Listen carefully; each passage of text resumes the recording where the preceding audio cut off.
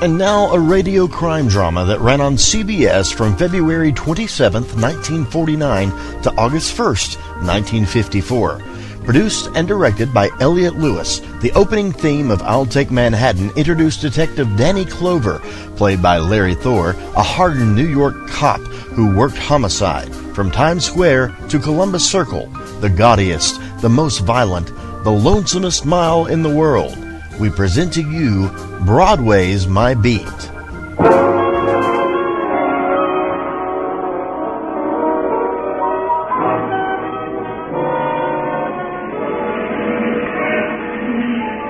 Broadway's My Beat. From Times Square to Columbus Circle, the gaudiest, the most violent, the lonesomest mile in the world.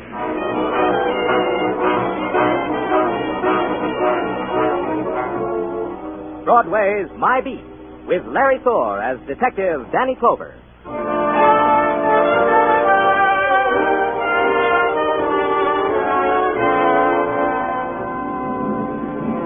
Broadway. It's a neon-lighted revival meeting that screams for the joy and the salvation. And it's a lonely path that sighs down into darkness. It's a fury of voices and stamping feet, or a cry that wanders and waits to be heard. It's Happy Alley with happy talk, where a hot trumpet plays background music for a panhandler. However you want it, that's how it is. It's Broadway, My Beat. The November twilight filtered into my office at police headquarters, and I sat there looking at it, pushing away the time for the filling out of my daily report. There were other diversions. Through the open window, I watched a girl walk down the street. She wore a green silk dress that knew summer was over but didn't care. Then I heard two things, a sigh that came from me and a door opening that came from the door. I have no wish to trespass upon a reverie of delight, Daniel. There was only one man who could talk to me like that. A miniature of a man called Lee Kai.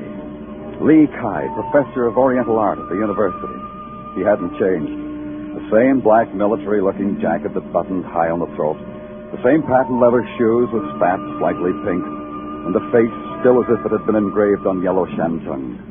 Daniel, may I presume upon you? Anything you want, Lee, any time. Then permit me to read you this telegram. Is that all? You could have presumed bigger. I shall, when you have read the telegram. It is addressed to me, and it says in 3 words, "Terror follows me." It is signed Mei Ling. Only 3 words. Is not 10 words the usual? Yeah, he's a frugal one, this Mei Ling, huh? Mei Ling is a delicate interweaving of all that is lovely and exquisite in a girl. I do not think she meant to be frugal. I do not think I know what you're talking about. Of course. Therefore, I will explain. You see, Mei Ling, this lovely girl of whom I have told you so much already, she brings me a statuette of the goddess Kuan Yin, China's goddess of mercy. And among friends, there is no need for circumlocution. Of course. For what? Circumlocution, of course. Oh. The Kuan Yin was smuggled out of my bleeding China, Daniel. It is worth approximately $100,000. Mei Ling was bringing it to me. And now, in 3 words, terror follows her. You understand what I need of you? Not yet. I want you to meet Mei Ling's train at 125th Street at 8 tonight. She is in private car 23. You will give her the protection from the terror that follows her, Daniel. Oh, we have other departments for that, Lee. I could... But you are the friend department. No, Daniel?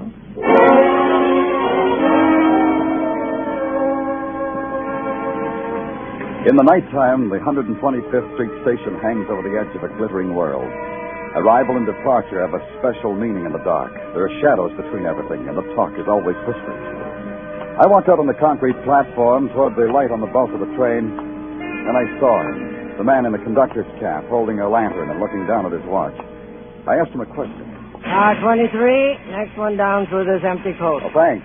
Hey, wait a minute. Can't get in 23, private coat. That's all right. I just wanted Nope, can't let you on. Nope. Sorry, but nope. Orders. Want to see something? Huh? Look at this for a second. Sure, hold it up to the light. Yeah. Police badge, huh? Yep. Yeah. Train pulls out in 7 minutes, mister. bury me not on a lone prairie. Excuse me, mister, I didn't know where... Hey, you big enough to come from Texas. Are you from Texas? No, now, if you let me through here... Well, city fella, huh? You know how I can tell? City fellas always in a hurry. That's how I can tell. Yeah, now, one side, Now, friend. in Texas, it's different. People are friendly. Just folks down in Texas. I'll show you what I mean here. You have a drink. Maybe you didn't understand. I said one side, friend. Hey, you meaner than a shoat with a cut mouth. No drink, huh? Well, Texan don't prejudice a man because he ain't no drinker. Let me tell you about Texas. Hey, I gotta prove it to you. Out of the way. Oh, you got the idea. Sure, I got the idea. See if you can get this one through your head. What are you...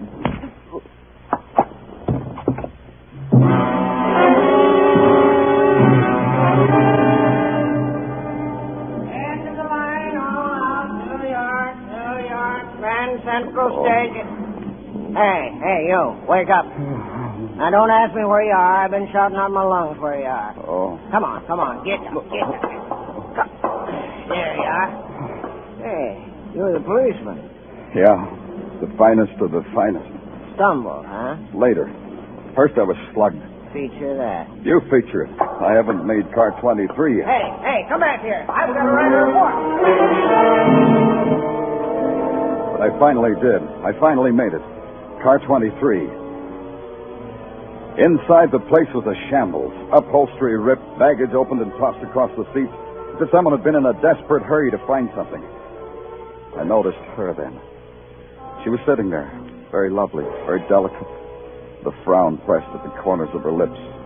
I guessed her name was Mei Ling, but I knew she was dead.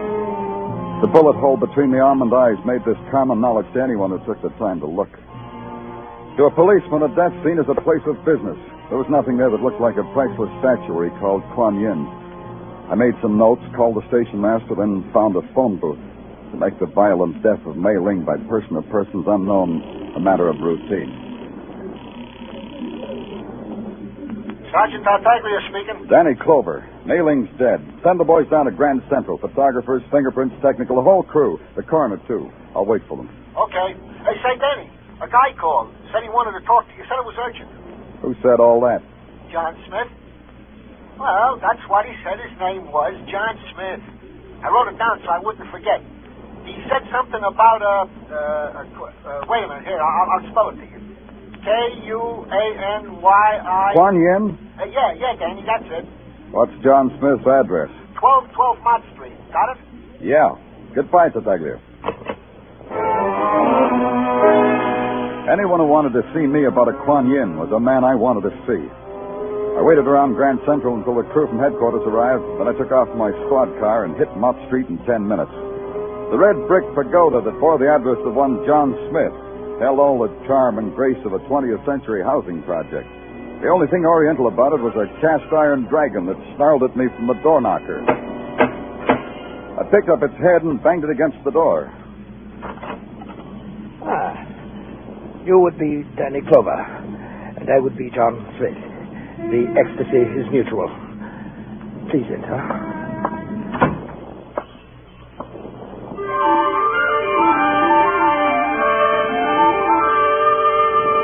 The thing that stood in front of me I didn't believe.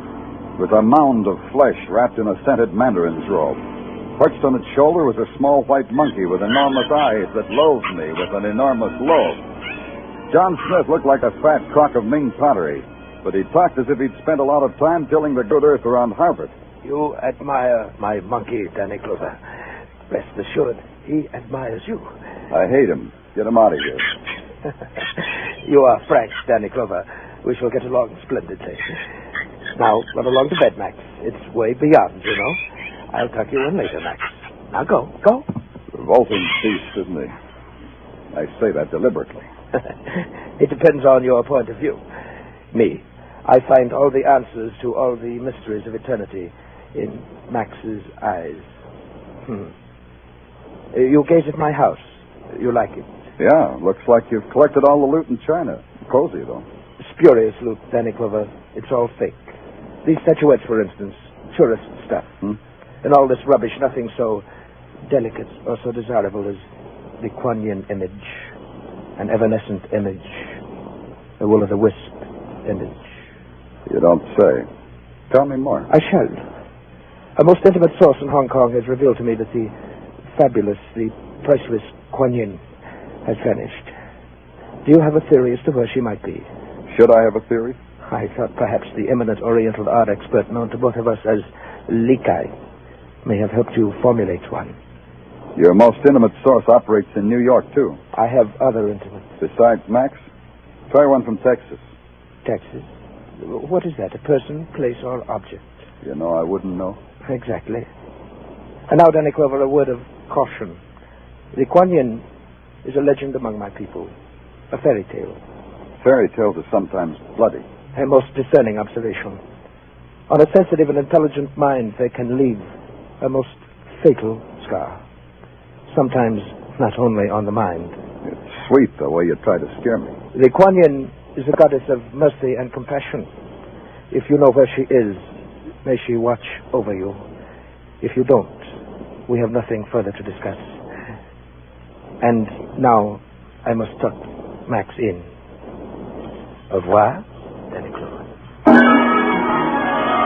I shook his hand, watched him wince, then bowed out of his fat presence. John Smith was a man who would keep. Now there was one place I just had to go, to the university, to break the news to Li Kai. It was at this time in my life that I exploded the myth that the thirst for knowledge never ceases. The door to the Arts and Science building was locked.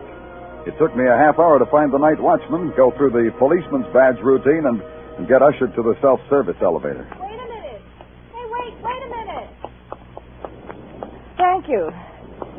Thank you very much. I feel silly saying this, but... Floor, please. The third. Well, good, me too. I've never seen you about the building. What are you in, arts or sciences? I never knew which. I'm Danny Clover, policeman. Oh? Mm-hmm. And you're in the... Seismology. I'm Professor Higgins. Professor? Oh, here we are. Third floor. Oh, yeah. You, were saying? I was saying Professor of Seismology with a question mark after it. What is seismology exactly? Exactly. It's that branch of geophysics which has to do with earthquakes and their attendant phenomena. Mm-hmm. Here's my lad. Good night. Oh, before you go, and in non-scientific terms, could you tell me where Professor Li Kai's office is? Li Kai? Yeah. How nice. In the Argo, any friend of his is a friend of mine. Now we'll shake hands. I'm glad to know you.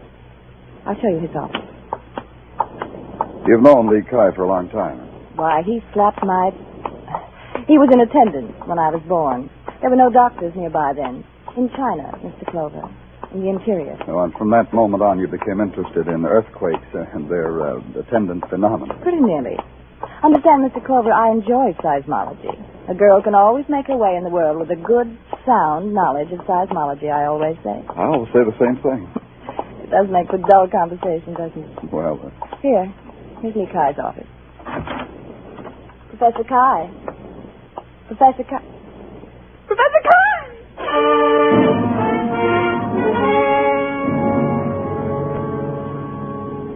there was only one man who could lie on the floor like that, a miniature of a man called Li Kai. He had only changed a little bit. The patent leathers were the same, and the spats, the crinkled face. But the small change made a big difference. The sharp object sticking in the middle of his black military-looking jacket made him a venerable ancestor to whatever good he'd done in this world. I knelt down beside him. Because a letter opener plunged deep into his back. And on its handle it said, Acme Life Assurance Company. Put your life in our hands.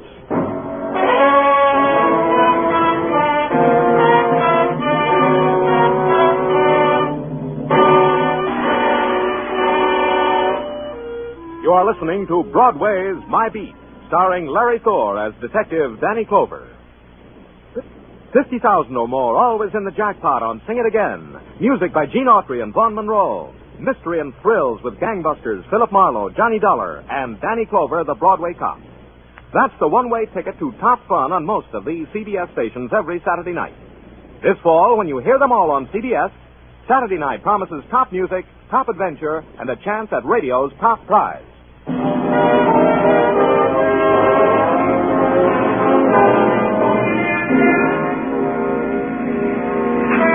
There's this about Broadway. It savors the exotic while it's taking bites out of a hot dog.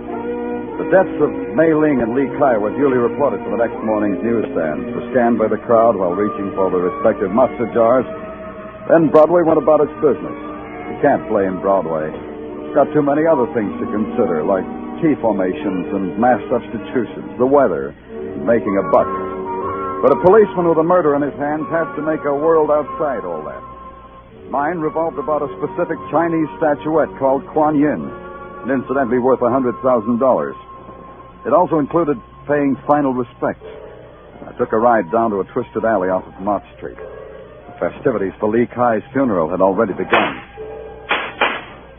Venerable Chinese ladies and gentlemen stood on the curb and with great ceremony lighted firecrackers and tossed them serenely into the air.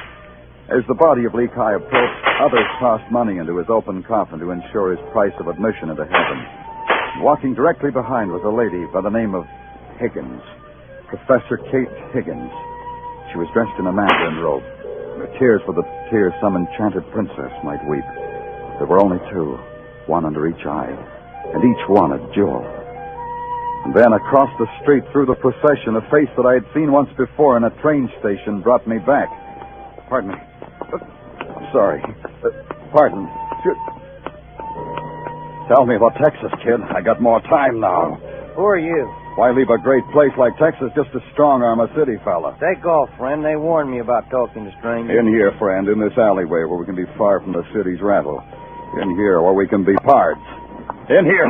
Take your hands off me. Talk to me, pard. Who told you to slug me on that train? I can do it now without nobody whispering in my ear. Do it. Yeah.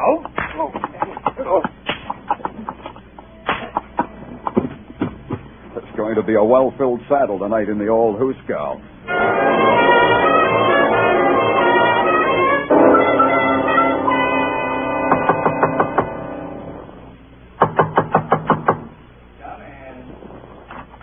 I was looking for Professor Higgins. This is her laboratory, isn't it? Yes. The professor isn't in. I'm John Scarn, her assistant. Danny Clover, police. Social or business? I only ask because Kate has such various callers. Last week it was a gentleman peddling hot Persian prayer rugs. I got quite a seism out of him. Seism? You're not hep, are you? Seism. Earthquake. A big bang. Tell me, what do you do around here when you're not having seisms? Well, I'll explain it to you. See, these things here are seismographs. They're connected to another machine embedded in concrete below this building. Oh. If there's an earth tremor, it's picked up by the machine downstairs and recorded on these. I see. And this needle here writing on this rotating drum records the time of the shock. Precisely. Interesting. Mind if I take a closer look? Well, take it easy, Mr. Clover. We don't need a temblor to disturb the needle, you know. It's very delicately balanced. It'll even record footsteps that come too close to it. What do you do with these recordings after you've got them? File them. Each recording is for a 24-hour period. Unfile yesterday's reports and send them to my office. Well, but... And do you get reports from other stations that do this work? Yes, every day, but... Send yesterday's, all of them, down to police headquarters. Now, see here. Mr. Scarn, you had your seism today? I'll send everything down just as soon as I can get them together. Good. And quietly. No one's to know. Another thing, Mr. Scarn. Who has access to this lab? Why, just Kate and me. And, yes, the night watchman. Yes, we three. We have the only keys, I believe. Thanks. And Kate, Professor Higgins, where would I find her? Perhaps at her apartment. 125 Morningside Drive, I believe. Thanks again, Mr. Scott.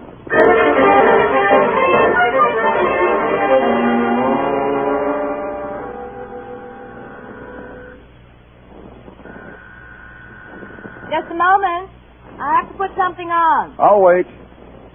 Clover, why is it that everything happens to you while you're on duty? Maybe it's because you're on duty. Oh, it's you. How nice. You caught me just as I stepped out of the shower, so you'll have to take me as I am, robe and all. Come in. I could wait outside until you... A shy policeman, how charming. You can trust me. Go on in. Thank you, Professor. Over there, but the fire's nice.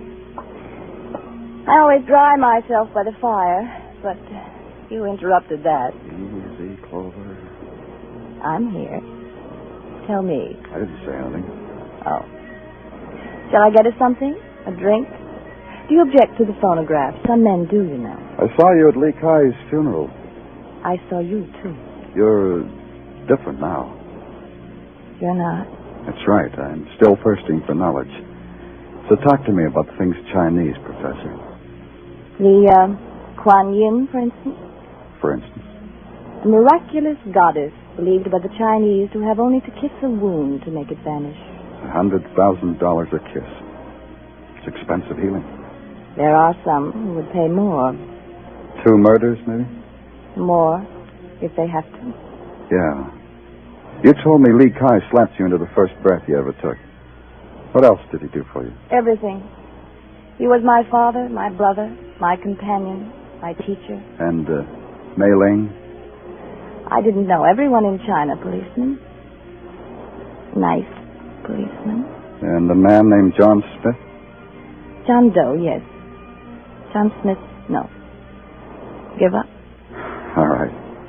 Invite me to an earthquake sometime, will you? I'll take time out for it. You'll love it. There's nothing quite so exciting as when the earth moves. Danny, Yeah? the Kuan Yin, you could give her to me. I'm only a professor on a professor's salary, but I could think of some way to pay you for it. Oh? What makes you think I've got the Kuan Yin? Because Lee told me he'd gone to you. Because you found Mei Ling.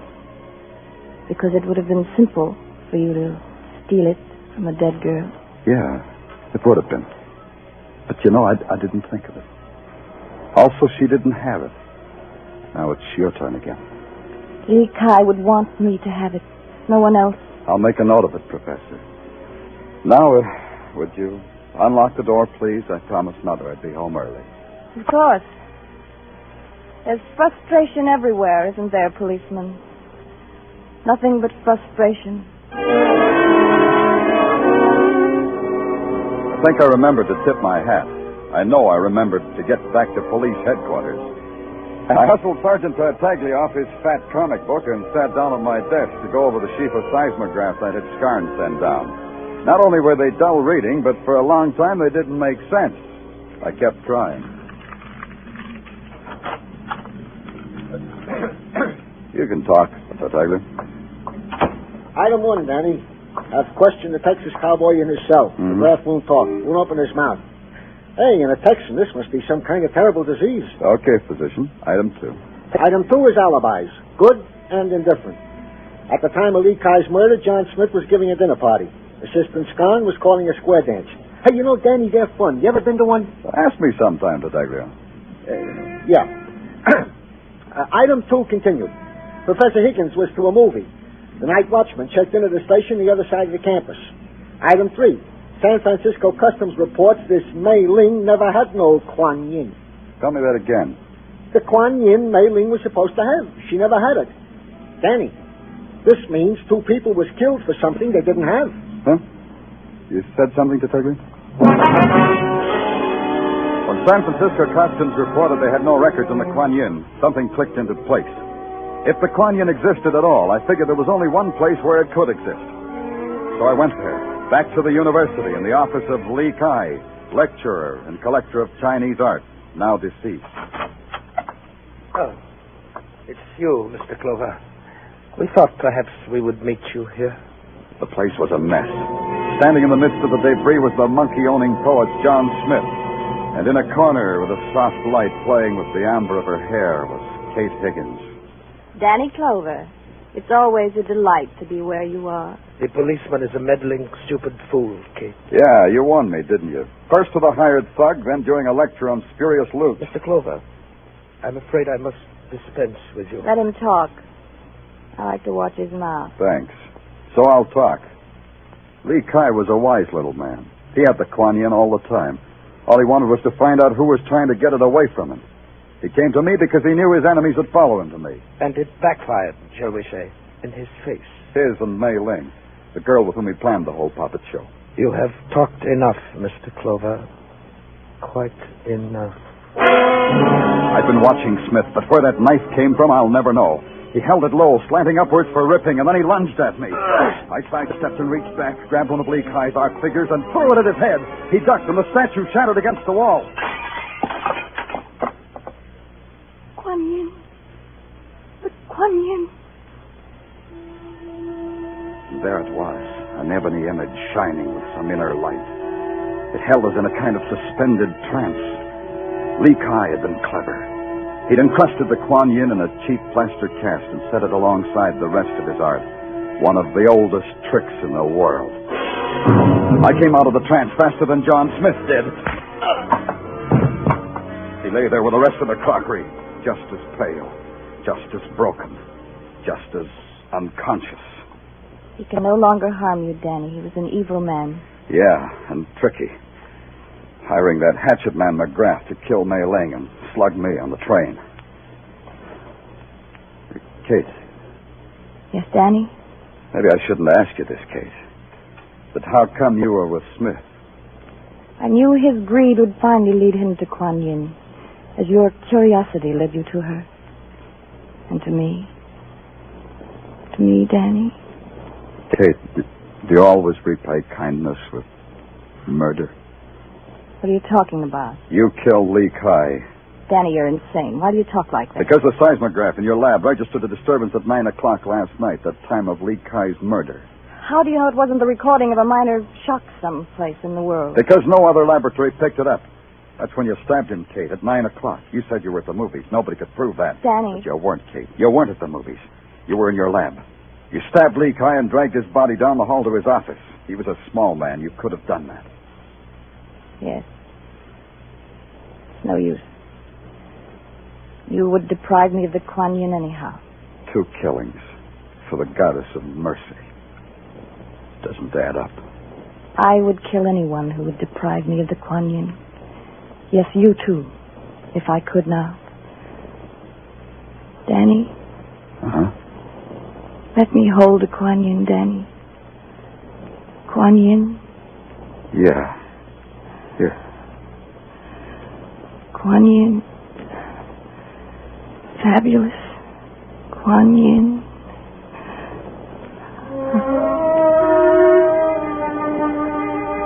I watched her hand slide down the side of her cheek, and her body go taut. Her eyes fixed and the Kuan Yin narrowed. I caught her before she fell to the floor. When the boys from headquarters came, it took 4 of them to heave John Smith onto a stretcher. And they started for Kate Higgins. I told them to mark her fragile. Even a professor of earthquakes can break.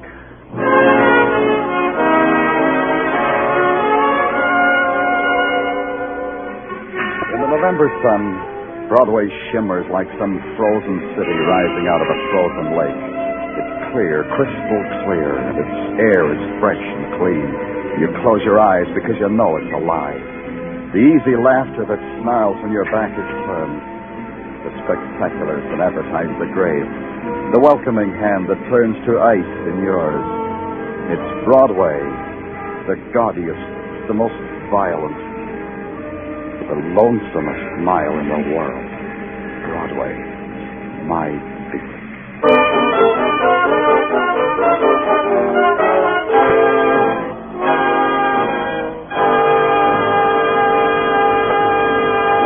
Broadway is My Beat stars Larry Thor as Detective Danny Clover and is written by Morton Fine and David Friedkin.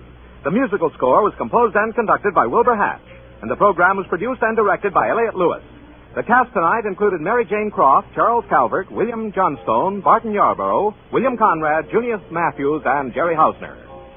Stay tuned for Sing It Again, which follows immediately over most of these same CBS stations. This is CBS, the Columbia Broadcasting System. You're listening to HOJO Radio. More classic old-time radio coming your way next. Broadway's My Beat. From Times Square to Columbus Circle, the gaudiest, the most violent, the lonesomest mile in the world.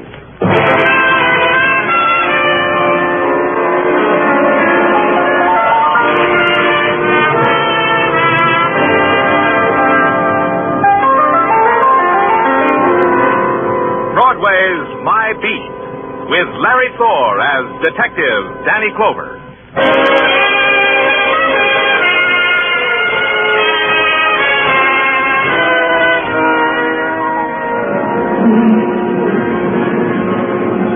Broadway. It's a journey to the end of all the streets in the world. You turn a corner and you're there. You walk more slowly and lean your heart against it like you were in church until it explodes in your face. Then you move swiftly and you're one of the crowd window shopping for kicks and bargains and heartbreak. And you'll find it because it's Broadway, My Beat. The side streets are furious where they funnel off of Broadway. Then they trail down into limbo. Midway between the Fury and Limbo is a gray stone building. That's police headquarters. That's where I was standing, in front of it, watching the patches of night sky bleed into each other. That was my detail. I was waiting for someone.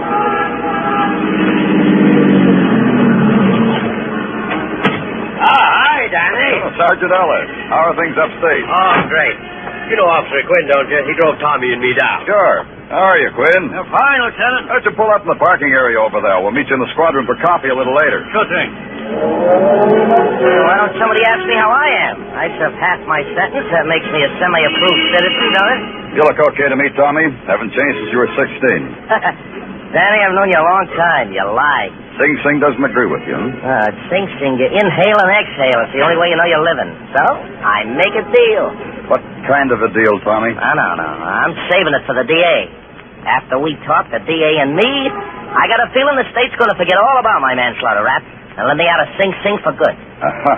And to you, too. Look, kid, when I finish spilling, some of the choicest names in the choicest circles are going to be doing things they never thought they could do before. Like getting sentenced, like breaking rocks, like making license plates for automobiles. Gosh, Tommy. Here, Lieutenant, I'll take off these cuffs between Tommy and me. There you are, Danny. Tommy's your prisoner. Danny, that's far. Tommy, don't be a fool. Come back here. Let's get him, Ellis. Ellis. Danny. Ellis. Oh, no. I just got too far from the car and I heard... What happened? Quinn, go upstairs and put Tommy Mannon's description on the wire. I want the whole city dragged for him, and I want him found. And I want him brought to me. Do that, Quinn. Sure, but how about... How about what? Sergeant Ellis. Dead, isn't he, Danny? Dead.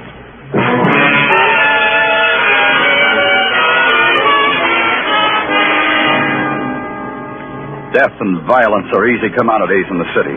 Easy to buy and easy to sell. A decent man named Gordon Ellis got his free for nothing.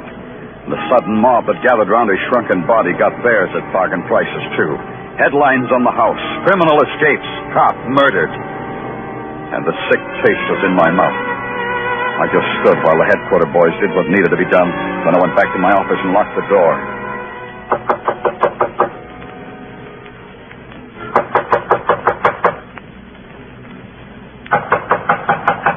And waited until the sickness was gone. Yeah. What do you want? Oh, just to talk to you. Can't I talk to you, Danny? Yeah, come on in, sir. It was messy what happened out there, Danny. You selling something, Tartaglia? Don't talk to me that way, Danny. From you, it hurts. So it hurts when I bleed for you. Danny, that's not your mouth that says things like that. Yeah, I'm sorry. Apologies are also not necessary. What happened could have happened to anyone, not just you. I was clumsy, and a man's life dropped into my hands. Tartaglia, get me the file on Tommy Mannon, everything, even the dust it's wrapped in. Okay, Danny, okay, in a minute. You know, the way I figure it, this deal that Tommy Mannon wanted to make with the DA, well, maybe it was kosher and maybe it was crummy. Maybe this whole thing... You still here, Tartaglia? Danny, darling, I've brought you your posy. You can't face the world without a posy. Bend down so I can pin it on you. Janie, how many times I have to tell you it ain't dignified you should sell flowers in police headquarters and without a license? You're only a Sergeant Tartaglia. You will address me as Madam. Oh, but stop squirming, Danny. All right, Janie. Tell me, doll, are you still running competition with the post office? Keep your nose to the smelling of flowers, Danny. It's healthier. The boys from the Lamb, do they still send messages to their loved ones through old Janie, the subway Lily? Like Tommy Manning, maybe? Danny, darling, I'd rather be called Lily than be planted with one. So I'm not saying one way or the other. Yeah. Pay the lady for the posy, Tartaglia. Outside of headquarters and across the rooftops and down in the roaring avenues, the city had already grown restless for the nighttime. It was a time of big noise and prowling and secret laughter. And somewhere inside of it, and part of it, Tommy Manning, hoodlum. Tommy Manning, hoodlum. And I was living this piece of my life just for him. So I was prowling, too. And there was a place to go, a white marble house that overlooked the East River. It was on the other side of a world. The precise pattern of house lights shone like tinsel against the dark. The precise butler who opened the door and tilted his finger at the precise angle toward the waiting room. The decor of opulence that makes its own particular breed. And the precise amount of time that went by before the greeting from mine host. Danny Clover. How nice. Won't you join us? We're in the library.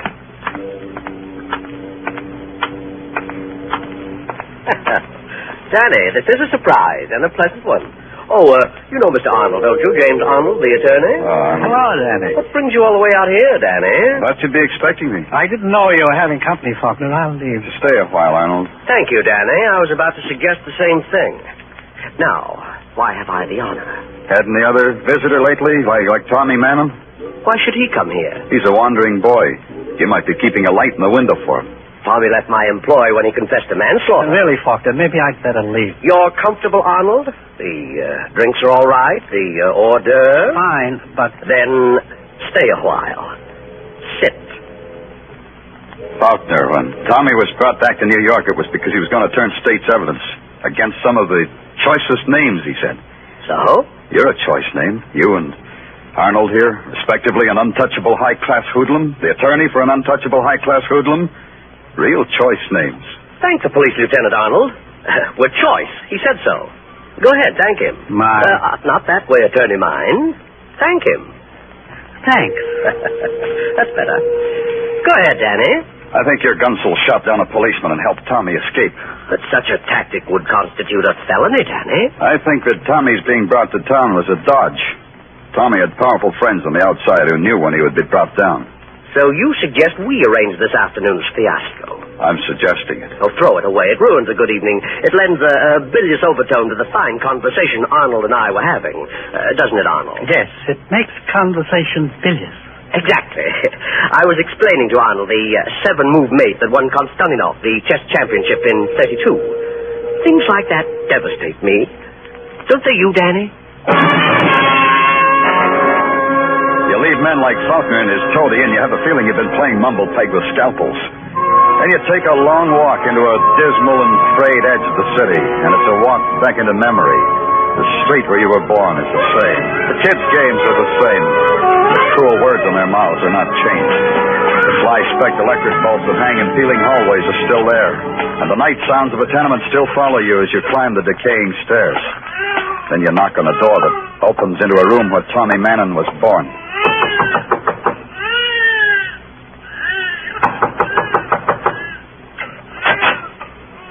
Late. What do you want?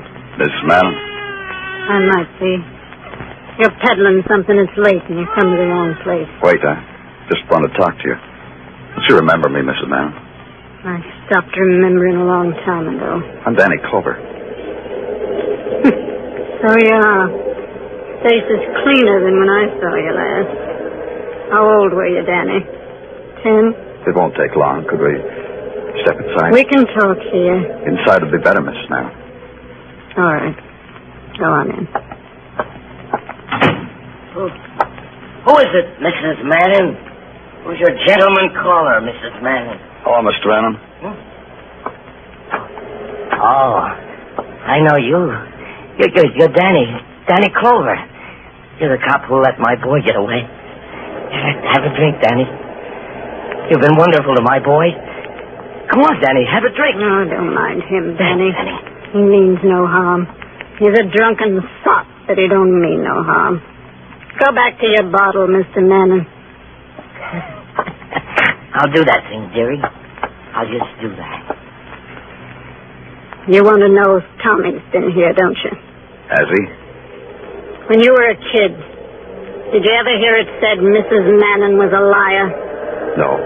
And you'll believe me when I tell you this. If Tommy so much as put foot in this house, I'd throw him back into the gutter he wallows in. That's no way to talk about Tommy. Tommy's good. Tommy's smart. Smart. I drink to my boy, Tommy. Then maybe you'll get a word to your smart boy, Mr. Mannon. Tell him we want him. Tell him we want him bad enough to hurt him. Good night, Mrs. Mannon. I went back to Broadway for only one reason. I was hungry. And eating alone is the loneliest time a man can have. On Broadway, there's always people. You can watch them and make up your own stories. Stories that didn't have murder in it. I dawdled over spudnuts and coffee, made up my stories, then hit the street again. Part of it hit back at me, and it had the smell of lavender and a bit of old Irish lace in it. Danny Clover. Why, Janie, have you been following me? The post office business is blooming, Danny. Here's a posy for you. You've already pinned one on me today, remember? Ah, but this is a very special posy. Here, take it. Thanks, Janie. I've always wanted a cornflower. I got it from a florist who says he's a dear friend of yours. Thank him for me. You thank him, Danny. He doesn't live too far from here. You could get a cab. 2620 West 10th Street. First floor back. Oh? For whom do I ask? Ask for Tommy. Go quickly, Danny, dear, and ask for Tommy Mannon. 10th Street was a quarter of an hour away, and number 2620 was a hole in a block long of piled red bricks. First floor, walk back, and you know when you come to the end of the hall when you can't quite walk through the final shadow. Tommy! Tommy Mannon! Open up, Tommy. It's Danny Clover. There was Tommy Mannon, all right. But his state had changed. He wasn't running anymore. He was seated in a wooden chair in front of a wooden table, peeping almost slyly over a bowl of waxed fruit. I walked over to him, put my hand on his shoulder. Yeah, it was Tommy Mannon, all right. And his status had really changed. He wasn't living anymore.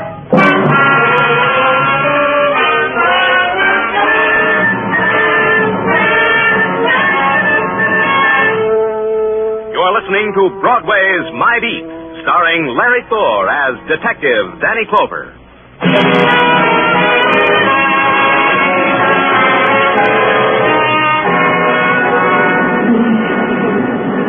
At 9 o'clock in the morning, Broadway is a 5-minute stopover for 1 million people. For these people, it's the 5 minutes that are important. It gives them time to adjust themselves to the world. It's assuring. Transflux assures them that there's been a change in the weather. And the headlines assure them that the daily murder has taken place. Tabloids yelled, "Cop killing." There was a piece in the item about me, continued on page 23. On page 23, it said that I was standing right there when Officer Ellis was killed. I didn't know who did it. In my office at headquarters, a police sergeant named Tartaglia had a word for it. Do you mind repeating that, Tartaglia? Huh? Never mind. You got the date I asked for? Oh, sure, Danny. Okay, brief it to me. Yeah, Danny, yeah. On June 17, 1944, Tommy Mannon confessed to beating up and killing one John Westfall. This was what is known as the aftermath of a drunken brawl. Mannon was convicted of manslaughter. End of brief. Real brief, huh? Yeah, it ran about like that.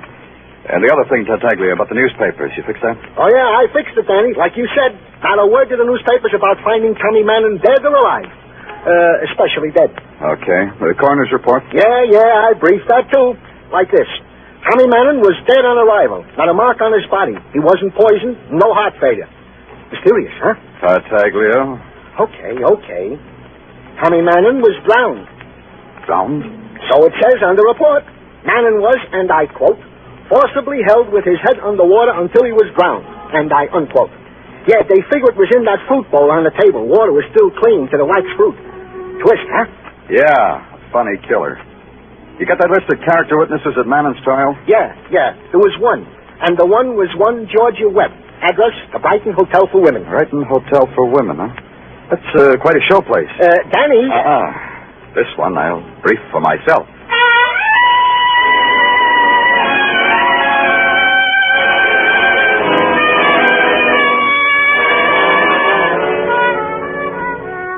Brighton Hotel for Women stands at the edge of the park. And from its blood-granite threshold, you can watch the old men playing at bowls on the green. And through its plate glass doors, you look in on a pink plush world. A world of plaster cupids and crystal chandeliers with electric candles and mirrors. The reflection of mirrors. The room clerk is a crone in taffeta and tobacco-stained fingers who points you to a satin-tufted elevator. And the 5th floor is a hallway lighted with rails of fluorescent lamps. Some doors stood open. Georgia Webb's is closed. Come in, wherever you are. Georgia Webb? Mm-hmm. Whatever you are, it's nice in here. Today they're good to me. Who? God, whispers, whatever it is that brought you to me. Come here and sit down and pour yourself a drink. And maybe you don't drink. I'm Danny Clover. You didn't have to tell me that. What's in the name, as they say? I'm Danny Clover, Broadway Special Detail. Oh? Off duty? No, Georgia. I take it all back. Everything I've said, I take it all back. I've been catching up on my reading. Only today I read where you were once Tommy Mannon's girl. Tommy Mannon? Yeah, a punk who ran away. I thought maybe you ran here, so you'd refresh your memory, so you'd remember his name. Tommy Mannon. If I knew him, it didn't make an impression. You know, there are men like that. You testified at his trial. You gave your name, your address, and your testimony in a loud, clear voice. Clear enough and loud enough for me to hear 5 years later. It's true. Your ears are cute. Maybe you left something out 5 years ago, Georgia. Something you'd like to tell me now. About Mannon? Was it Tommy Mannon? Tommy Mannon. Why didn't you ask him when you find him? I found him. That's why I'm asking you. Because Tommy was dead. Oh? How'd he die?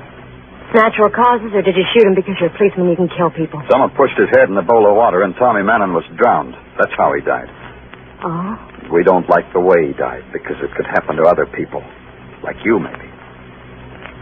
Good goodness. So maybe now you'll remember some things that Tommy didn't get to tell us. Oh. There are better ways of dying. You know, it's convincing how you talk. Tommy was a jerk who made deals. Everything was a deal. Even the manslaughter rap. Explain it to me. Tommy didn't kill that man. He was in Baltimore when it happened. But he confessed to it. For $20,000, he confessed to it. He gave 5 years of his life for $20,000. Tommy the deal maker. The poor crumb. Why doesn't somebody answer that phone? They will. Let's go over it again, Georgia. You're saying a man was killed, that it was all a frame. Who made the deal with Tommy? To you, dearie. All right. I'll be a minute, Danny. Okay. It's Georgia. Yeah. Wait a minute. All right. All right, yes. You can go now, policeman. Your time's up. What? Get out. Everything I told you was a lie. All the talk I made, it was no good. That phone call have anything to do with it? Yes. You ask me, and I tell you yes. I told you not to talk anymore. Who told you that? A man who likes it when people are dead. Now you understand why I've got nothing to say to you. You understand nothing you can do or think of can make me talk to you. Yeah. That's how it is, Danny boy. And that's how it was. She really meant it. It was noon when I left the Brighton Hotel for Women. I told myself I could think better if I walked. When the walk was over, I might as well have taken a cab. Nothing came, no answers to anything, no progress. Except that I was back at headquarters. In the first floor hallway, there's a bulletin board listing sheriff sales, police details, and used radios at a bargain. There was a man looking at it. He saw me and moved his lips over his teeth. This was supposed to mean he was smiling, which was supposed to mean he was glad to see me. Hello, Lieutenant. Remember me? James Arnold, isn't it? Faulkner's attorney. Yes, Faulkner's my client. You mean you work for him? You're his flunky. Mr. Clover, I work for many people. My association with Faulkner is neither more nor less intimate than my association with my other clients. Understand, I work for many people. You've been wondering what I'm doing at police headquarters? I'll be frank with you. I haven't given you a thought. I know. That's how I affect people. Can we talk? Aren't we? Of course. I mean in private. This is private. Of course. So talk. Of course. Good things could happen to you, Lieutenant. Every night, Mr. Arnold. Every night, I say. Let good things happen to me. Now you know a secret. Fine things, Lieutenant. Like silks and satins, like me? People are interested in you and want the best for you. People want that. What people? People. Nice people who want to see you get along. Mind if I interrupt? Of course, interrupt. It's about Tommy Mannon, isn't it? Of course. Now, go on. It isn't much. The nice people don't know what happened to Tommy. They don't want to know. They want this case closed as if Tommy were... Dead. They want this case closed. You can arrange it. Then nice things will happen to you. I'll try, Mr. Arnold. I really will. Splendid, Lieutenant. The nice people will be happy. You too. Goodbye, Mr. Clover. Yeah.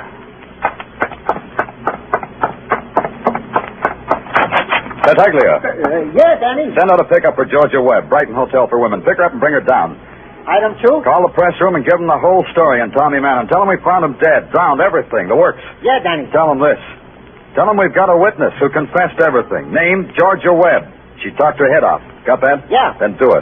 Okay, Danny. Where are you going? Home, Tartaglia. Home. I'm going to sleep. When I got home, the landlady had left 2 things for me. A bowl of matzo ball soup and a manila envelope. They both looked inviting, so I tried the envelope first. $5,000. The nice thing that Arnold had promised would happen to me came so fast to such a nice round sum. What more could a man want out of life? $5,000 in a dish of matzo balls. I ate the soup, kissed the landlady, put the $5,000 in an envelope addressed to the DA, pulled a chair over to the window and sat there, watching the city burst into fragments of electric flame. I must have sat there a long time, because when I awoke, the night had a new shadow. The shadow of a man named Faulkner. I brought you the morning paper, Danny. They got your name all over it, splashed in red ink. Oh, I knew I'd make it someday. Thanks, Faulkner. Here's a nickel for your trouble. Red ink could be blood in the later editions, Danny. Oh, rotten place to sleep. The chair. Like some coffee? You can think better if you have coffee. And light. They tell me you're a man of virtue, Clover. Gratitude's a virtue. So whoever told me lied. It hurts you whenever people lie to you? It hurts me when a man of virtue is ungrateful. You shouldn't have booked Georgia Webb. You shouldn't have made her talk. You shouldn't have taken my $5,000. I've been naughty, haven't I? I have one question for you, Detective Mine. One little question. Your gun gives me 3 chances. I'll guess in 1. You want to know what Georgia told me? Possibly. Possibly. It doesn't matter. But tell me anyway. You're bluffing, Faulkner. Your act is precious. Is that the word? But you're bluffing. You're scared to death. So? Tell me why. Explicitly. Because your life depends on Georgia. Only I've got her tucked away where you can't touch her. Explicit, huh? Put away the artillery, Faulkner. It'd be deemed ungracious for guests. Come in. Hello, Danny. Oh, you already have a visitor. It's your counselor, Faulkner. Happy day.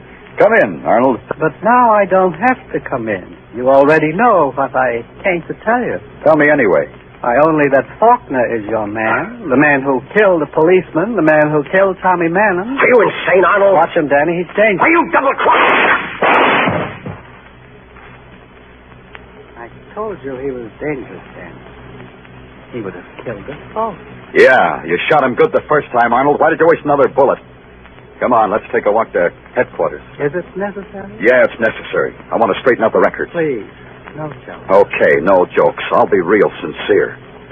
Tommy Mannon took your rap, Arnold. You were the one who committed the manslaughter. Faulkner supplied a pigeon for you. Pigeon, one of his hoodlums, Tommy Mannon. May I smoke? Sure. Faulkner had to supply a pigeon because you knew all about Faulkner's operations.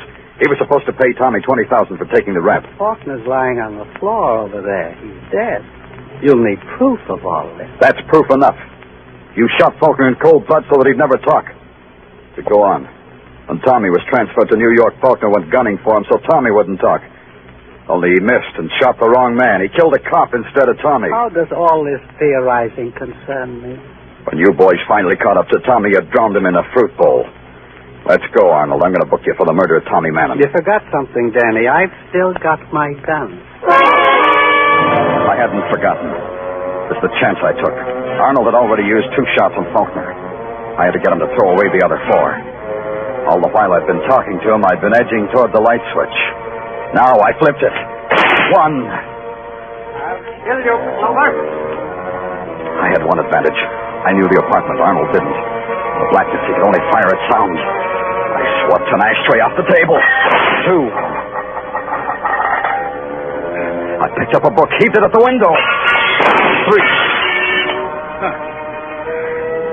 One more. I grabbed a chair and threw.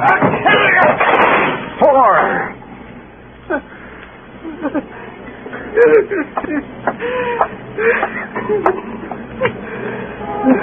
Okay, Arnold, like I said, let's get you booked for murder.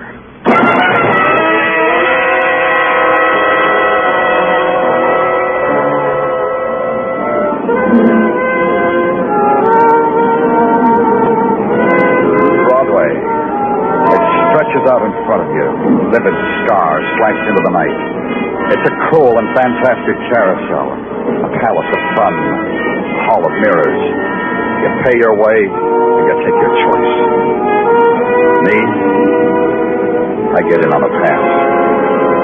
I'm the gaudiest, the most violent, the lonesomest mile in the world. Broadway, my beat.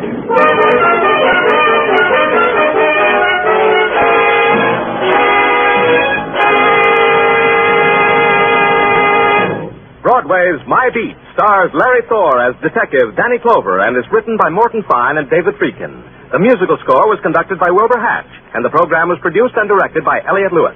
The cast tonight included Jane Morgan, Peggy Weber, Doris Singleton, Charles Calvert, Joe Kearns, Herb Butterfield, and Sidney Miller.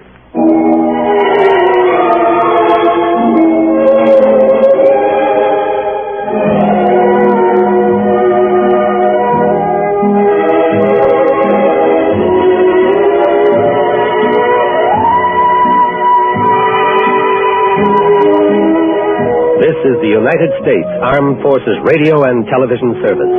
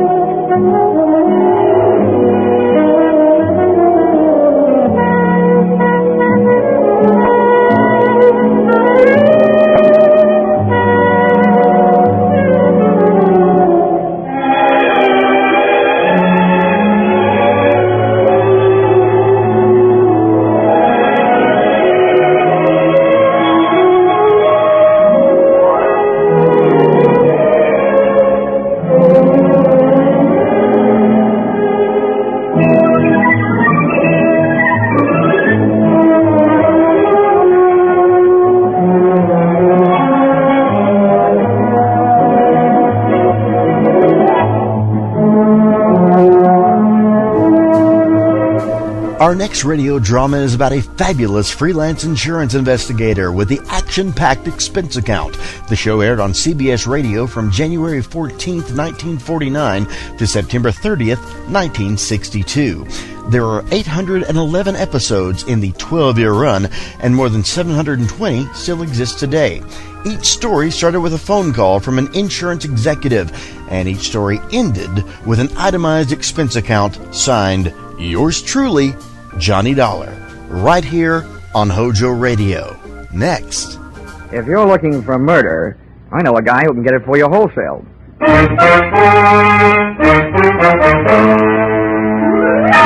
This is another in the adventures of America's fabulous freelance insurance investigator, Johnny Dollar, starring Charles Russell.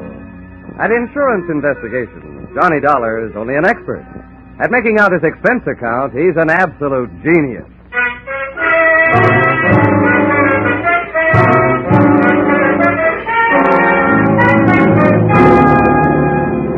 Expense account submitted by Special Investigator Johnny Dollar to West Coast Underwriters, San Francisco branch, Attention, Bradford L. Coates, General Manager.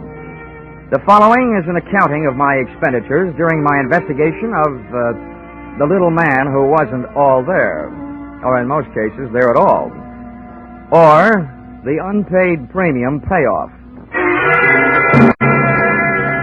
Expense account, item 1.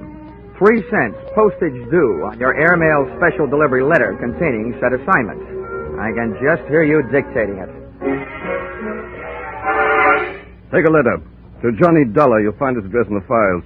Dear Sir, better make that Dear Dollar. Enclosed find copies of letters received by us from one Mr. James Yarbo, period. This man's wife was insured with our company until recently. One day before her death, her period of grace on an unpaid premium ran out. We canceled her policy in the amount of $20,000. Her husband, Yarbo, first made every effort to collect, then threatened us. Since then, we've received the enclosed series of letters intimating, without confessing, that he's had a hand in the accidental death of at least 12 of our policyholders to date.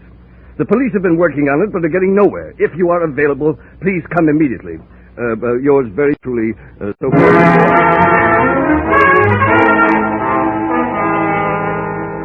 Expense account, item 2, $176.87. Airfare, Hartford to San Francisco. Item 3, $5.40. Cab fare, airport to your office. Dollar, glad you got here. You've no idea what a mess this whole thing is. Okay, Mr. Coates, okay, don't get excited. We'll nail this guy before you run out of policyholders. Well, the dozen he's apparently done away with already have cost us darn near $250,000. You've got to move fast, Dollar. The man is a homicidal maniac. Yeah, but a smart one, though. He's put just enough in those letters he sent you to let you know that he's working out a grand-scale revenge against your company. But he leaves out just enough so the law can't lock him up. He's had perfect alibis in every case. Look, Mr. Coates, tell me, have all these deaths been local, right around here? No, they've been all over California. Mm-hmm. Well, one other thing, method. On this list you gave me, Mr. Yarbo seems to have a preference for killing people through the noisy and gory method of fake automobile accidents. Yes, very true. But what about this last one? Airplane crash. That was a $30,000 loss to us. Just think. Our poor innocent policyholder flying around and then his engine quit. Thanks to a man he's never even seen. Tell me, Mr. Coates, just how difficult would it be to get a list of your California policyholders? Names and addresses, you know. Why, that would take days. But goodness gracious, man, you can't hope to keep an eye on them all. Besides, the minute you went off the job, he'd strike again. That's a preposterous idea. Cut time. Look, I don't want the list. I was just wondering how Yarbo got it. Oh. Now, so far you've given me nothing to go on. I'd like you to add 2 things to that. Yarbo's home address and a $50,000 life insurance policy made out to me. What on earth's that for? Well, look, in the first place, if we're going fishing for Mr. Yarbo, I might as well be the worm. In the second place, if I should get gobbled up in the line of duty, that $50,000 life insurance would make several attractive young ladies of my acquaintance very happy. Not, mind you, as happy as I can make them by remaining alive.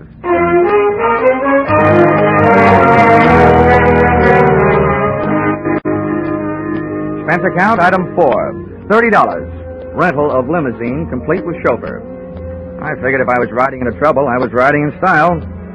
So I started on a house-to-house survey. You might say, knocking at death's door.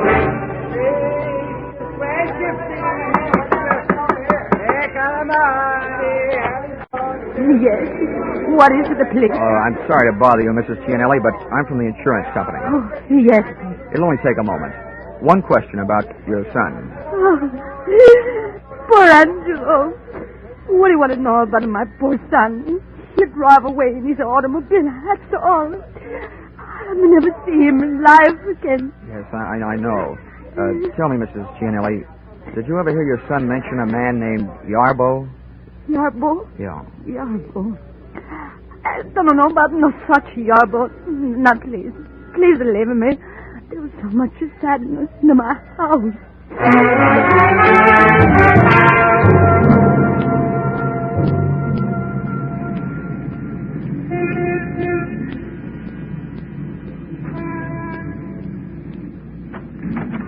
Yes? Mr. Dykes? Yes. I'm sorry to bother you, but I'm from the insurance company. About your son's plane crash. Oh. I thought all those details had been taken care of. But just one thing, Mr. Dykes. Did your son ever mention a man named Yarbo? Yarbo? Yeah. That's an unusual name. I'm sure if he had, I would have remembered.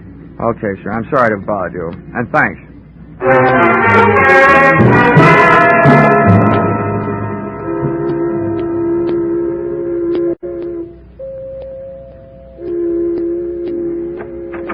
Yes, sir. May I help you? Yes, I'd like to have a word with Mrs. Weatherly. I'm from the insurance company. Well, sir, Mrs. Weatherly has been indisposed, not receiving visitors. What is it, Brian? How do you do, Mrs. Weatherly? My name is Johnny Dollar. Oh, dear. You may go, Brian. Oh, I'm ashamed to let you see me in this condition, Mr. Dollar. Just ashamed. But you understand. I do indeed. Oh, it was bad enough. The accident, I mean. But the scandal. Oh, I'll never be able to hold my head up again. Yes. No. If Harvey had to get himself in an automobile accident, why, I ask you, did he have to have that awful Mrs. Barclay in the car? Oh, yes. Yes, it was very unthoughtful of him, Mrs. Weatherly. Would you mind answering one question? Well, if I can. Did your husband ever mention a man named Yarbo? Well, no. No, he never mentioned a man named Yarbo. But neither did he ever mention Mrs. Barclay. I tried a half a dozen of the other beneficiaries left behind by Mr. Yarbo's list of victims. All I got out of it was a very watery afternoon. The tears were falling like monsoon time in Burma. But of information, I got none. This brought me right smack up to a point I didn't want to have to reach. The point of contacting Mr. Yarbo in person.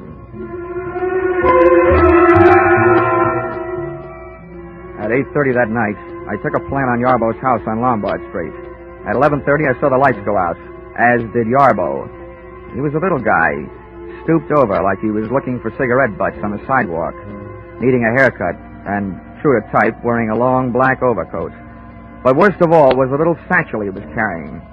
Items like this always set off a chain reaction in my imagination, and I could just see him on his way to atomizing the Oakland Bay Bridge, thus causing the biggest automobile accident in history.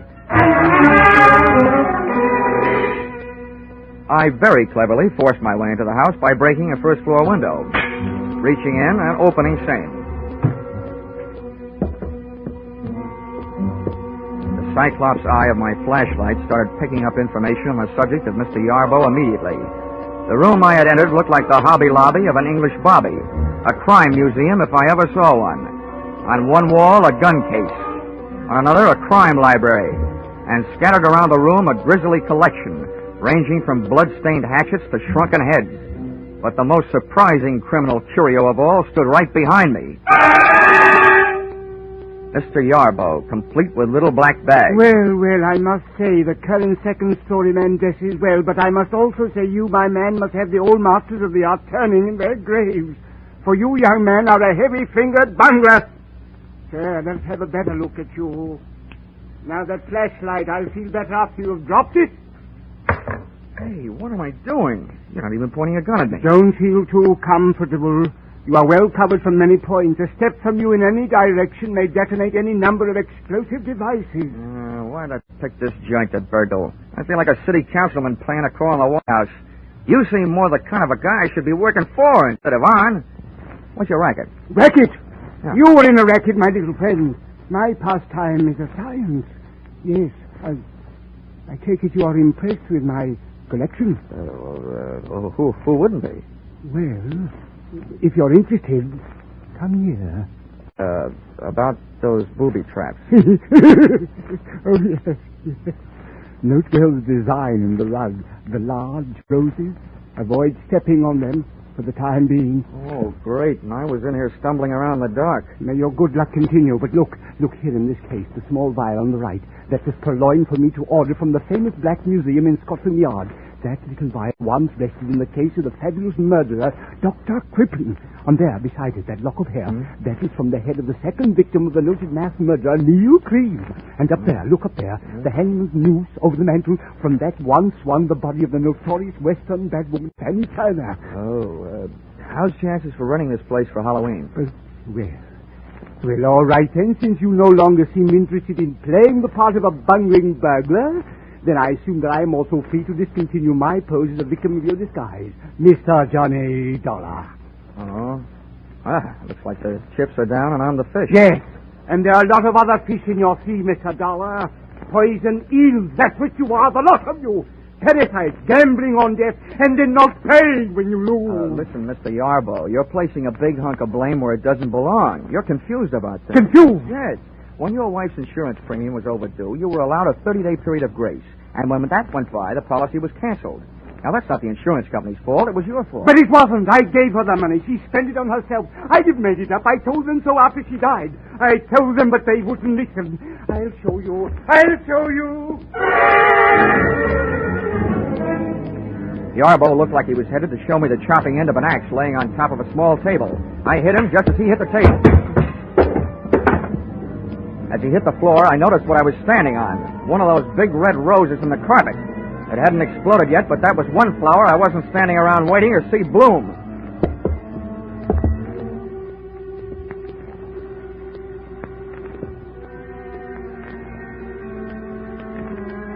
It took a lot of nerve picking up a telephone in that room. But I finally got a good hold on my nerves and a fair hold on an imitation of Yarbo's voice. Took one deep breath and picked up the phone. Yes? Hello, James. This is Martha. I'm at the office. I have good news. 2 more. Mr. and Mrs. Granville Morse, killed tonight on the Great Highway, 2 miles south of Seal Rock. 8:45 tonight. Ran into a post, both killed. Insured for a total of $80,000. I gotta go now. Goodbye, James. Well, congratulations, Brother Yarbo. 2 more at 8:45 tonight. And who's your new alibi? Me.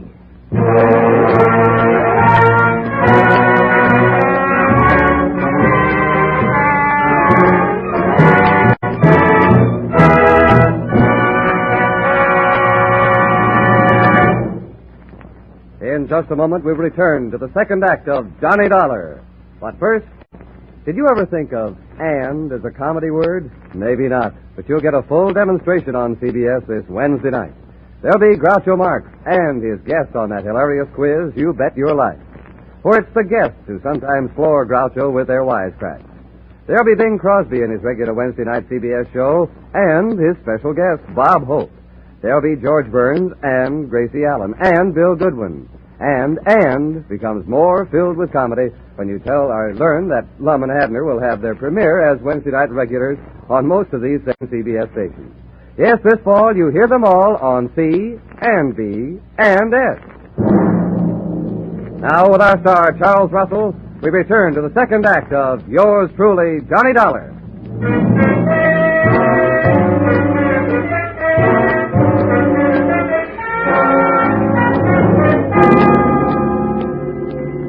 Yarbo might have been lying unconscious on the floor, but in that setting, I was still afraid of him.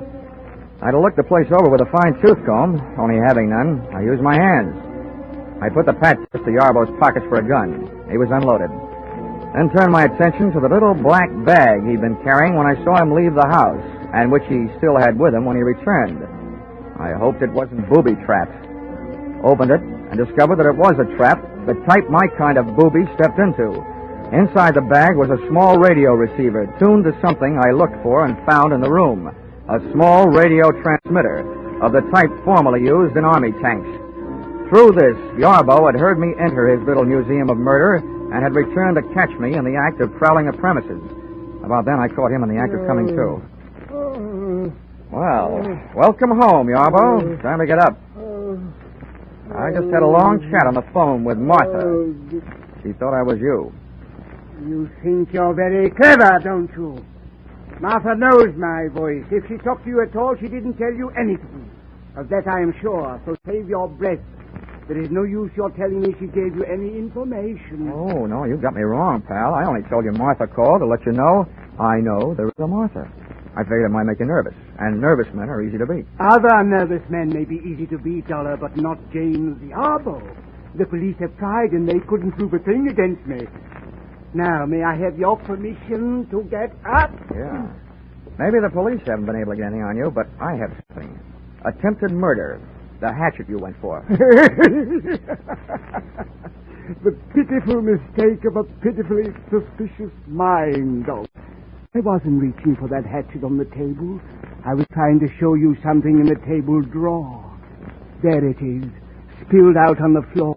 My wife's insurance policy. The one your unscrupulous thieving superiors refuse to pay. The vampires? Here, look at it. All in order. Much of it in fine print. Fine. Just fine. Okay, Yarbo, that's it. Come on, Henry. Where are we going? Find some place to lock you up. I was hired to stop you, and until I do, I'm at least going to try and slow you down. Now move.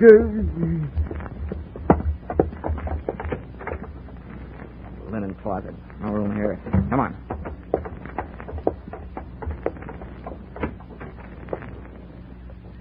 Bathroom. No window. Yeah, this'll do. Go on, get in there. No, not in here. Anywhere but in here. It's a good place. You may get thirsty. No. This is where my wife died. Not in here. No!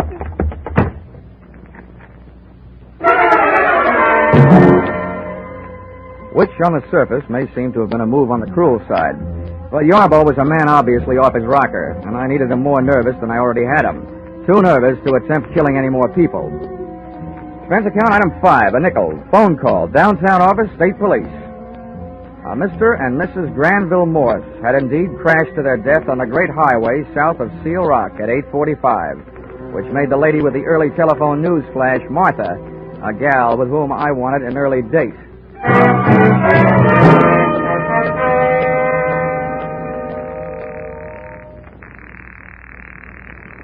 Come on, answer the phone. Hello? What is this? Hello, Mr. Coates. This is Dollar. Oh, yes, Dollar. What do you want? Well, first I want to tell you that you just lost 2 more policy holders. List price, $80,000. Oh, good Lord. This is terrible. Who? How? What? Never mind that. I've also got something else. On the good side. I need your help tonight. Of course. Anything. What can I do? Meet me at your office. You and I are going to go looking for a dame named Martha. Martha? Martha who? I don't know, but I hope she works for you. I'll be there in a half hour. Make that 20 minutes, and you'll be 10 minutes closer to happy days. The office personnel records of the West Coast underwriters turned up not 1, but 3 employees named Martha, which gave me 3 choices as to who had been supplying Yarbo with a list of West Coast insurance policy holders. Finding the exact Martha was even easier. On the phone, she had told me that she was calling from the office, and the night elevator operator's in and out book showed the signature of one Martha Kinsey, and I just couldn't wait to hear her report.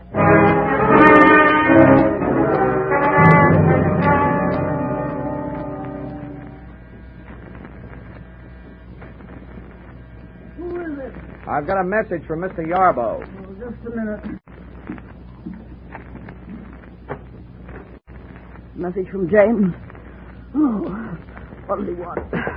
Well, what he really wants is to get out of the bathroom. That's why I've got him locked up. Who are you? You ought to know who I am.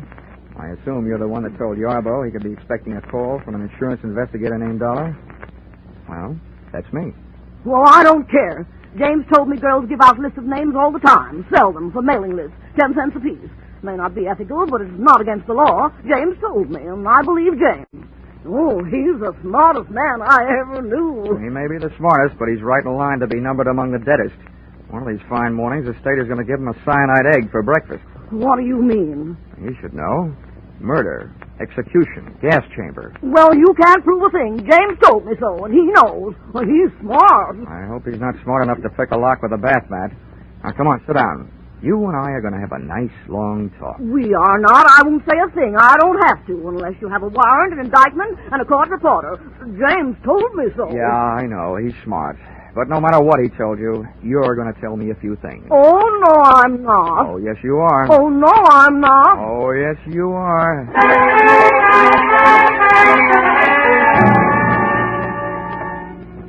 So, I was wrong. Martha didn't tell me anything. But her stubborn attitude did. She was in love with Mr. Yarbo, a stupid, middle-aged woman having her last fling at romance, doing her best to keep her last chance alive in the person of the man who had made her his partner in crime.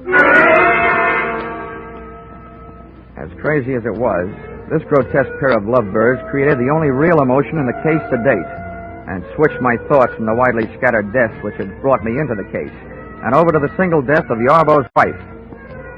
Enclosed, find a transcript of statement made to me at 2 o'clock in the morning by the doctor who signed Mrs. Yarbo's death certificate. Cause of death, cerebral hemorrhage. Result of severe fracture of skull. Region, medulla oblongata. Contributing factors, woman bathing in bathtub at home. Slipped and fell, striking head on shower spigot. Coroner's finding death due to misadventure. Accidental. It took the doctor 2 minutes to get around to making that statement. I figured it would take Martha at least 30 minutes to get her hair out of her curlers and make herself presentable enough to risk being seen on the street. That left me 28 minutes to get back to Yarbo's house before she did, and I didn't need half that long. In a cab on my way over, I took inventory. 1, to date, Yarbo's alibis covering him on all the so-called revenge murders had been perfect. Too perfect. 2nd, when I first faced Yarbo, he screamed about his wife's death, not in the light of having lost his lady love, but in the light of having lost her insurance money. Just as my 3rd and most important conclusion came upon me, the taxi came upon our destination, and I had to go to work.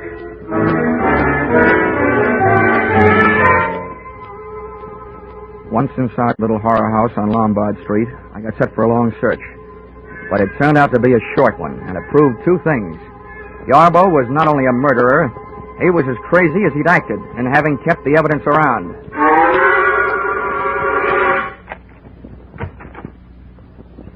Okay, Yarbo, come on out. Well, I hope you have enjoyed your waste of time, Mr. Dollar, as I've enjoyed my chance for meditation. You saw Martha, I suppose? Yes, I saw Martha. Bless her silent little soul. Yes, I was sure of Martha. She believes in me. You can say that again.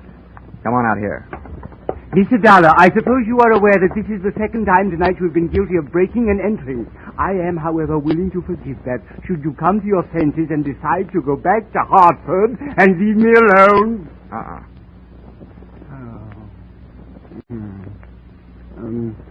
Mind treading on the roses in the rug, Mr. Dollar?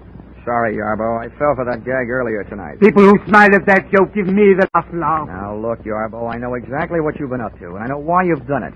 But your little war of nerves has got to stop. It will never stop. No one can prove anything against me. I can.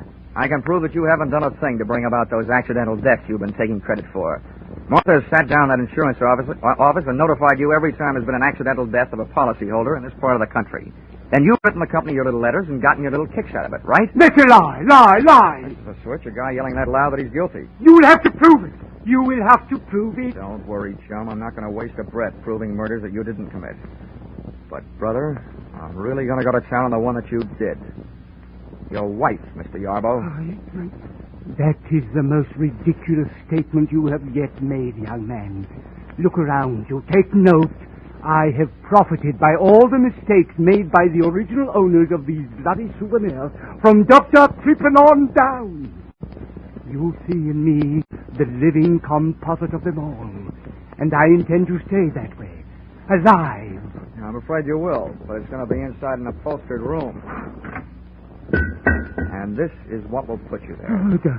Yeah, Mr. Yarbo, you carried your little hobby of crime souvenirs too far when you saved this hunk of pipe and the faucet with which you clubbed your wife to death. She slipped and fell. She was in the tub. I'm sure the police microscopes can give you a strong argument on that one.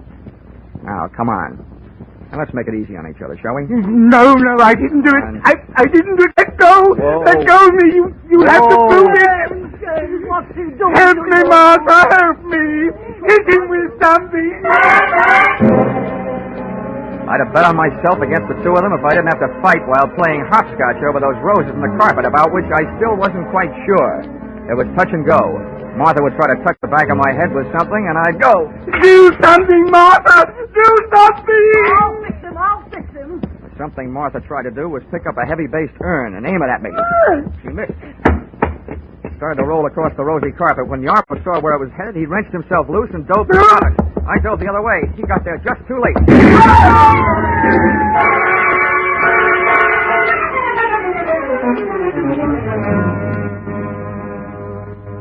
I didn't have to look twice to know he was dead. Fate had called James Yarbo up on his own carpet. When Martha threw that urn at me, it had rolled straight for the only rose in the rug that had been booby trapped. Which only goes to prove that sometimes a rose by any other name can be anything but sweet.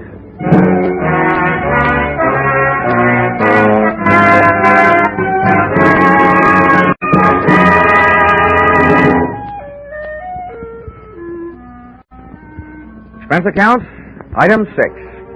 $1.40. 3-month subscription, Love Life magazine. Sent to accessory to murder, Martha Kinsey, to Hatcherby State Prison. I figured 3 months was about all she had. The judges and juries in California being rather efficient that way. Expense account, item 7. $6. Dinner and diving for pearls in a barrel of Blue Points at Fisherman's Wharf. Diving for Pearl's earring, which she lost while bending over the barrel trying to see what oysters look like. Item 8, $176.87. Airfare, San Francisco to Hartford. Expense account total, $942.08. Not including defense lawyer fees if you decide to sue me for not being able to add correctly. Signed, yours, truly, Johnny Dollar.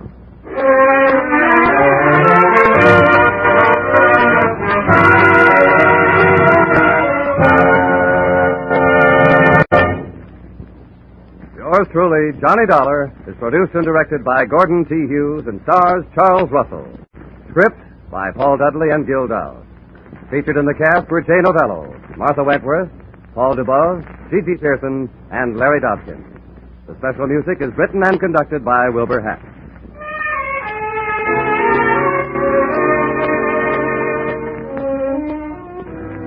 Be sure to be with us at this same time next week when another unusual expense account is handed in by yours truly, Johnny Dollar.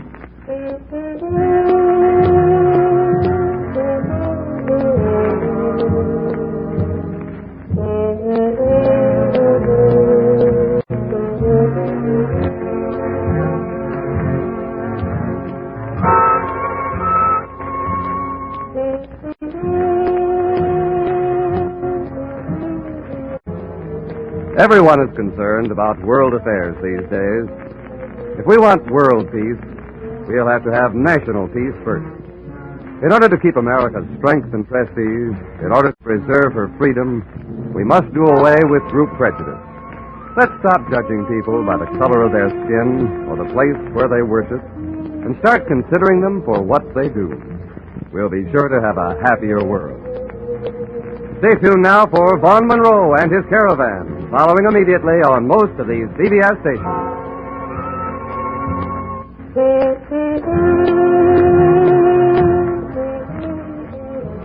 This is CBS, the Columbia Broadcasting System.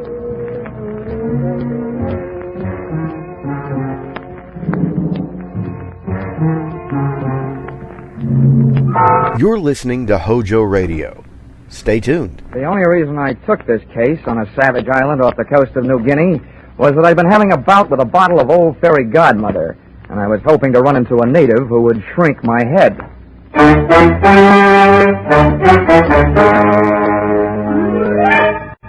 This is another in the adventures of America's fabulous freelance insurance investigator, Johnny Dollar.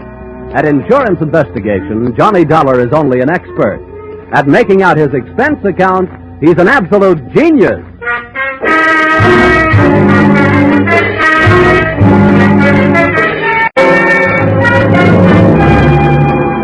Expense account submitted by Special Investigator Johnny Dollar to Seven Seas Maritime Underwriters Association, Hartford, Connecticut. Attention, Enos McCardle, General Manager. The following is an accounting of my expenditures during my assignment on the island of Tinutan.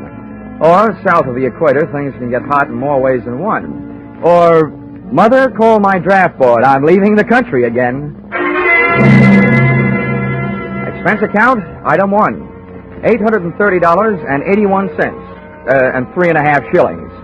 Airfare, Hartford, Connecticut, to Port Moresby, territory of Papua, island of New Guinea. It's a long trip, brother. By the time I got there, I felt that my spine could use a new seating arrangement.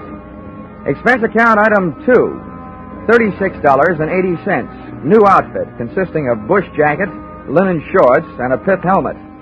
Item 3, 2 bits to street beggar regarding location of building in which was situated the Port Moresby branch of the Seven Seas Maritime Underwriters Association. Oh, him, long house, him blow white fella. Little way, big bet, money. You catch him street alongside, hurry. You hear Joyous, big fella buckets, you fight him cry. Him along our house belong from there, no? No. Thanks a lot. I'll go look it up in a telephone book. Oh!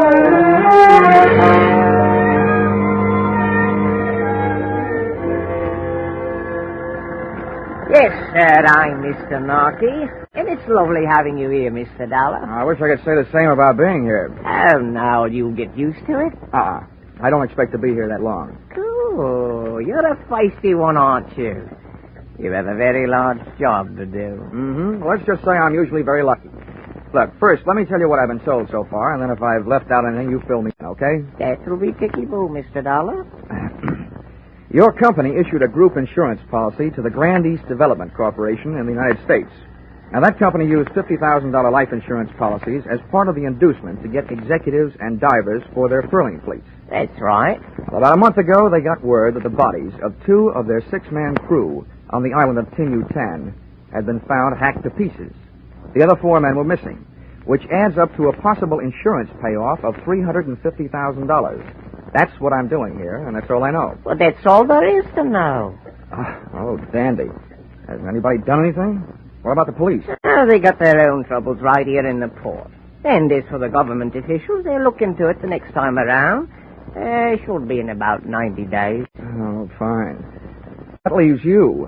What have you been doing to earn your money? Waiting for me? Well, you could put it that way, Mr. Dollar. Why haven't you gone over to Tinutan?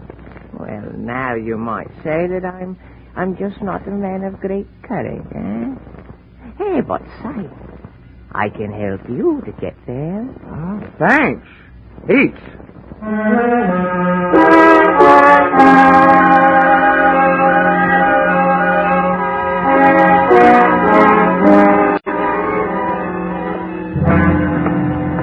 Hey, ahoy there, aboard the Kittiwake. Yes? What do you want? I'm looking for Captain Steve Granger. That's me. Come on aboard.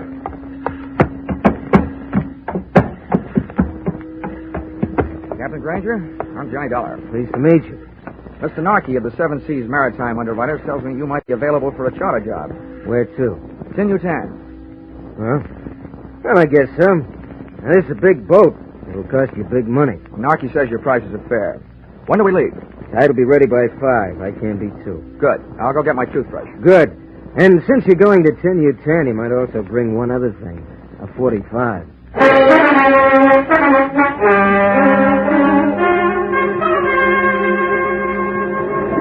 Kittiwake was a 2-masted schooner, and it skimmed the swell of the Arufa Sea like a saltwater bird after which it was named.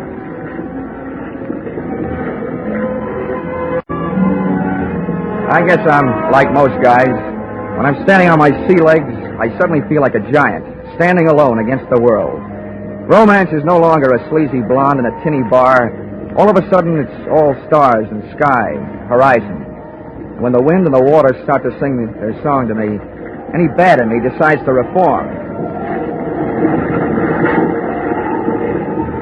I was standing on top of the deck house like Captain Horatio Hornblower, with my legs spread and my outstretched hands gripping a pair of backstays, or at least that's what I think they were.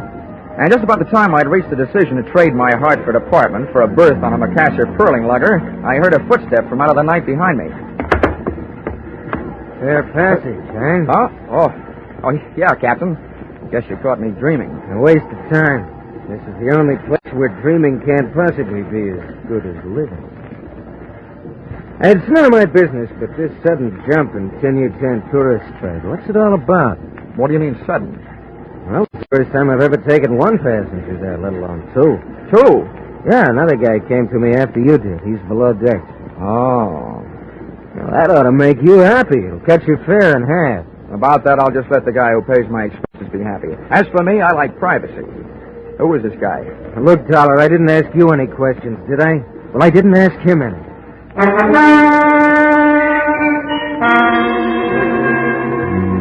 In my racket, coincidence is just another name for trouble. I wanted to get a look at and trade some words with my suddenly acquired fellow passenger, but he wasn't having any. He stuck to his cabin, claiming seasickness. However, from the native galley boy, I learned that he was eating like a horse, which in my book was a new way of being seasick. I borrowed a copy of Western Story magazine from the skipper, crawled into my bunk, and let the kitty-wake rock me to sleep.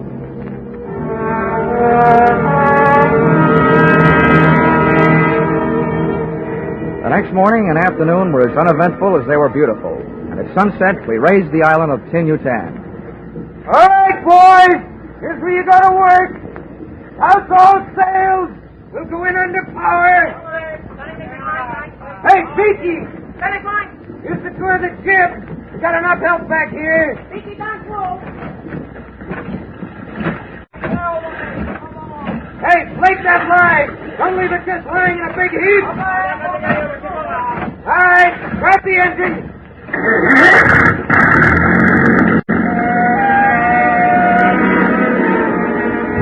The big gas engine took over where the wind dropped it, and Captain Granger stood at his wheel, outfencing the submerged swords of coral with the slim prow of the kittiwake. The ship had only inches of elbow room as we chewed our way through the boiling white passage of the reef, and my heart felt suddenly becalmed as we finally achieved the peaceful waters of the lagoon, which it protected. Let's go to the power anchor! Hey, never mind that anchor. All bets are off. We're getting out of here.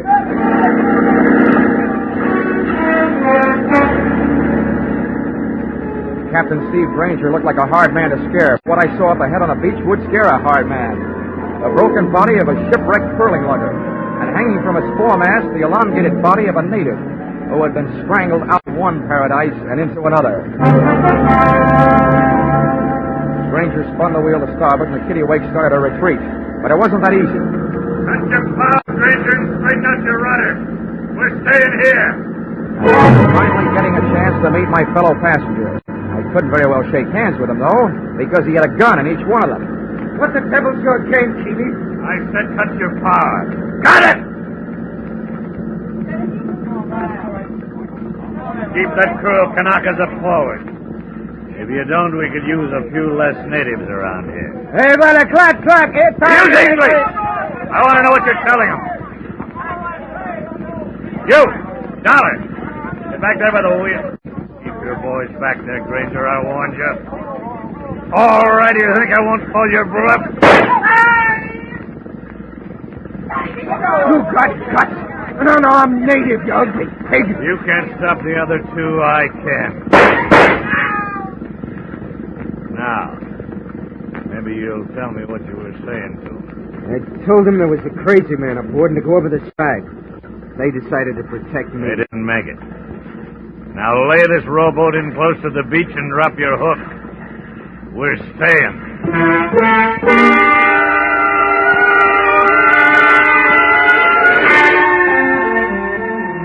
One Matt Keeley, 2 guns, and what was left of 12 bullets had me outnumbered. I decided the best thing I could do was stay quiet and stay alive. And apparently the skipper felt the same way. After we dropped anchor, Keeley herded us into the small boat, and we rowed him ashore. His gun shoved us up a path, through a grove of nipa palms, and into a clearing. First natives I saw there were even deader than the ones we had just left on the kittiwake. About a dozen of them in a semicircle. And what added up to the red-crusted craters on their naked, withering bodies was sticking out of a window in a small wooden tin-roofed hut. The water-cooled barrel of a .30 caliber machine gun.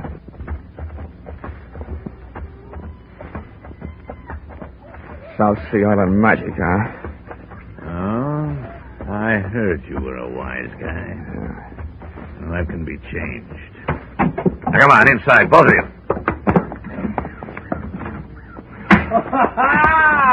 Keeley, my friend. Why, you're shooting over the water. What's the matter? Big trouble you have getting here? Huh? Yeah, no, Porter's little one. This big blonde guy's a skipper. We got his boat, and it's a good one. Ah. This other one, he's an insurance investigator. Oh, see. Yeah, Portez, I'm your new nursemaid. The insurance company sent me out here to look you up and take care of you. I hope I get around to it. My way. Hey, Keeley, what's that you say? You got my boat. Yeah, don't worry, big boy. We're going to pay you for it. We might even go as high as $500. Well, that's great. It's only worth $50,000. Oh, having 500 alive is better than 50,000 dead, my friend. What's your pitch? Yeah, simple. We want off this island. We got a long way to go. Cortez, me, And a native girl. She's in the next room. We may have to stay at sea for a couple of months. Not on my ship. Use your head, you won't get hurt. Hey, you woman. Get back in there. No, I stay. Louie, put her away. Keep her out of here.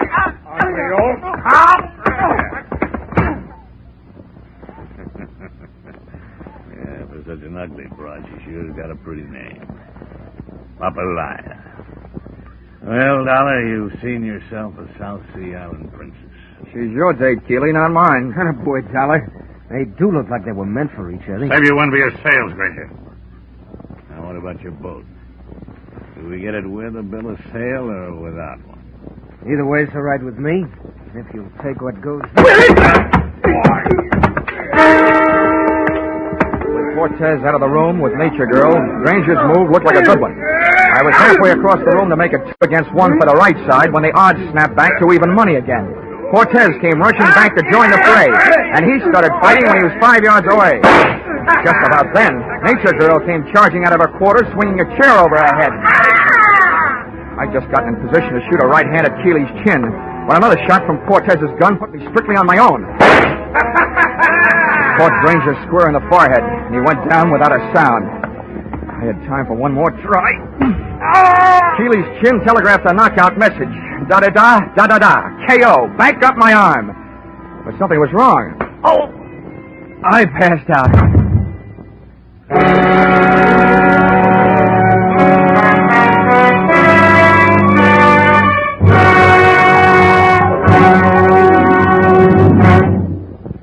In just a moment, we'll return to the second act of Johnny Dollar. But first, 50,000 or more, always in the jackpot on Sing It Again. Music by Gene Autry and Vaughn Monroe. Music and thrills with Gangbusters, Philip Marlowe, Johnny Dollar, and Danny Clover, the Broadway cop. That's the one-way ticket to top fun on most of these CBS stations every Saturday night. This fall, when you hear them all on CBS, Saturday night, Mama's top music, top adventure, and a chance at radio's top prize. Now, with our star, Charles Russell, we return to the second act of yours truly, Johnny Dollar.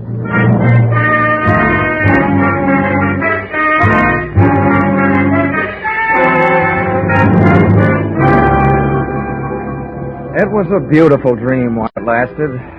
It wasn't night, it was morning. I was in a hammock slung between 2 banyan trees framed in hibiscus bushes. Someone was bathing my face with a cool, damp, gardenia-scented cloth. A tame parrot was feeding me toasted pumpkin seeds. As a smooth-skinned, soft-skinned, cafe or lay-skinned, half-caste, and all-woman-type girl gazed into my eyes and cooed softly in my ear. This doll would make Dorothy Lamour look like an Irish washerwoman, and the boots she was wearing a shorts around. Oh, poor man. Please to wake up. Hey, it wasn't a dream. It was really happening. Everything was there. Oh, but the parrot and his lousy pumpkin seeds, and who needed him? Oh, poor man. Please to wake up. Oh, where am I? Studio 1? Huh? Who are you? I thought you were talking in my sleep. I am Punta. Oh, this is awful. Awful? Yeah, this all reminds me. My copy of Tales of the South Pacific is 17 days overdue at the Hartford Public Library. Huh? Forget it. Where am I? What am I doing here? And who are you? I am Punta. You were brought here by the Princess Papalaya from the village Great Day. Oh, well, that place isn't hard to remember. Wish I could forget it. The princess! The one with the droopy ears, the long feet, the flat nose, the pot belly, the bad complexion, and dirty hair? Yes, she is it. She's a doll. Last time I saw her, she was swinging a chair at my head. Oh, no. She hit other fella on head after he hit you. She saved you. She like you. She tell me save you for her. Oh, what a way to die. Why didn't she hit me over the head with a chair? Say, you speak pretty fair English. Where'd you pick it up? My father was Chinese merchant on island of New Guinea. Same time as the war. You like GI? I certainly do. Sorry I didn't bring a Hershey bar. But tell me, why did the Princess Papaya, whatever her name is, why did she save me? I tell you. She like you. Oh, stop saying that. All I want to know is, what was she doing with Keeley and Cortez? You know Keeley and Cortez, don't you? Yes, I know them. They bad. I work in village until they make the Great Death. They kill all their friends and many natives. They bad. Oh, now we're getting somewhere. What was that all about? They die for pearl here for a long time. The native boy, they do not like these men. They do not die anymore. So these bad men steal all pearls first. Then they steal princess to make boy die some more. Oh, kidnap, ransom, more pearls? What is this? Ransom? Oh, that means they'll hold the princess and won't give her back until they get what they want. Oh. But, Dream Girl, for me, a scheme like that wouldn't work with a gal like you. No, just holding you would be getting what I want.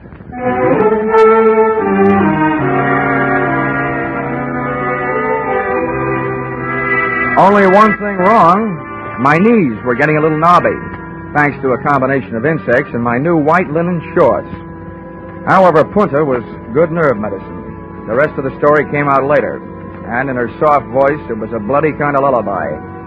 She crooned me to sleep with the facts that the natives had tried to rescue their princess from Keeley and Cortez, which gave me an answer for that semicircle of machine gun bodies outside their shack. Also that the princess had taken temporary refuge up in the hills. As nearly as I could figure out, I was left facing a very peculiar problem. 2 men out of 6 insured men had killed the other 4, and the 2 murderous survivors had this much going for them.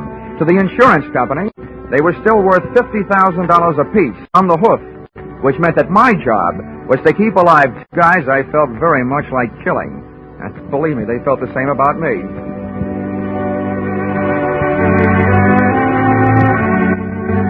And with these beautiful, happy, restful thoughts, I left the call for darkness and went back to sleep.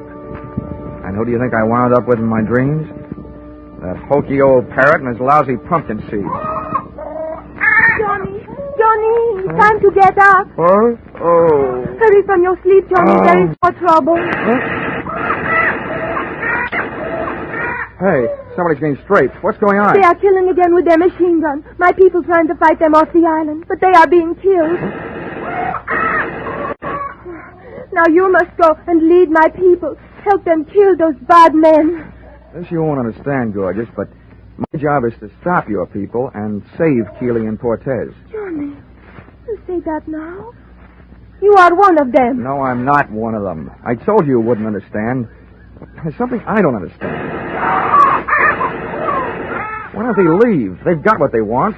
Why don't they pick up their pearls and the schooner and the rotten hides and get out of here? Johnny, they do not have this pearl. Here, see?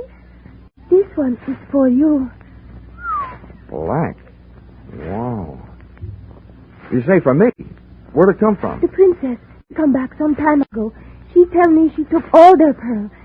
She tell me to tell you that this black pearl, not company pearl, this her own for you. She like you. Well, I like her, too. Just the way she is, up in the hills. Right now, I wish you looked like her. Oh, Johnny, you don't like the way I look like I am? I love the way you look like you are. Why you say that? Because if you did look like her, I think I'd have an idea that would stop those men. Yeah. Turn around. Yes, Johnny. Oh, this'll be the crime of the year, but maybe I can do it.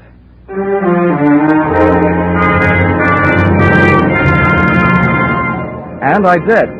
I gave Punta a thorough loss of beauty treatment. With the help of padding, dye, mud, and other jungle cosmetics, I had, at the end of an hour, a reasonable facsimile of Papalaya, the unprettiest princess in the history of royalty.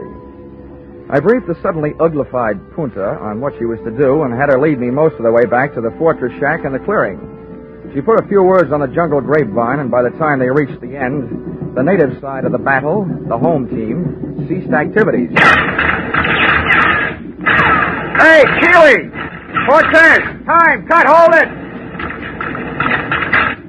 There's nobody here to shoot at but me, and I want to talk. Stay where you are, Dollar. Don't move. Shoot at anything we hear moving. Brother, we're getting so we can play this thing by ear. Yeah? Close enough? See what we mean? Now, what do you want? The princess has the pearls, and I've got the princess. I want to make a trade. What kind of trade? You get the princess and the pearls. We get rid of you. All this killing stops, and you're alive. We're supposed to believe you got the princess? You don't have to, but here's something you can believe. You'll never get it this way. Sooner or later, you're going to run out of ammunition or food or water or everything at once. We still don't know you got the princess. And we ain't buying that pig in any fool. We want to see her. You'll see her when you're out of that shack and on the boat. We ain't moving out of here in the dark. Nobody's asking you to. Take me until dawn to get the princess down out of the hills. Okay. Supposing we decide to do business. How do we know we don't get swamped by those natives between here and the boat? I'll take care of that. You can depend on it. Remember, my job is to keep you two guys alive and save the company I'm working for $100,000. All right, we'll give you a chance. We'll be on the boat at dawn watching the shoreline, and this machine gun will be at the rail watching the shoreline with us. You send out the princess. Hello! You got a deal. And that ain't all you're going to get. I hope. I hit the beach 2 hours before dawn, with Punta ready to paddle me out to the kittiwake in a native canoe. I wanted to be there with all weapons handy when Keeley and Cortez stuck their heads up over the rail. But it seems they had thought of that, too. When we hit the sand, there they were, in the small boat, halfway out to the mooring. Oh, Johnny, there they are. They spoil everything. Stay out of sight, Punta. Yeah, they spoil everything, but not for long. Now, one thing for sure, I can't use the canoe. Tell me something. Are there sharks in this lagoon? Oh, no, not many. I hope traffic is light tonight. I've got a chance at it. Okay, Porter, you better stay here. I'm going a few hundred yards up the beach and swim for it. Oh, Johnny, be careful. Oh, baby doll, you sound so pretty, and you look so ugly.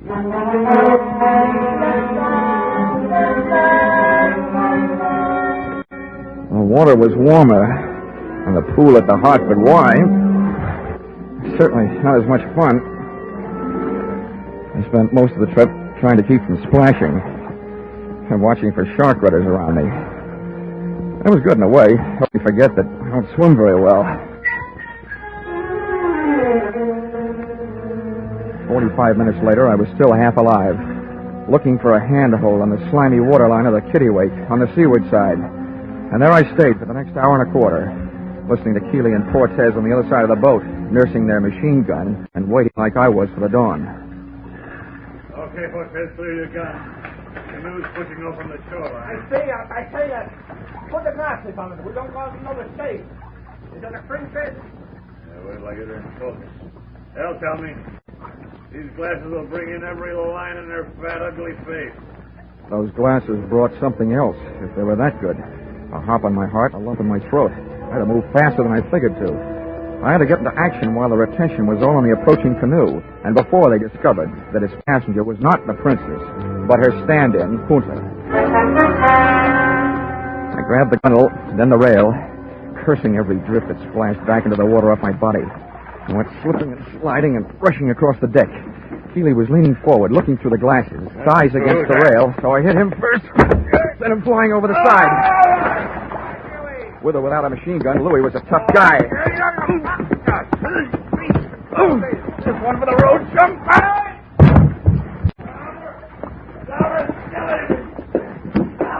I turned around to see what had to be done to take care of Keeley and saw that it was already being taken care of by a canoe paddle in the hands of an irate dame.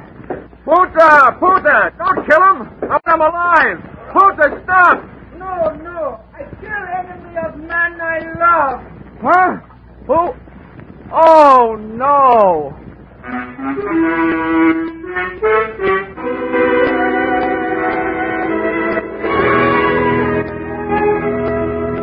Princess Papalaya had pulled a rank on Punta and demanded that she be the one to come out to the ship in the canoe. Because, as she kept telling me on the voyage back to New Guinea, she liked me.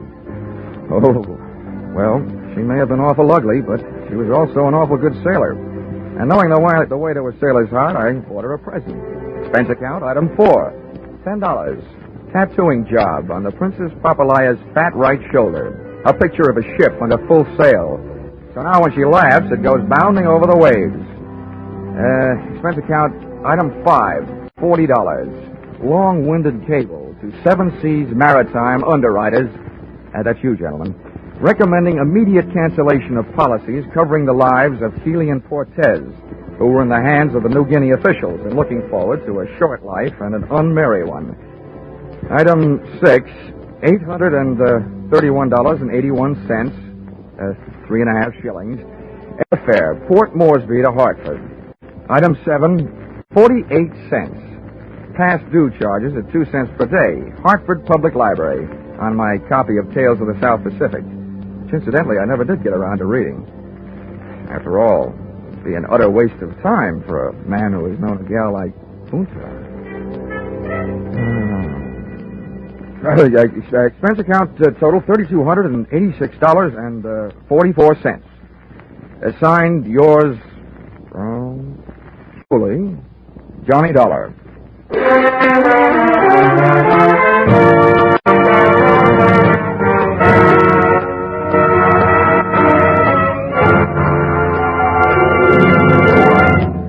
Yours truly, Johnny Dollar, is produced and directed by Gordon T. Hughes and stars Charles Russell.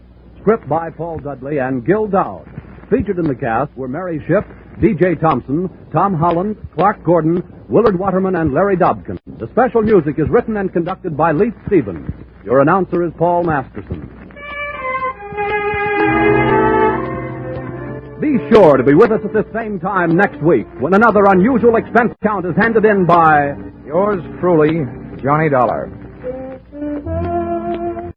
Who's got the nation's most popular band? Vaughn Monroe. And who's the nation's most popular singing band leader? Vaughn Monroe again. Now, who brings you a caravan of the nation's most popular tunes every Saturday night over most of these same CBS stations? You guessed it. It's Vaughn Monroe. That's why everyone listens on Saturday nights to the Vaughn Monroe Show on CBS, where this fall you hear them all. Stay tuned now for Vaughn Monroe and his caravan, who follow immediately on most of these stations. This is CBS, the Columbia Broadcasting System.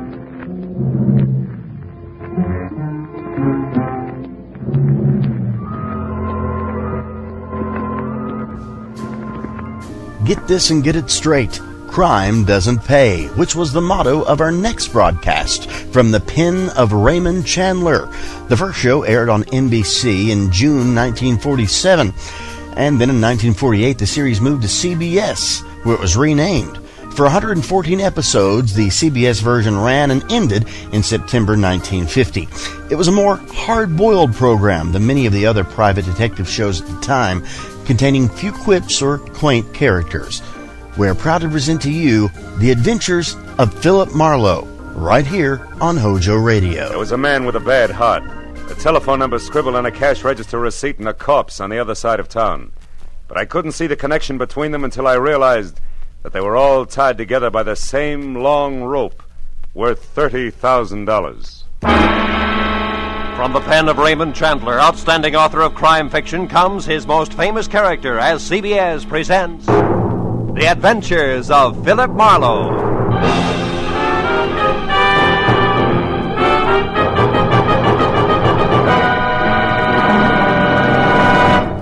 And now, with Gerald Moore, starred as Philip Marlowe, we bring you tonight's exciting story, The Long Rope.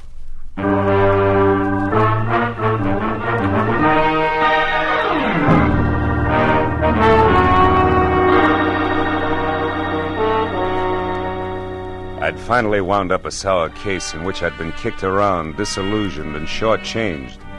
And in my book, a routine like that calls for relaxation. So I'd spent the morning sleeping and the afternoon in a Turkish bath, being worked over on the table by Nick Takalakis, a non-talking masseur who untied knots in more muscles than I thought I had. He was trying to tear loose my Achilles tendon when the phone rang.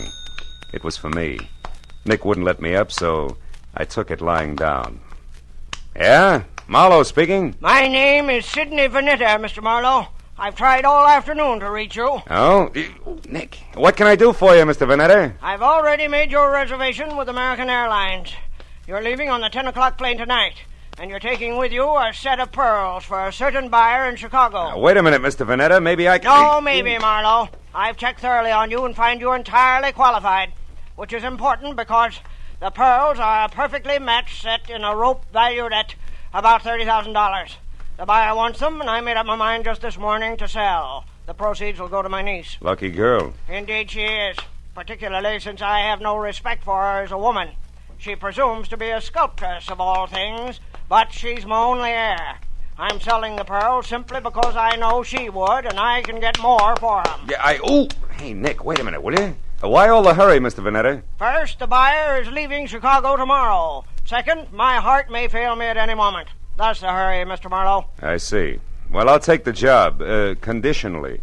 But suppose I come out and talk with you. Telephones are deceptive. Very well. Come to 7241 Adams, just below Western. I'll expect you in an hour, at 6, sharp. Side door will be open, so let yourself in. Sounds like you're alone out there. I am. I just fired my nurse, a Miss Drew, and as stupid a woman as the earth was ever cursed. But I shouldn't get excited about it. I've engaged a new one, due here at 5:30, but who will no doubt be late. So as I say, Marlowe, when you get here, just let yourself in. Goodbye. Goodbye. Well, Nick, you better hurry it up. I gotta see a man about a rope worth 30 grand. Yeah, that's right. A rope worth $30,000.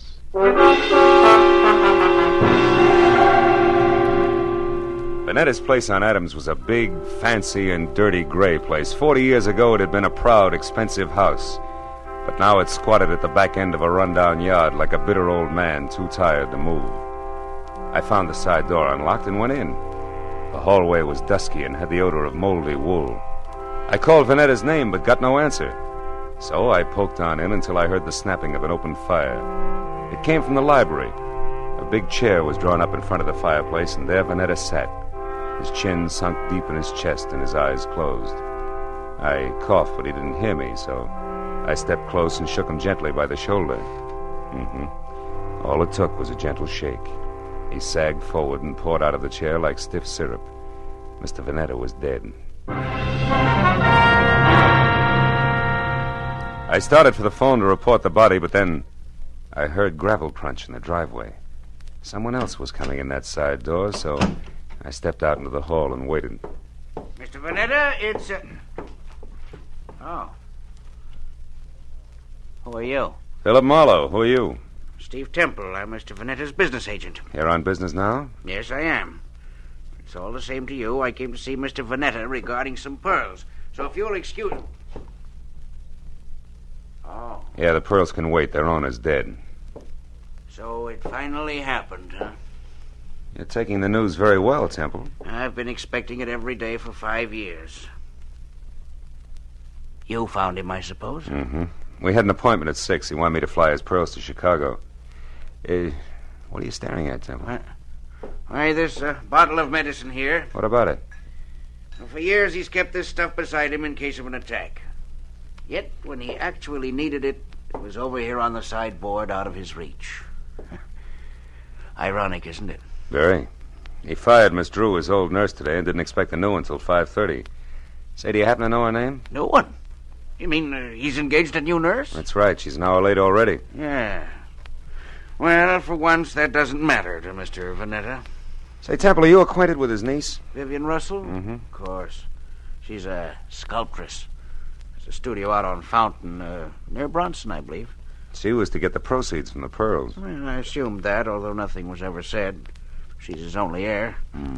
Where would those pearls be now?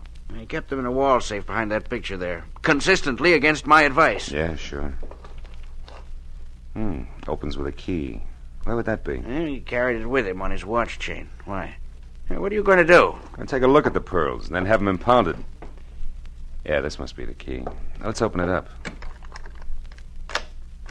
It's there, that velvet case. As big as an overnight bag. Must be some string of beads. It is, Marlowe. Here, let me open it. There. Right. It's nothing but tissue paper. Yeah. It's not too surprising. While Temple called the police and tried to keep the details straight on a natural death and an unnatural theft, I went over the room again with a new viewpoint. All that turned up without an easy explanation was one, a cash register receipt for $1.34 with the phone number Republic 2809 penciled on the back, and two, the peculiar position of Mr. Vanetta's medicine bottle, which Temple had already noticed. I dropped the receipt in my pocket and told Temple to wait for the law. He gave me his home address and phone number, and I promised to check in with him later and left. The first stop was a phone booth where I dug into the nurses' registries and hit pay dirt on the fourth call. Miss Drew? Yes, we have a Miss Drew. Is she the one who worked for Mr. Sidney Vanetta but was fired this afternoon? That's his opinion. Actually, Miss Drew quit. All right, have it your way. Where can I get in touch with her? She's right here where she's been since 3 o'clock this afternoon. What is the nature of your business, sir? Never mind. You've already answered my question. But look, Mr. Vanetta hired another nurse to replace Miss Drew. Is the new girl one of yours? Absolutely not.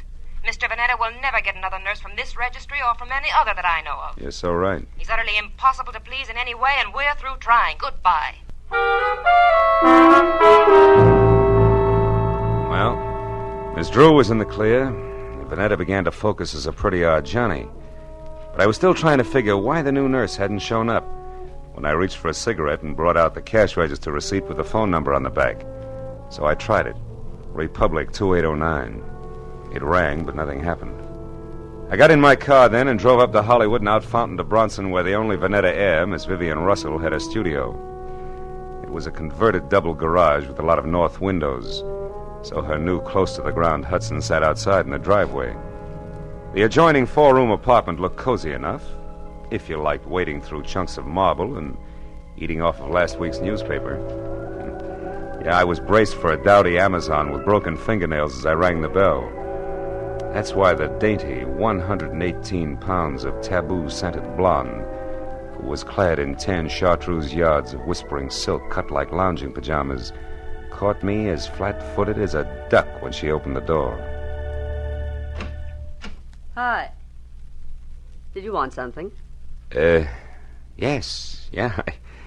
My name is Marlowe. I'd like to speak to Miss Vivian Russell. You are.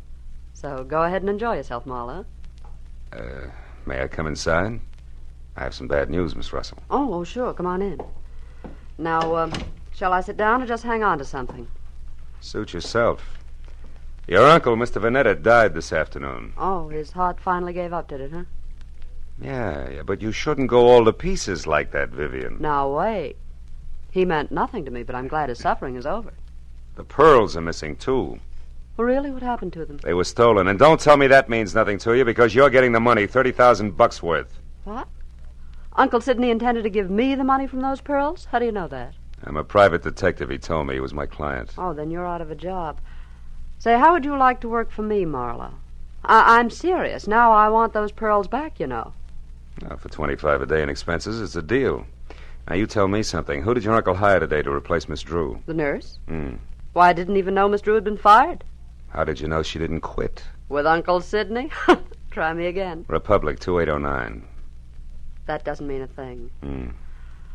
You know, Marlowe, you've got an awfully good head. Are you speaking as a sculptress or just an ordinary chiseler? And what is that crack supposed to mean?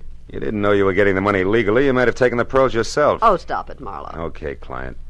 Well, I'll run along. I've got work to do. All right, but don't forget that all work and no play makes for a dull companion.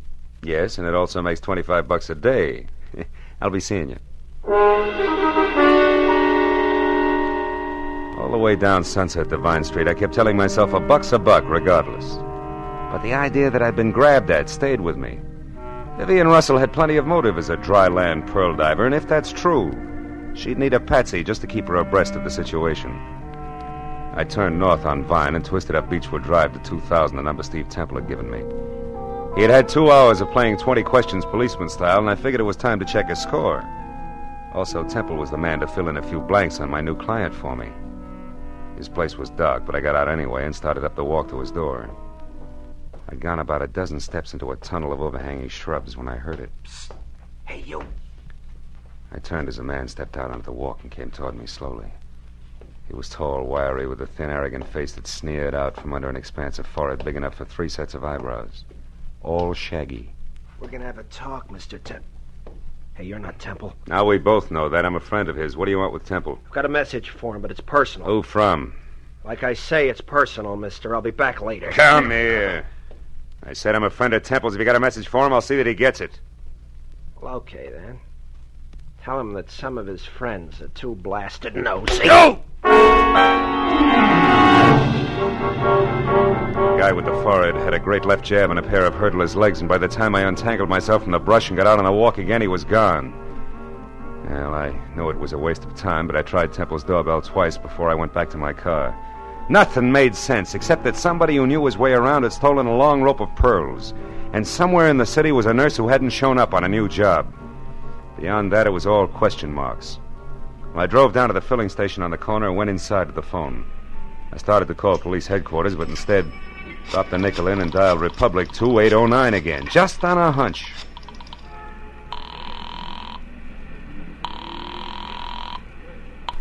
Lieutenant Ibarra speaking. Ibarra? I didn't dial you, Ibarra. What? This is Marlowe. Well, you got me anyway. Now, listen, Phil, I hear you're on that Vanetta case. Yeah. If it'll help you any, the coroner says definitely he died of a heart attack. No homicide involved. Thanks, Lieutenant. Hey, but look, where are you now? In a flat on the corner of Union and 59th Street. Why? Well, is that phone number there, Republic 2809? Well, that's a great piece of deduction. You just called it. Ibarra, listen, I found that number at Vanetta's place this afternoon. What's going on down there? There's a girl here named Betty Larson. Yeah, she's a nurse, right? No, wrong, Phil. She's a corpse. Before that, she was a waitress. Just a waitress. Somebody came to her door and killed her for no apparent reason whatsoever.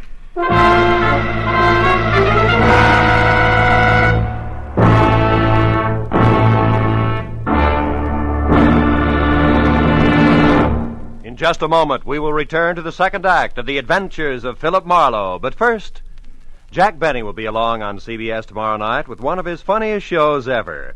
In addition to his regular hecklers, Dennis, Don, Phil, Mary, and Rochester, Claudette Colbert and Vincent Price will pay a call on Jack. And with Don Wilson still wanting a raise in pay, and with Jack still trying to starve him into talking terms, you're sure to find the situations full of the hilarity and fast-moving fun that have made CBS's Jack Benny Show the top-rating comedy of all. Yes, remember, CBS also means Catch Benny Sundays. Now, with our star, Gerald Moore, we return to the second act of Philip Marlowe and tonight's story, The Long Rope.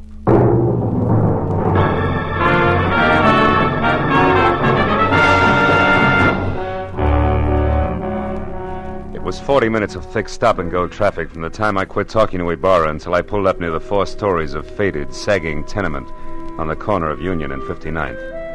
But even then, the crazy question that had been weaving in and out of my mind like a 2 a.m. drunk looking for the way to go home was still with me. Why was the telephone number Republic 2809 bracketed by a couple of dead people who, as far as I could see, should have had nothing to do with each other in the first place? And right there, for the 10th time running, I drew a complete and unabridged blank. But a minute later, when I climbed out of my coupe and over the bumpers of the half-dozen squad cars that were jammed into the narrow street like so many toy autos that a kid had forgotten about, I quit asking myself riddles and started looking for Detective Lieutenant Ibarra, a quiet man who always preferred fact to fancy. I found him in a cheap but clean uniform-crowded room on the second floor, standing a few feet away from the body of Betty Larson, a girl in a bathrobe who had once been something pretty in her early 20s. Well, Phil, the coroner says she was shot twice in the chest at close range, died instantly. Is that where she fell, Lieutenant, there near the door? Yeah, looks like she'd just gotten home and into her robe and someone she didn't know knocked on the door. The safety chain was still on when we got here. The windows lead no place. Those chains let a door open just wide enough for the barrel of a gun, is that it? Yeah, but how does all this add with those missing pearls and the rest of that business over on Adams, Marlowe? Not like 2 and 2, believe me. So far, Ibarra, the only question is the telephone number. Tell me, where did this Betty Larson work? Well, we haven't gotten that far yet. So long, Lieutenant. Yeah, so long. Right now, we only know that she was a waitress who stayed here with her brother, who was some kind of a student. They got along pretty well together. She was single, too. Lived here since...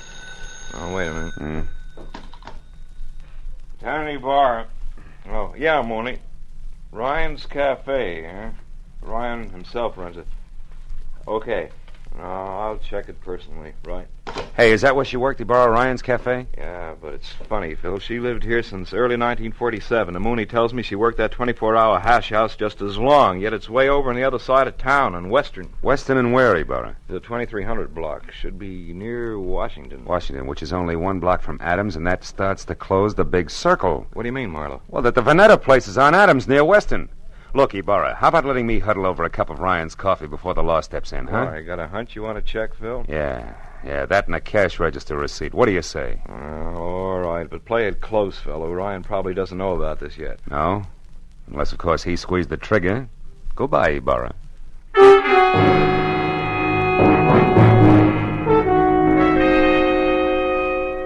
I was a half hour getting over to Ryan's Cafe on Weston, which turned out to be a lot of steamed-over plate glass, bragging about a 40-cent hot roast beef sandwich in 2-foot-high white chalk letters. And inside, the motif was the same.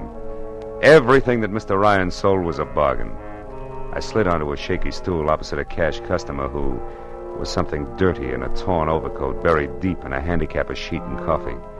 He looked up once, grinned no teeth at me, then hollered for Ryan in the kitchen, who said that he only had 2 hands and would be out in a minute. But before those 60 seconds ran out, I looked around, and over in a corner, in a collection of trash piled next to a broom, I saw a very welcome piece of paper. It was a brother of the cash register receipt that I'd found on Sidney Vanetta's desk, the one that had tied Betty Lawson's murder onto the rope of pearls.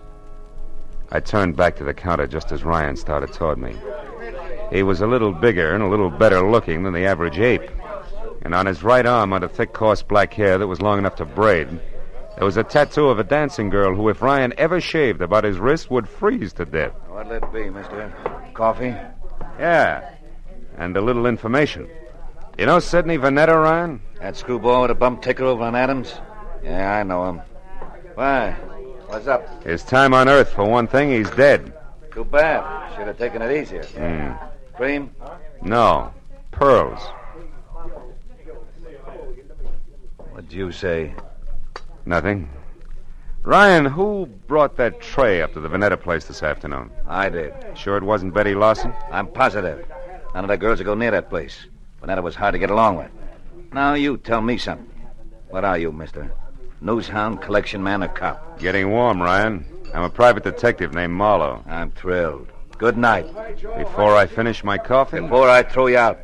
I don't like too many questions. Not even easy ones, huh? Like who murdered Betty Lawson?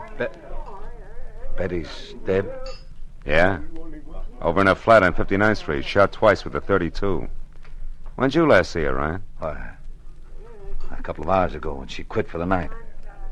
Marlowe, the cops got any idea who did it? I don't know.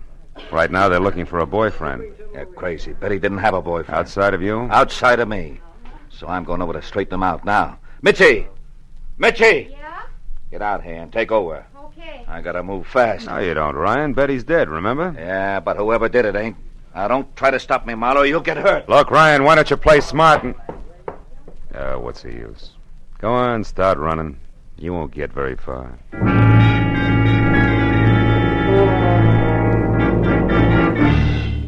For the first time that night, I felt sure of what I was saying. Because even as Ryan had squared himself away to play bounce the private detective, I suddenly noticed a friendly face working hard over a stale donut at the far end of the counter. It was Lieutenant Ibarra.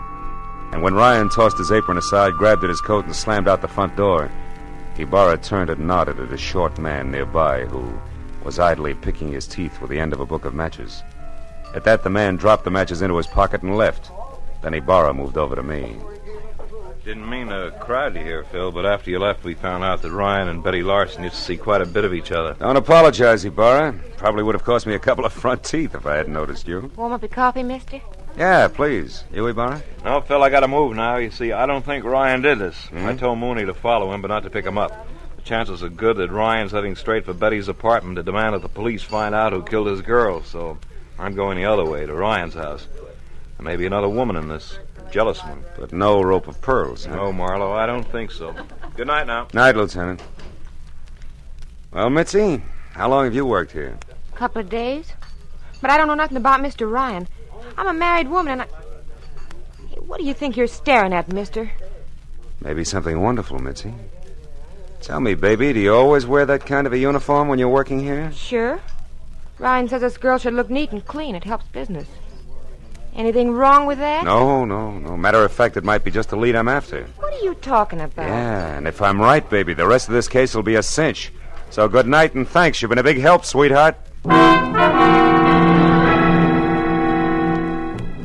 I I got back to the corner of Union and 59th. I took the stairs up to Betty Lawson's flat 2 at a time, crossed the fingers on both hands, and prayed that Ibarra was right about Ryan returning to his girl's place. When I stepped into the room a second later, I knew that I'd never doubt the good lieutenant again, because standing next to an open window and staring out at nothing was Ryan himself, numbed and red-eyed. I asked him one question, and although his answer was only a couple of words mumbled between trembling lips, it was all I had to know. Now everything. Betty Lawson's murder, the death of Vanetta, the guy with the forehead and the missing pearls, the whole shebang was starting to fall together.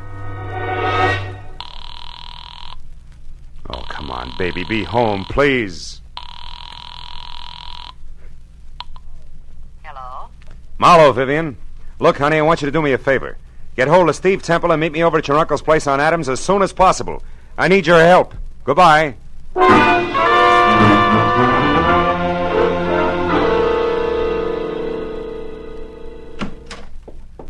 Marlowe, what took you so long? I understood you needed our help, and in a hurry at that. I had quite a way to come, Temple. Is Vivian here? Yes, Marlowe, Vivian's here, and that means that we can stop counting noses. Now, why do you need our help? Catch someone who stole once and murdered twice? Murdered twice? That's right. You know, it's my guess that whoever stole that rope of pearls also moved Vanetta's medicine out of reach when his heart started skipping beats. Can you prove that? No, I can't, but it doesn't matter, really, because the guilty one also killed a party named Lawson. And when you pay for one, Vivian, you paid for them all. I don't follow you, Marlowe. Who are you talking about? I'm not sure, but this much is certain. Vanetta called me at 5.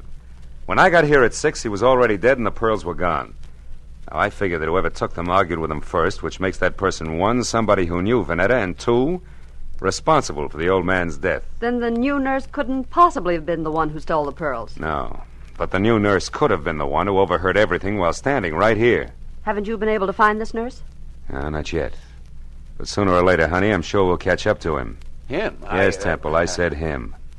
Nurse Lawson is a male with a lot of forehead and few ethics. The person you killed was his sister Betty, a waitress. And don't move, Temple, or I'll be glad that I was forced to put holes in you. Temple's the one? He stole the rope of pearls? Yeah. But this Nurse Lawson who saw him do it got in touch with him, right, Temple? It was filthy blackmail. Which you were going to stop by a filthier murder, and you almost did.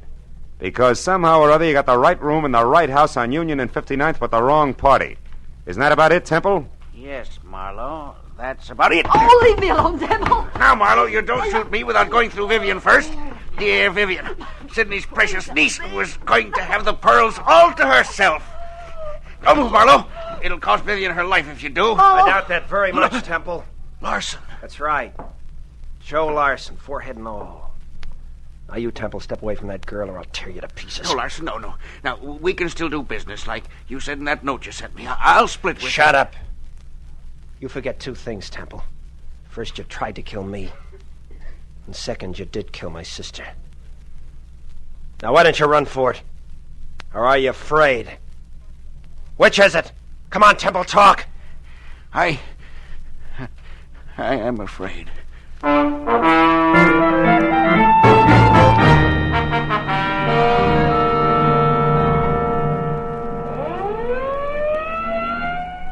Marlowe, that just about winds things up. Yep.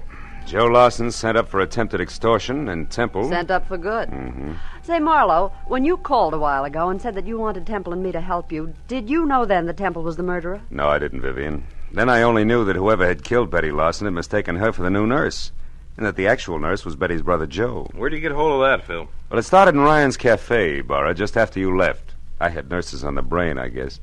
And when I took a good look at the waitress there, I suddenly realized that her white uniform, white shoes, and white cap could easily confuse a guy like Temple, who also had nurses on the brain. Well, I can see a killer making a mistake about appearances, all right, but I still don't understand how it is that the telephone number of my uncle's nurse turned out to be Betty's apartment. Because a nurse did live there, honey. Betty's brother was a medical student, part-time male nurse, and full-time bum.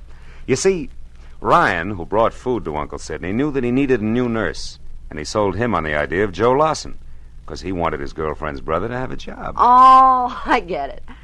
Say, I know what I'm going to do with those pearls. Sell them? To the highest bidder. Oh, no, I'm going to break up that set. Break up the set? Yeah, I'd like very much to get a pair of earrings out of them. Oh, and for each of you, a set of cufflinks. Good night, gentlemen.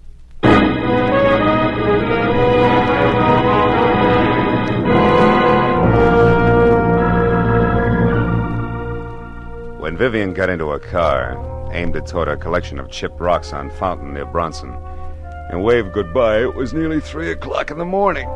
No. After I said so long to Ibarra and started back to my apartment on Franklin, an idea hit me for the first time. A pearl is the result of the irritation of an oyster, a disease.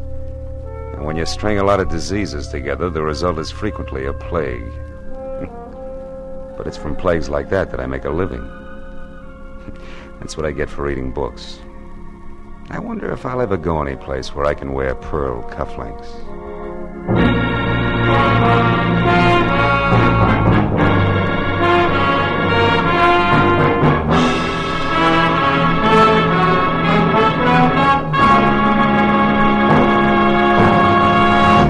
The Adventures of Philip Marlowe, created by Raymond Chandler, stars Gerald Moore and is produced and directed by Norman MacDonald. Script is by Mel Donnelly, Robert Mitchell, and Gene Levitt. Featured in the cast were Junius Matthews, Louis Van Ruten, Fay Baker, David Ellis, Lillian Byeth, and Ed Begley. Lieutenant Detective Ibarra is played by Jeff Corey. The special music is by Richard Orant. Be sure and be with us again next week when Philip Marlowe says... A corpse that wouldn't stay dead, a pistol with a silencer on it, and a fortune in a black satchel spelled death for the big city boys when they finally got together in lonesome Arizona. Population 802.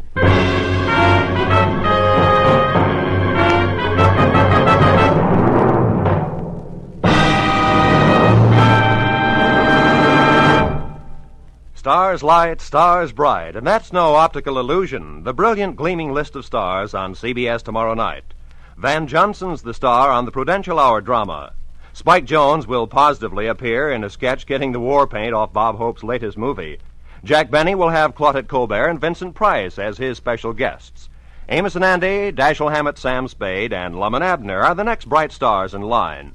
Then Helen Hayes, First Lady of the Stage, starring on her Sunday night Electric Theater, followed by Hollywood's own Eve Arden in the wonderfully comic series Our Miss Brooks.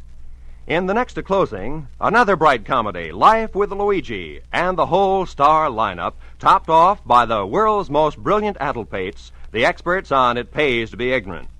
Jack Benny's program will come to you over all of these same stations, and the others in this vast array of stars will be heard over most of them.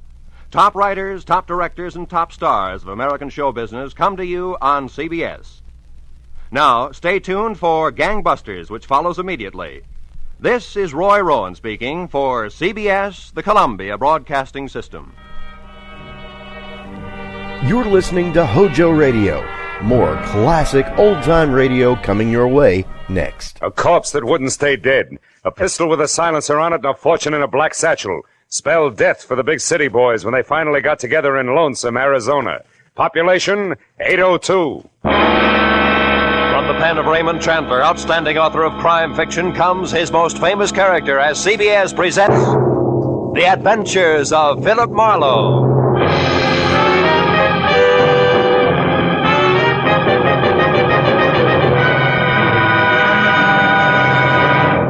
And now, with Gerald Moore, starred as Philip Marlowe, we bring you tonight's exciting story, The Lonesome Reunion.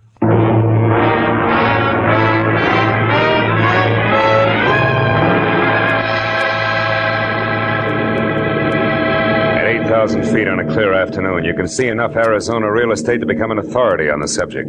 And as I huddled around a circle of window aboard an American Airlines flagship and gaped like a 2 weeks with pay vacationer at the carpet of sand, stone, and cactus unrolling a slow inch at a time below, I was impressed.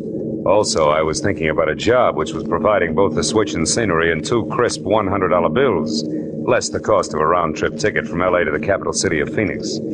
But then, at the thought of money, I stopped sightseeing and started to think about the work ahead and how easy it had sounded that morning in my office when Kay Gordon, who was something pretty and blonde but slightly tarnished for 28, had hired me, all in one breath. Marlowe, my brother Joe Gordon is in a room at the Granada Court Hotel in Phoenix, Arizona. In one hand, he no doubt has his usual smelly cigar. In the other, a small suitcase filled with a mess of papers, all legal, all proper.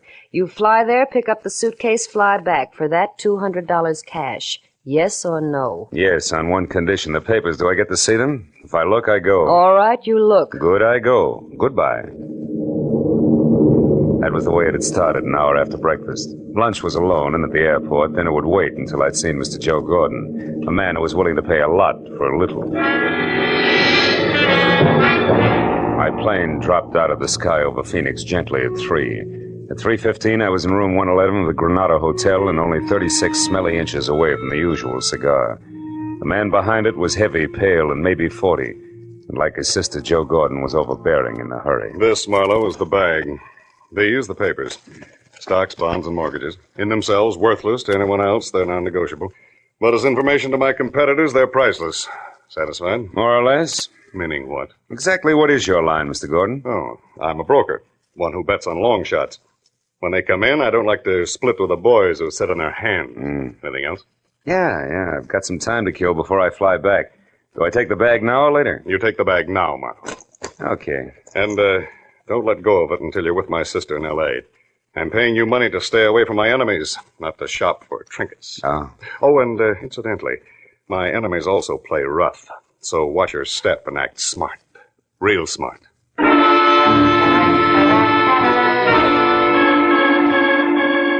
I still had 2 hours to kill when Gordon locked the bag and handed it to me after dropping the key in his pocket. So I decided to take a room there at the Granada Hotel, shave, shower, and stretch. The sleepy clerk in the lobby was not in a hurry, nor did he hear anything I said the first time. So when I finally got to my suite on the second floor, which had as much elbow room as the inside of a lifesaver, 30 of the idle minutes were already gone. I locked and bolted the door, checked all the windows carefully, and then peeled off my shirt, broke out my shave master, and reached for the knob on the bathroom door. But I never made it. Because as the door swung open, I caught a glimpse of a fist the size of a cantaloupe starting from my jaw. Oh! Now stay right there, Buster. The first time I swing, the second time I shoot, and I do both good. Equal nice, huh? Everything all figured out ahead of time. Yeah, but it ain't very hard, Marlowe. Especially when the guy you're after shouts it all to a desk clerk. My error. Yeah, which leaves just the three of us. Real cozy like. 3. You, me, and 120 grand here in this bag. You're way off base, brother. This bag's got papers in it, nothing more. They belong to a businessman. I said something? Yeah, sure. Very funny. Look, Buster, Joe Gordon's no more a businessman, and his real name is Joe Gordon. So after I leave, you go back to Sam Dietrich in room 111 and tell him that Marty Stopka says thanks. For what? For the $120,000 I've been waiting 2 long years for. And also tell him and Gigi Ganther, who might still be around, that Stopka had it all figured. Like you say, Marlowe, ahead of time. I don't follow you, bud. You're not supposed to. Just turn around, face the wall, and listen carefully. You tell Sam Dietrich that I knew he'd pull something like this just as soon as he got back into circulation. You got that? Yeah. Word for word, Stopka. Good. Now all you have to do is remember. When Marty Stopka said remember it, he put that cantaloupe with fingers in the small of my back and shoved hard. By the time I got to my feet again, both he and the black bag were gone. That made Joe Gordon or Sam Dietrich my best bet. So I took the stairs to the ground floor fast and raced for the end of the corridor in room 111. But when I threw the unlocked door open, I found something I hadn't counted on. A curtain flapping in the breeze of an open window and nothing more. The desk drawers, the closet, the bureau empty. And on an end table next to the telephone, a bus schedule unmarked. At that, I was beginning to get very mad at a private detective with public patsy named Philip Marlowe. Then the telephone rang, and when I answered it, the operator said that she had a long-distance call for Joe Gordon. I said thanks, I'd take it. Hello? Sam, this is Kay. Marlowe? Yeah, honey, Joe Marlowe is in Brother Gordon, remember? Oh, I can explain all that, Marlowe. Oh, sure, baby, but not now, later. Later, after you've had a chance to think up a few more lies. All right. So I didn't tell you the whole story. What's the difference? Did you get the bag? I did, but I didn't get to keep it very long. Something ugly named Stopka wanted either it or my life, so I made a quick decision. Stopka has the bag. Oh, that's great. Yeah, isn't it, though? What? One thing, baby. I'm the decoy with suitcase for some kind of shenanigan that's wrapped around 120 grand, which you and Sam Dietrich have. And there's a trio in the act. Namely, Sam Dietrich, Marty Stopka, and one Gigi Ganther. Gigi? Marlowe, have you seen Gigi? Have you, Marlowe? Maybe yes, maybe no. Now, why don't you come clean? Admit you're happy that Stopka got the suitcase from me while Sam beat it out of an open window. That my part of the job is over with. Come on, baby, talk. All right. I'll make it short and to the point. You got $200 for doing nothing. Out of that, 60-odd went for an airplane ticket. The rest is yours, right? Go on. There's no need to, Marlowe. I'm finished, and so are you. So why don't you just be a good fella and keep the change? So long, sucker. When Kay Gordon hung up, I slammed the phone down, counted 10 twice, and went back to the unhappy business of getting mad at Marlowe. But again, I was interrupted. This time, it was a newspaper, the Phoenix Herald, sticking far enough out of the wastebasket under the telephone to expose the dateline, which made it exactly a week old. I picked it up and saw the 2 inches of story circled in pencil and slugged. 5 released from state penitentiary. Sam Dietrich, 41 of Los Angeles, who was arrested in Lonesome, Arizona for the armed robbery of a general store in February 1947, also was released today. Now everything was beginning to add, with one high-priced exception. Very few general stores in towns called Lonesome keep $120,000 in the till, even on a busy day. So I headed for the office of the Phoenix Herald and the chance that I could learn something about the cash involved from newspapers that were 2 years better than 1 week old.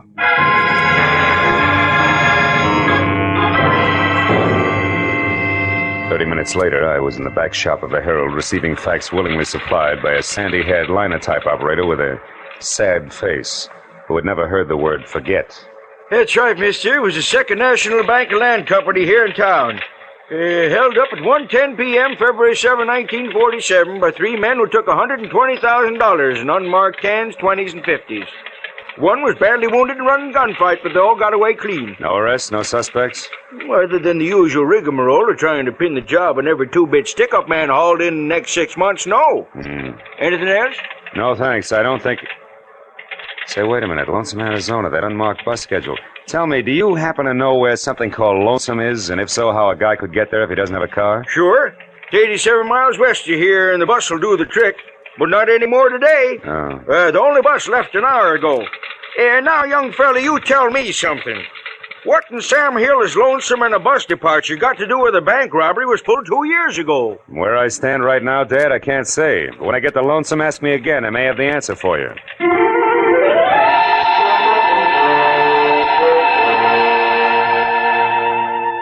I was 30 minutes renting a car and an hour and 30 minutes getting to Lonesome. Population 802. I drove without seeing anything that could possibly be mistaken for Sam Dietrich. And I was about to turn back when I saw something that brought my right foot down hard on the brake. It was a brand new green Nash standing outside a motel.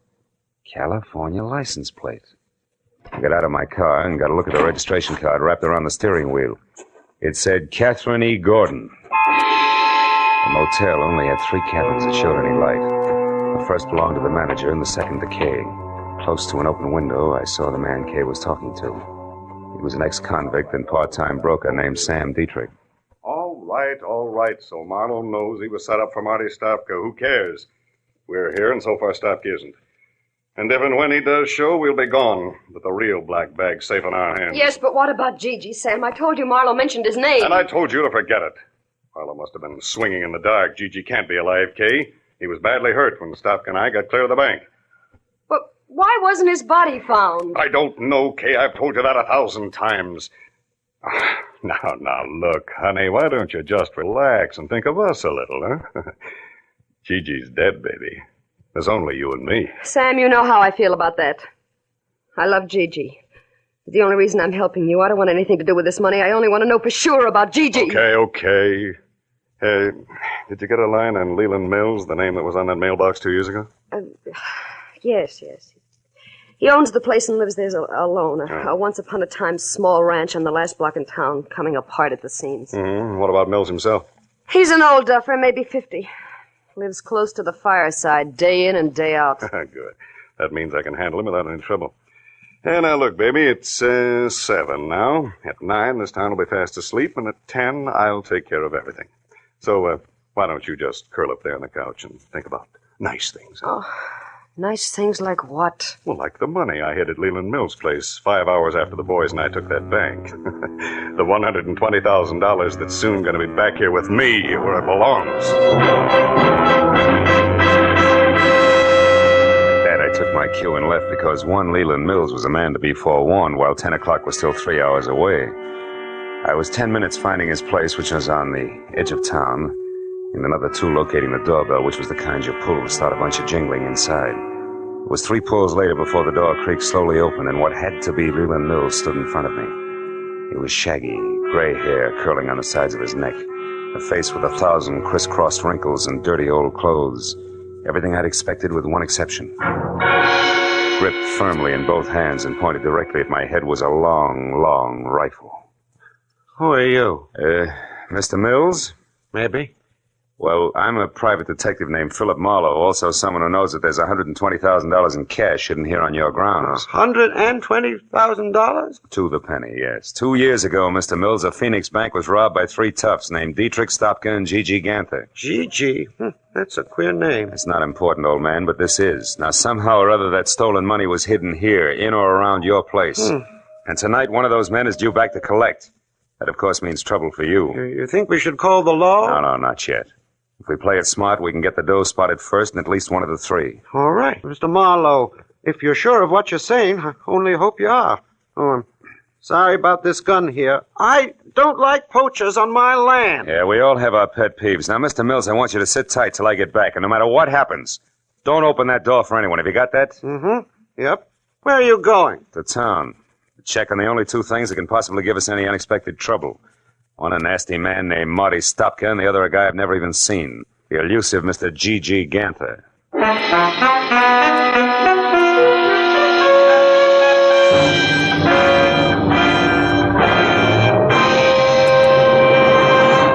In just a moment, we will return to the second act of The Adventures of Philip Marlowe. But first, that elusive phantom voice will be back on CBS's great show, Sing It Again, tonight. And the prize for identifying him has now climbed to a value of $24,500. Yes, for music, suspense, and sensational prizes. Don't miss the Sing It Again show tonight over most of these same CBS stations. And now, with Gerald Moore starred, we return to the second act of Philip Marlowe and tonight's story, The Lonesome Reunion.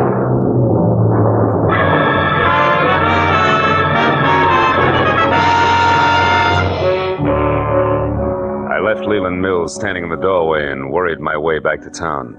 If Stopka and Gigi Ganther had no more trouble getting to Lonesome than I did, a reunion about as quiet as a truckload of hot dynamite was due to take place any minute. I passed the motel where Kay and Dietrich had holed up and saw that her car had been moved into the stall between cabins and draped with a blanket to hide its California plates. So they were thinking along the same line that I was. At the hub of town, I parked and started to case the lively spots on Main Street, which took me all of 10 minutes at a slow walk. But a short side-of-the-mouth conversation with a couple of resident sports revealed that the local underground stemmed from the Red Dog Cafe, a warped wood 2-story wiki-up on the one side street in town. It was operated by a hard-bitten blonde, 160 pounds of Western motif, complete with Stetson, red flannel shirt, Hickok belt, blue jeans, and the name, Flora. She sat at a table at the back of the barroom, lending a cynical ear to nobody else but my old pal, Stopka. I walked up behind him, and when he turned around, I hung one on him. A good one! Hey! Sloppy, you jackass! What do you think you're doing? Sorry, Flora, nothing personal. Now that's enough! Now stop it, you hear me? No rough hustling my joint. Come on, handsome, I mean you. Me? Why, Flora, how can you say that? I just came in to ask my old pal here some questions, that's all. Here we go, pal. Come on, sit up in that chair. Okay, leave me alone. See, Flora? It's the only way Stopka here knows how to start a conversation.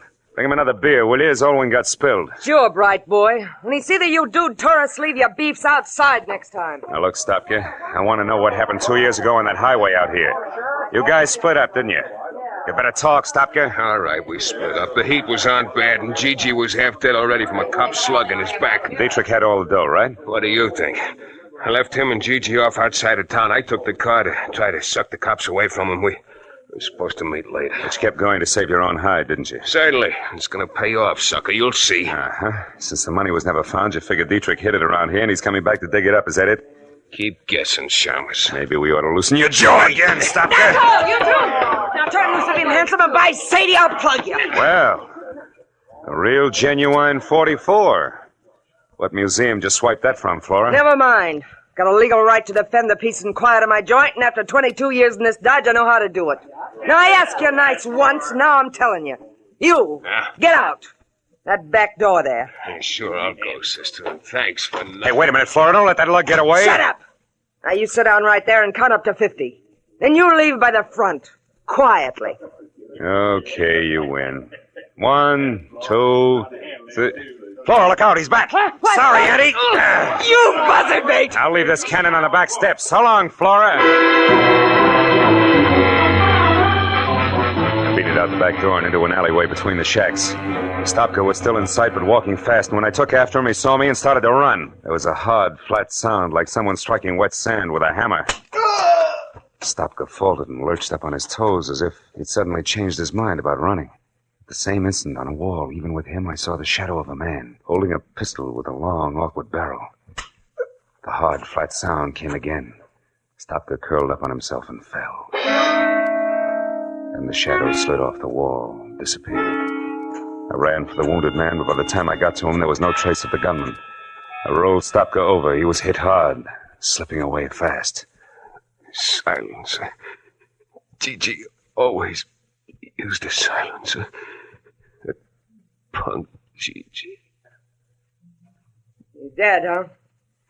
You wise guys never know when to quit, do you? You're in real trouble now, handsome. Hey, wait a minute. I didn't do this. How come I couldn't hear the shots, a silencer? Yeah, that's right. Trademark of a guy named Gigi Ganther. All I saw of him was his shadow on that wall there. Say, what kind of law have you got in this town, Flora? None. Except the highway patrol, they stop in every night. Okay, call him. Get him over here. This guy's Marty Stopka, wanted for a bank job, nearly 2 years old. No kidding. Who are you, his trainer?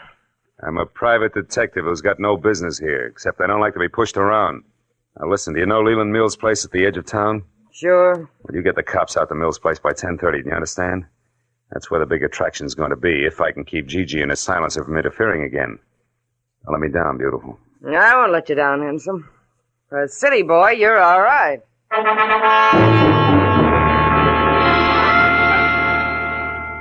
I stuck to a back road and drove with my lights out until I was a good, safe distance beyond Leland Mill's ranch. Then I hid the car in a dry gully and walked back. The house was dark and still, and I thought once of what might have happened to Mills if Gigi had gotten there ahead of me. I kept in the shadows and worked my way across the yard to the back door.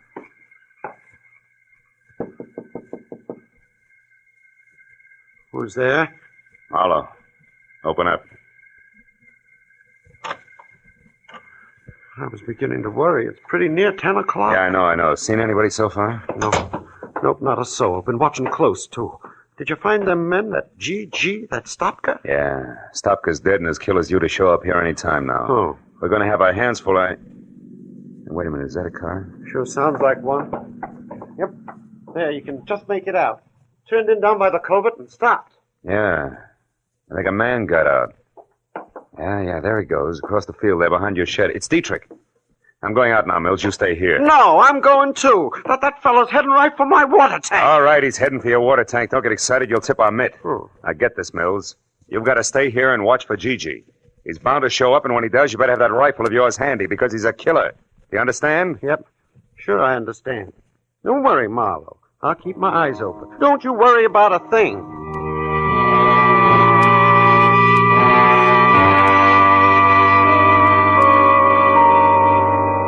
I eased out of the door and started across the yard. I knew I was getting myself out on a nice, long limb.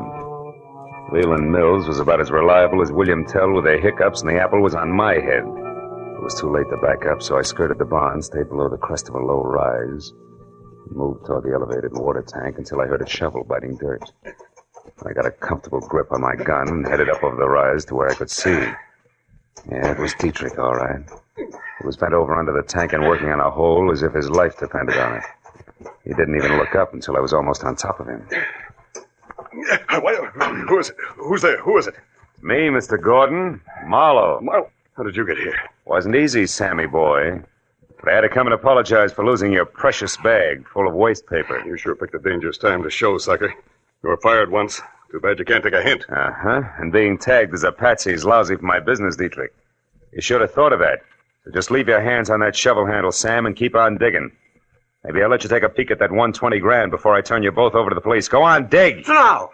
Not so fast, Marlo. Mills, I told you to stay in the...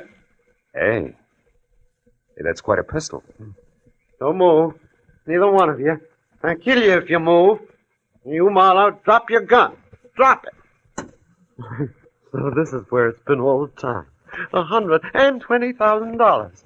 I've looked everywhere, every day, for 2 whole years, but I never thought of looking here under the water tank. You mean you knew where the money was all the time? You lie. I'm the only one that knew that. Oh, no. One night 2 years ago, I heard a noise in my barn. It was a man groaning. I looked in and I saw him. He was wounded. And I saw you when you come back from burying the money. I overheard the whole thing. You wouldn't tell them where you'd hidden it. You said you'd never tell anybody. But I was sure I could find it, and I looked everywhere except... Yeah, Mills, everywhere except here, under the water tank, where you buried Gigi's body after you killed him. And with his own gun at that. Oh, no, I didn't kill him. Dietrich here did. I only buried him so nobody would find out that him and Dietrich had stopped at my place. I almost went crazy looking for that money, but now I know where it is, and I'm going to have it. Well, you fool. You don't think I'd come out here with nothing but a shovel, do you? A friend of mine is right behind you with a gun in her hand. Now, come on, drop yours, Rube. Come on, drop it. All right. Kay. That's an old trick, Dietrich. Let him have it. Shoot, Kay, shoot! Didn't work, did it? I knew I'd have to kill you sometime anyway if you ever came back, so... You fool, Mills. I suppose that makes me next. Yep, Mr. Marlowe. I think it does. Think again, Mr. Mills. What? Who's that? Kay. You were there all the time, and Dietrich wasn't bluffing. Oh, I love you, Kay, baby. And I'll take the gun now, Mills. Turn it loose. Come on, I'll break your arm. There. That's better. I'll look after this gun until the police get here. And look after this one, too, Marlowe. I haven't got the courage to use it anyway. I couldn't even shoot Sam Dietrich with it. He's the one I wanted to use it on. Why? Because of Gigi? Yeah, because he killed Gigi and lied to me. I promised to help Dietrich only because I figured all 3 of them would show up here, Sam, Stopka, and Gigi. That way I hoped I'd find him again. You were right, baby. All 3 of them did show up. Only this time they finished their job. For good. It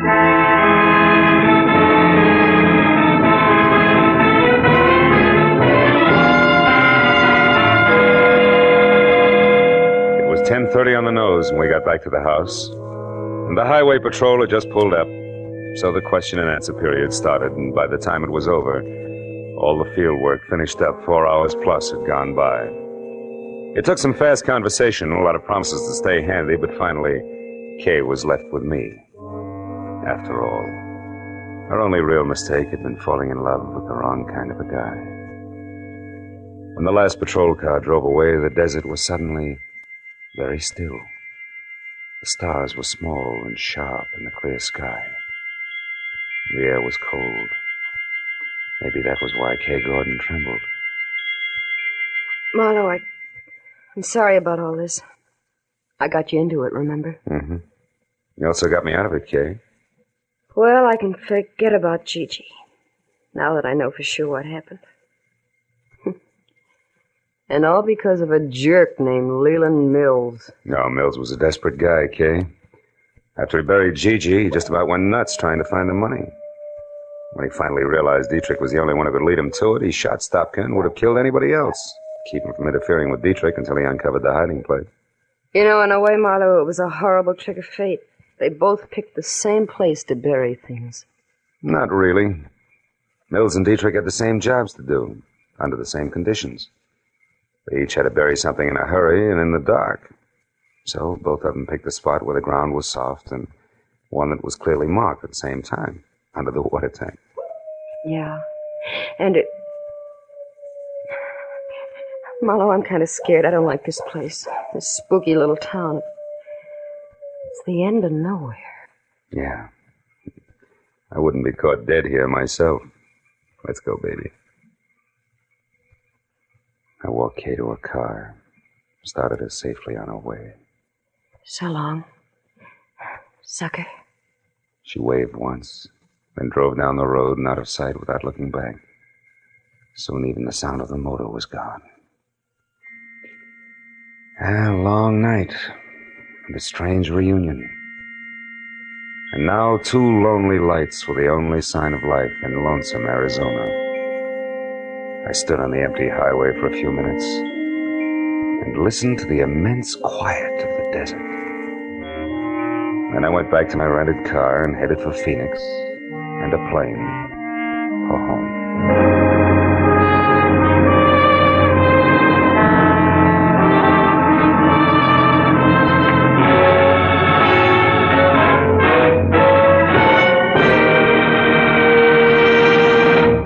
The Adventures of Philip Marlowe, created by Raymond Chandler, stars Gerald Moore, and is produced and directed by Norman MacDonald. Script is by Mel Donnelly, Robert Mitchell, and Gene Levitt. Featured in the cast were Joan Banks, Edgar Barrier, Virginia Gregg, Jeff Chandler, Bill Boucher, and Jack Crucian. The special music is by Richard Orant. Be sure and be with us again next week when Philip Marlowe says... It was a weird racket that mushroomed in a world of gaudy canvas, and the man with purple hair, the inquisitive midget, and the lady with strong hands each played a part. But all that was only a sideshow when death got into the act.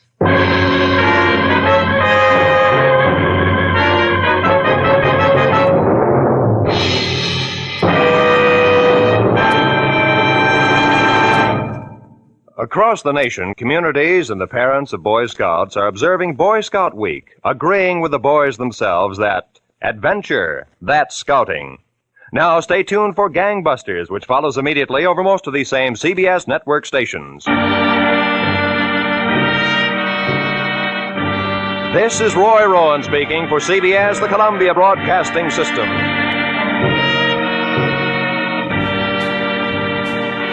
Our next broadcast was a radio series that was loosely based on a private detective character created by writer Dashiell Hammett for the Maltese Falcon.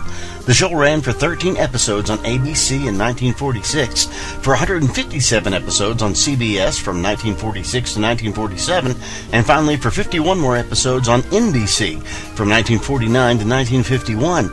The series starred Howard Duff as the titular character and Lauren Tuttle as his secretary Effie. We proudly present to you The Adventures of Sam Spade on HOJO Radio.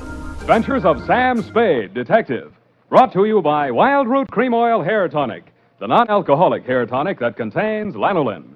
Wild Root Cream Oil. Again and again, the choice of men who put good grooming first.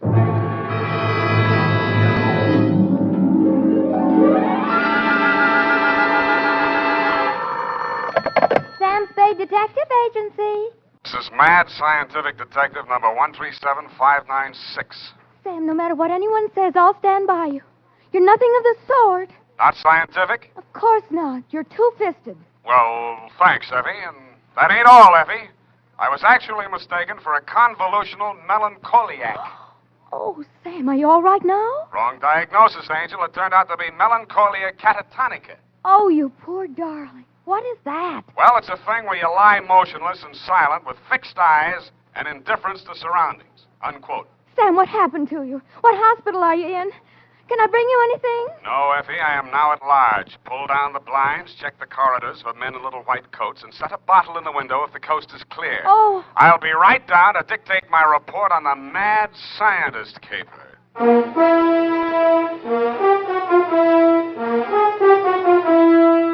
Dashiell Hammett, America's leading detective fiction writer and creator of Sam Spade, the hard-boiled private eye, and William Spear, radio's outstanding producer-director of mystery and crime drama, join their talents to make your hair stand on end with the adventures of Sam Spade. Presented by the makers of Wild Root Cream Oil for the hair. Nobody has to tell you that a neat personal appearance can have a lot to do with helping you get ahead on the job. Now, the first step to a good appearance is well-groomed hair. And I mean hair that's groomed with Wild Root Cream Oil. Wild Root Cream Oil always grooms the hair neatly and naturally. It relieves dryness, removes loose dandruff. Yes, men, to look your best at all times, spruce up with Wild Root Cream Oil Hair Tonic. Again and again, the choice of men who put good grooming first. And now, with Howard Duff starring as Spade, Wild Root brings to the air the greatest private detective of them all in the adventures of Sam Spade.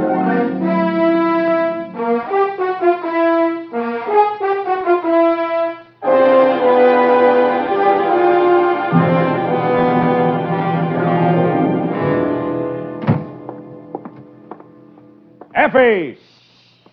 Come in, Sam. The coast is clear. Where are you? Why is it so dark in here? Oh, I had to put the lights out. The blind stuck. I couldn't get it down. The heat's off, Effie. Let there be light. Oh, I'm so glad. Now, let me look at you. Don't look at me like that and stop whispering. Oh, Sam. Did you get me all upset like that just for a joke? It's no joke, sweetheart. You really sick? Yeah, just sick of some of the types I made in this business. Oh, that. Date, July 25, 1948, to Detective Lieutenant Dundee, Homicide Detail, San Francisco Police, from Samuel Spade, license number 137596. Subject, the mad scientist caper. I worry so. Dear Dundee, he looked like a mad scientist, and that's exactly what he was.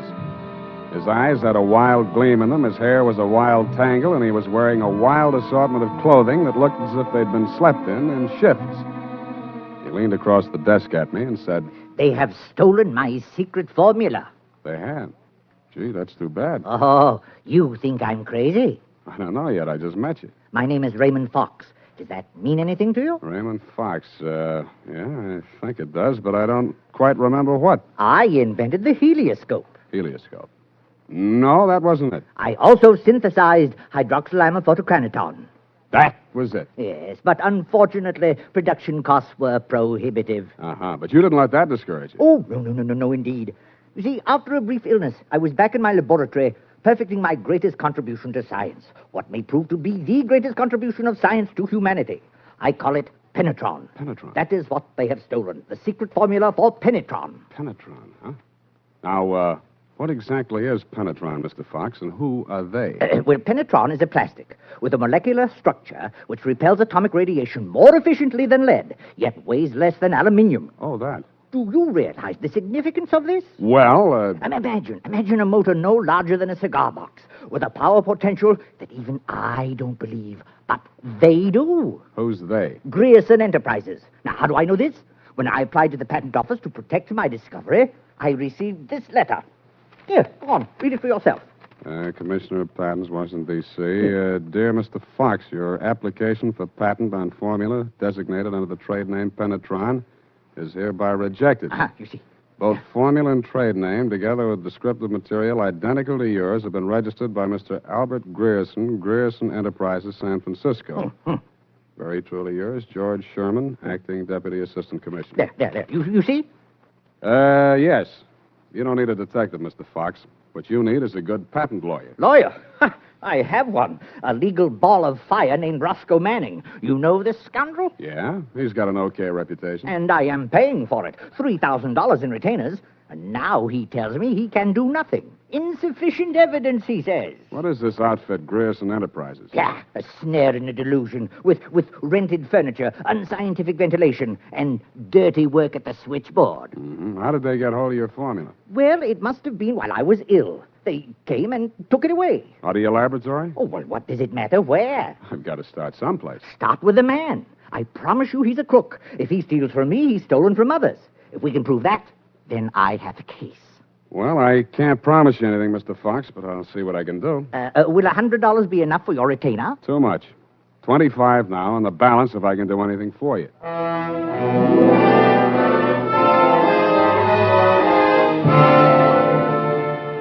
I doubted if I could even earn the 25, but if he wanted to gamble, it was okay with me. The offices of Grierson Enterprises were pretty much as he described them, a beautiful front, especially at the switchboard. Grierson Enterprises, good afternoon. No, Mr. Grierson's out of town. No, I don't know when to expect it. I'll be right with you. That's good news. Grierson Enterprises? No, he is not. No, I do not, and he doesn't want to talk to you in any case, Mr. Manning. Oh, if it would just stop. Can't you shut it off? I might as well. Nobody seems to believe me anyway. You aren't looking for him, too, I hope. Oh, please, just tell me you're selling magazines or collecting salvage or just anything. My card.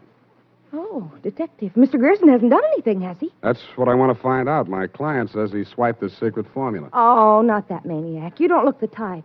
You know he's mad, don't you? Maybe yes, maybe no. Personally, I'm crazy about money. Mad money, pin money, or dirty money. Your employer didn't happen to leave any lying around, did he? No, but he has a charge account at a bar downstairs in the building, and it's nearly 5 o'clock. Could you cross-examine me there? I thanked her as gallantly as I could under the circumstances. She said, "Wait here, I won't be a minute." And while she was gone, I made a quick frisk of the office. The file cabinet was empty. Grierson's desk contained nothing but 2 unsharpened pencils, tobacco crumbs, a rubber band, some rusty paper clips, an old gas bill, a glass ampule, broken, labeled sodium denadrine for intravenous injection, and a business card from one Roscoe Manning, attorney at law. I stuck the card in my pocket, went back to the switchboard, and in less time than it takes to tell, I was calling her Lois, and she was calling me Sam over cocktails for 2. And that's all I know about it. I didn't think anything about his taking his correspondence out of the files. He often took work home with him. Mm-hmm. When was the last time you saw him? Oh, it's been nearly 6 weeks. You haven't heard from him in all that time? He was with Mr. Fox just before he left. They had a terrible quarrel, but then Mr. Grierson managed to get him calmed down, and they left the office together. And that's the last time you saw Grierson, huh? Yes, and it's all very strange. What did that maniac tell you? That Grierson swiped his invention. Do you believe that? I didn't even believe in the invention. Now I'm beginning to think it was worth stealing. Oh, Mr. Grierson wouldn't. He's a brilliant man, you know. What else has he invented? Well, I don't know. He always had a lot of projects, but of course he never took me into his confidence. Just exactly what is your job? Oh, it's quite simple, really. I just tell people he isn't in. Yeah. Look, sweetheart, you really mean to tell me it never occurred to you that there might be something slightly fishy about Grierson Enterprises? I know. Why should it? Because there's a smell of red herring up there. It's in the air. You mean Mr. Grierson's a crook? Well, what does that make me? Worry that out on his time. Drink up.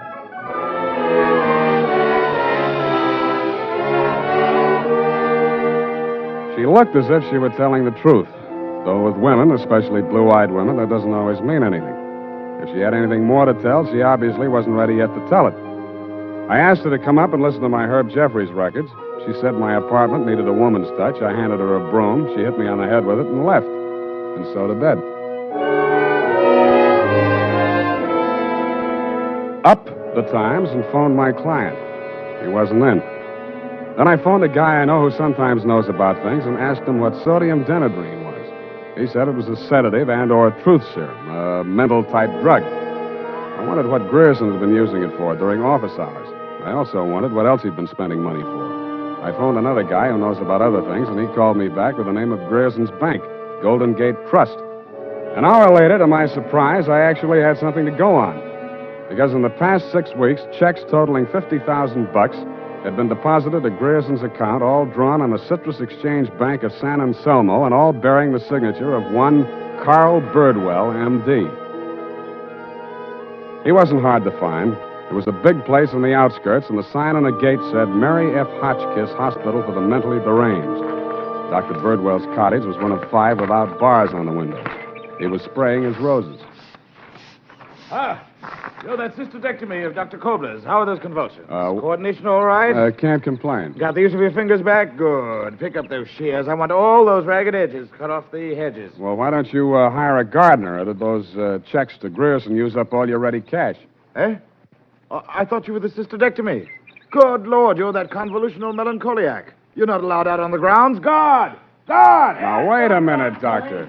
Matter. This one acting up? Take him back. I sent for the cystodectomy. This is the wrong man. You're crazy. Come on. Let go of me. I'm not a patient here. I'm a detective. Yeah, and I'm Sherlock Holmes. Come on, now, back to the violent war. Come on, lay off. I got an office in San Francisco. I can prove it. 137596. Okay, Dr. Watson, but come on, come on.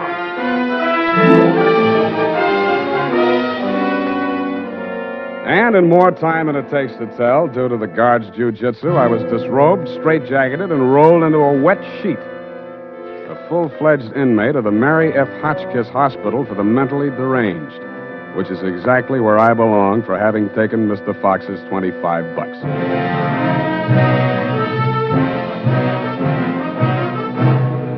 The makers of Wild Root Cream Oil are presenting the weekly Sunday adventure of Dashiell Hammett's famous private detective, Sam Spade.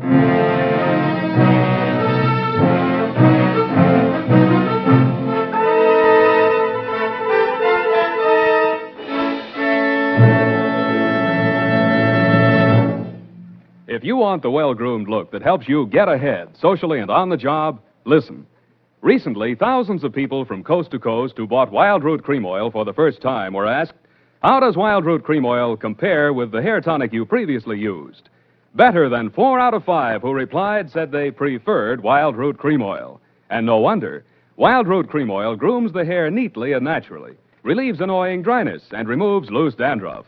What's more, non-alcoholic Wild Root Cream Oil is the only leading hair tonic that contains soothing lanolin. So ask for Wild Root Cream Oil Hair Tonic. Again and again, the choice of men who put good grooming first. By the way, smart girls use Wild Root Cream Oil, too. And mothers say it's grand for training children's hair.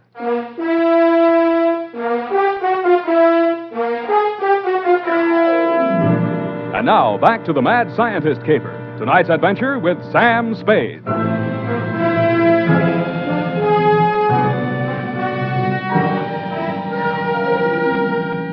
I have been shot, stabbed, slashed, pistol whipped, and sapped into unconsciousness. But until you have spent a night rolled up in a wet sheet, Dundee, you don't know what punishment is. You feel hot and cold at the same time, too miserable to sleep, too exhausted to stay awake. And after 4 hours of it, you just give up and join the crazies pushing up the daisies.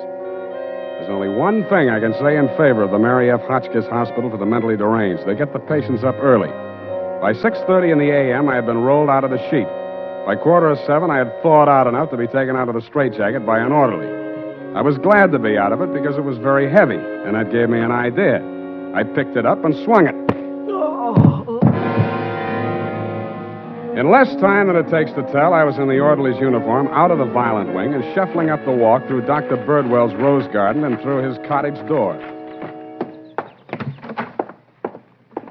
Good morning, Dr. Birdwell. Good Lord, who let you in here? What do you want? I was trying to tell you yesterday when I was so rudely interrupted. Hey? Oh, yes, the detective. Did you say Grierson sent you? I didn't say that. I'm afraid you'll have to be absolutely specific or I can't help you. All right. My client is an inventor who claims that Mr. Grierson stole a formula from him, got a patent on it, and stands to profit to the tune of about $1 million. The last 2 items check. I don't know whether Grierson's a crook or not. He's into you for $50,000, so you might know. This inventor. Pale eyes, contracted pupils, big mop of hair. That's a fair description. Fox. Raymond Fox. He's a patient, escaped from this hospital. That man, Mr. Spade, is a homicidal maniac. If you'll jog your memory, you may recall the case. Sacramento, 1935. Wait a minute. Chemistry professor, lab explosion? That's the case. 2 of his colleagues, whom he irrationally suspected of stealing the formula for the explosive he used to blow them up. You sure they didn't? The man was adjudged hopelessly insane. He must be returned to us. He may murder Grierson, he may murder you, but he will commit a murder if he remains at large. Perhaps more than one murder. You must help us, Spade. Like you, Doctor, I can't help unless you're absolutely specific about a couple of things. Your connection with Grierson, for instance. I invested in Grierson's firm. Uh-huh. How did Fox meet Grierson? He was allowed a certain degree of freedom here during his rational periods. I guessed that he went through my papers or overheard one of my conversations with Mr. Grierson. Mm-hmm. Did you know he retained a lawyer? Hmm? Manning, smart patent lawyer. You must think Fox has a case. Oh, surely not. Grierson thinks so, too. You've talked to Grierson? No, but I've examined his bank statements. The bank allowed that? I told him I was Grierson's attorney. The point is, Grierson is broke. Why? Because he's paid out every penny you gave him to the order of Roscoe Manning, attorney at law. And you know what I think, Doctor? Yes? I think Raymond Fox is crazy like a fox.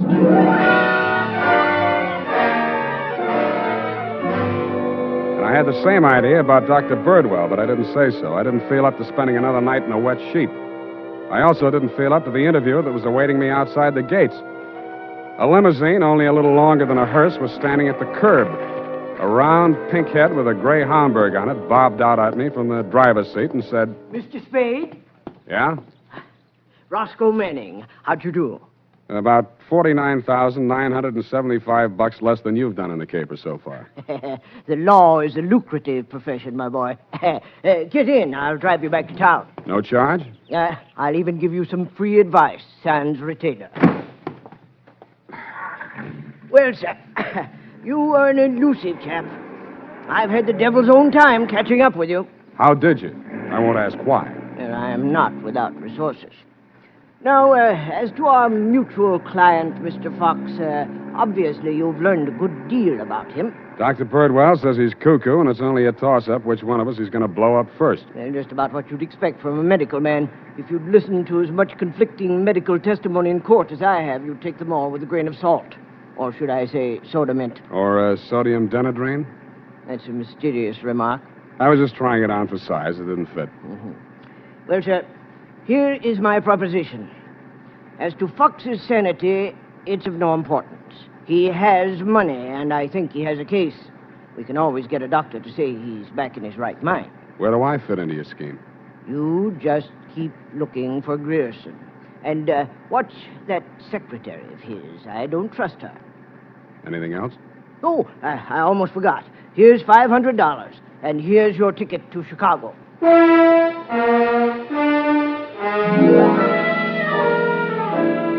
I don't know why, but somehow I got the impression that Mr. Manning was trying to get rid of me. He should have used that ticket to Chicago himself. We stopped at Sausalito for breakfast, and the condemned man ate a hearty meal. We drove the last mile through the Marina District and pulled up in front of his house. Well, sir, have a nice trip. Or take the car, Mr. Spade. I'll pick it up at the depot. Goodbye. It's been charming. Goodbye. He backed across the sidewalk, waving, and I waved back. Then he went up 3 steps, put a key in his door, and opened it. It didn't do much damage to the house, but all the king's horses and all the king's men couldn't put Roscoe Manning back together again. I got out of the car and just made it up the steps when it happened again. I hated the look, but I did. Where the limousine had been parked with me in it was a smoking heap of scrap metal. I then headed for the nearest phone booth and, pausing only to inspect it for mines and booby traps, dialed the number of Grierson Enterprises. Grierson Enterprises. Lois, Sam Spade. Sam, darling, thank you for the present. What present? I haven't had a chance to open it yet, but I think I can guess what it is. A traveling clock. You mean a package arrived and it ticks? Oh, darling, don't be such a tease. Now, Lois, listen. Oh, all right, I'll open it now. Throw it out the window. No, don't do that. Pedestrians, innocent bystanders. Have you got a metal wastebasket there? I think so, yes. Well, fill it up with water and throw the package into it. And ruin my lovely clock? It is not a lovely clock. It's a lovely booby trap. Oh, go on. I'm serious. Manning just got one of them, and what's left of him is on the way to the morgue. Oh, I think I'm going to faint. Lois! Lois! Wake up! Pour some water on yourself. Hello, hello!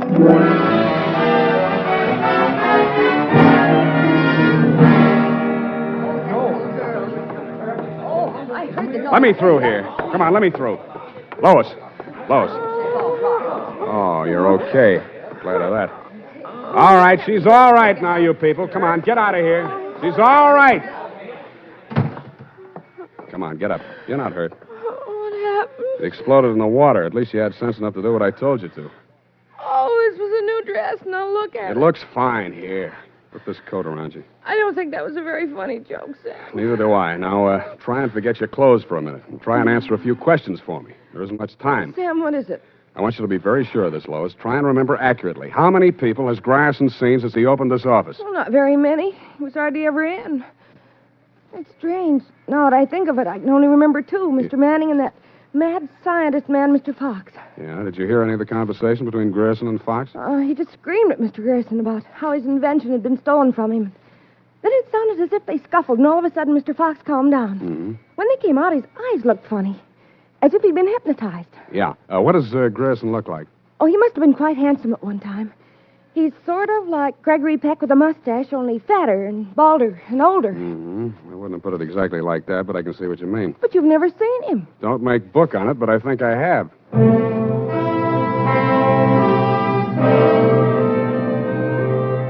I made 3 phone calls. One to a crime reporter I don't like very well, giving him a false story on the death of Lois, Grierson's secretary. Another to my client, the mad scientist, alias Raymond Fox. And one to Dr. Birdwell. Then I went to my apartment and waited. My client arrived 5 minutes before the doctor. When Birdwell came in, my client said, Aha! That's he. He stole my secret formula. Now, Raymond, you're getting confused again. No. I'm the doctor, don't you remember? That's not true. Your name is Grierson. Oh, is much worse. These identifications. Now, you must try to remember, Raymond. Nobody's going to hurt you. But you'll be much sicker if you don't remember. But I do remember. I remember everything. Do you remember setting the bombs at Manning's house and the one you sent to Mr. Grierson's office? No. Grierson isn't dead. You're Grierson. No, Grierson isn't dead. Only that poor girl. No. She didn't steal my formula. It was you. Oh, you're trying to mix me up. I'm trying to help you. Now, roll up your sleeve. I'll give you something to quiet your nerves, and we'll go back to the hospital. Put it away, Doctor. You've helped them enough. Huh? Now, look here. This man is my patient. He needs medical attention. I won't argue with you, but I think you'd better get it from some other doctor. Right now, he's making more sense than you are. Just keep on the way you're going, Spade, and I'll have you back in that wet sheet. I did it once, and I can do it again. Sit down. You got delusions of grandeur. Stop shaking, Raymond. I said you're making more sense than he is, and I can prove it.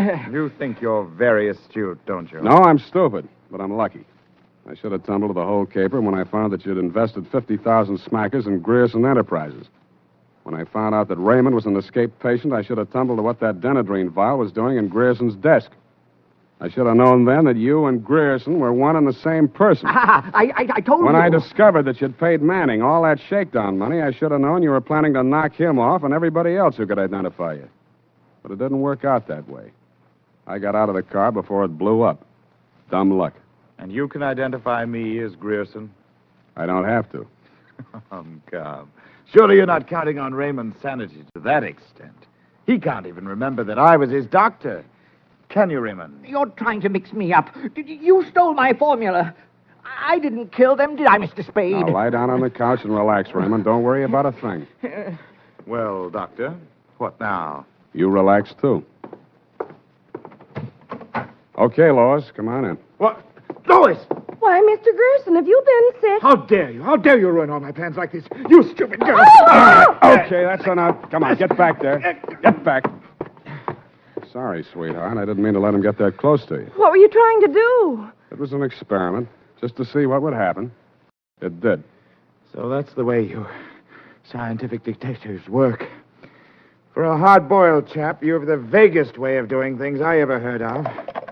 Well, plans are all right sometimes, Doctor, and sometimes just stirring things up is all right if you're tough enough to survive and keep your eyes open so you see what you want when it comes to the top or something. Spade, Dundee. I'm at home. I've got two homicidal characters here, one sane and one insane. Now, if you can tell the difference, I'll let you give the story to the papers.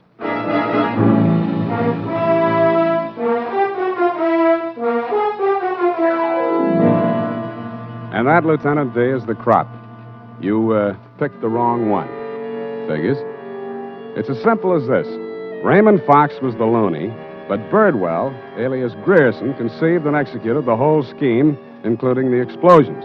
Don't worry about Fox. He's now back at the hospital working on a new secret formula. I don't know what it is, but it might be an anti-truth serum, because that's how Birdwell got the Penetron formula, by using truth serum on the mad scientist to make him talk. Anyway you figure it, he's crazy like a fox. His enemies are all dead or on their way, and he's as snug as a rug in a bug house. Period. End of Looney Tune. Well, of all... Well, just imagine. Well, it takes all sorts to make a world, I guess. Well, I guess you never spoke a truer word, Effie, but don't forget, a stitch in time saves 9. Don't feel too badly about it, Sam. Better late than never. You took the words right out of the horse's mouth, but it's later than you think, Angel. Type that up, Angel, and while you're at it, see if you can think up a way to teach an old dog new tricks.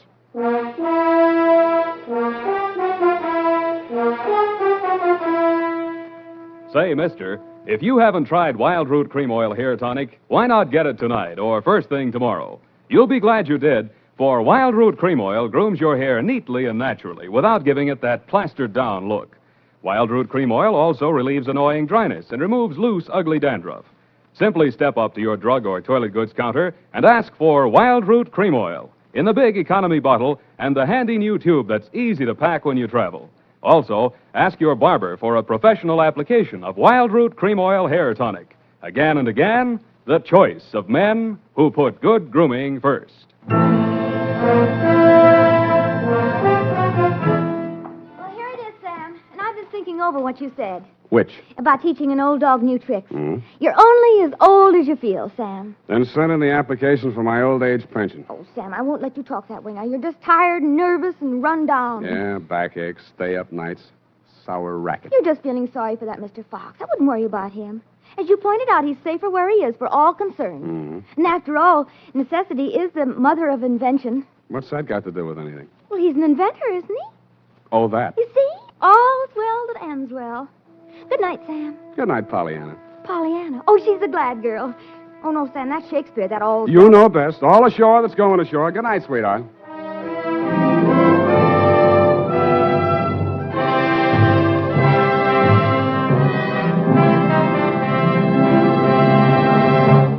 The Adventures of Sam Spade, Dashiell Hammett's famous private detective, are produced and directed by William Spear. Sam Spade is played by Howard Duff. Lorene Tuttle is Effie. The Adventures of Sam Spade are written for radio by Bob Tallman and Gil Dowd, with musical direction by Lud Gluskin. Gil Dowd directed tonight's broadcast in William Spear's absence. Join us again next Sunday for another adventure with Sam Spade. Brought to you by Wild Root Cream Oil, again and again, the choice of men who put good grooming first. This is Dick Joy reminding you to... Get Wild Root Cream Oil, Charlie. It keeps your hair in trim. You see, it's non-alcoholic, Charlie. It's made with soothing lanolin. You better get Wild Root Cream Oil, Charlie. Start using it today. You'll find that you will have a tough time, Charlie, keeping all the gals away. Hiya, Baldy. Get Wild Root right away. Thanks for listening to HOJO Radio. We have more classic radio coming your way next. The Adventures of Sam Spade, Detective. Brought to you by Wild Root Cream Oil Hair Tonic, the non-alcoholic hair tonic that contains lanolin. Wild Root Cream Oil, again and again, the choice of men who put good grooming first.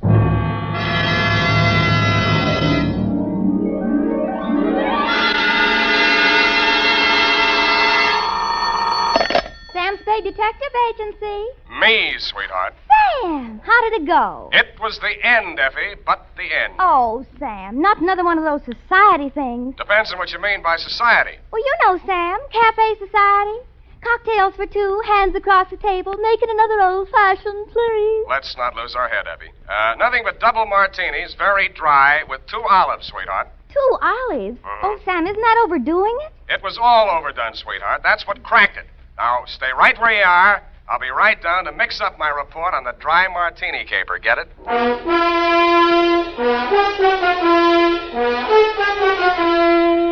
Dashiell Hammett, America's leading detective fiction writer and creator of Sam Spade, the hard-boiled private eye, and William Spear, radio's outstanding producer-director of mystery and crime drama, join their talents to make your hair stand on end with the adventures of Sam Spade.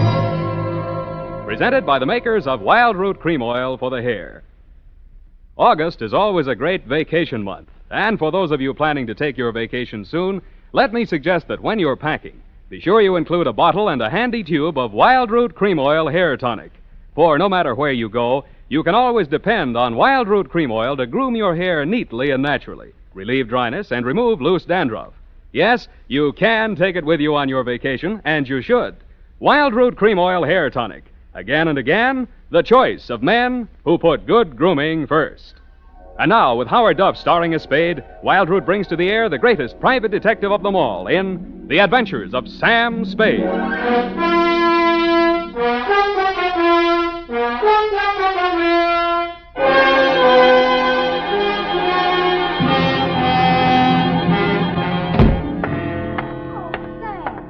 look sober as an owl. Wise as an owl, sober as a judge, F. Oh.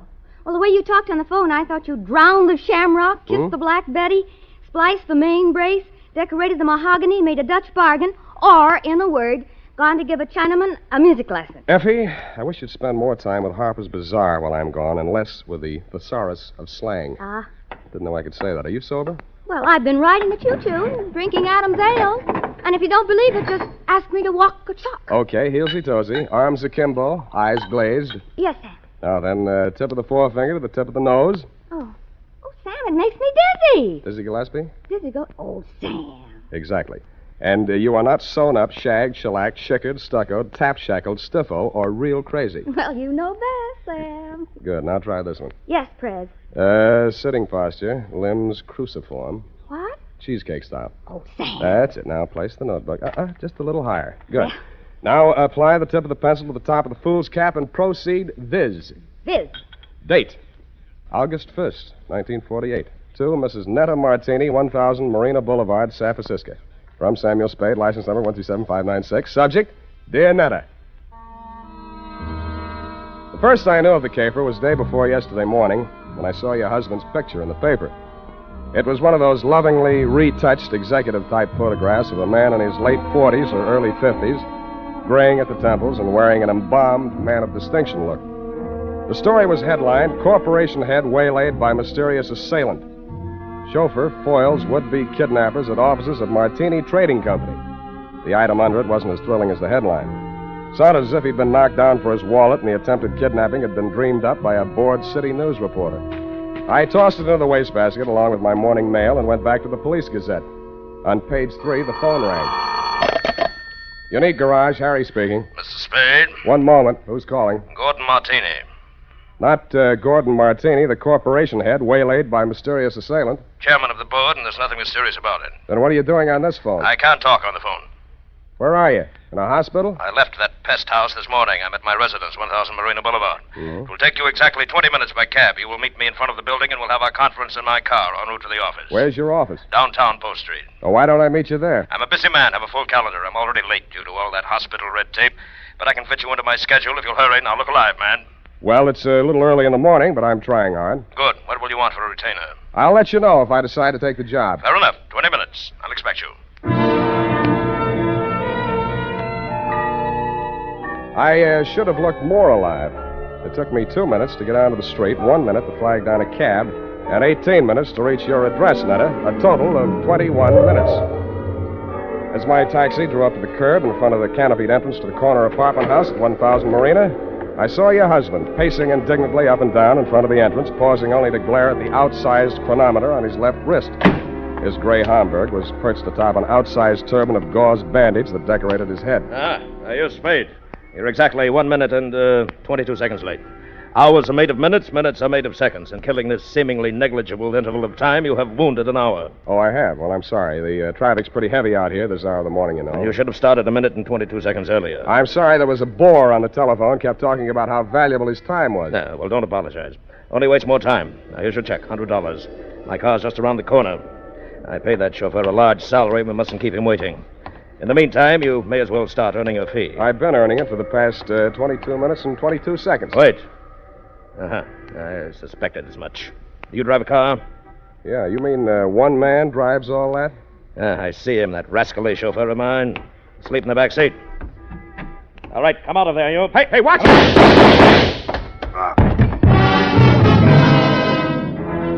I was behind him and a little to the right. The shock of the rapid-fire 30-caliber slugs lifted him off his feet and knocked him against me.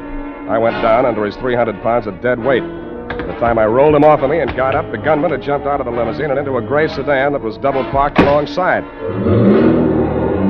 In the welter of traffic on the boulevard, I didn't dare risk throwing a shot after him, but I did get the first 3 numbers of the license plate before it buried itself in the heavy stream of AM commuters.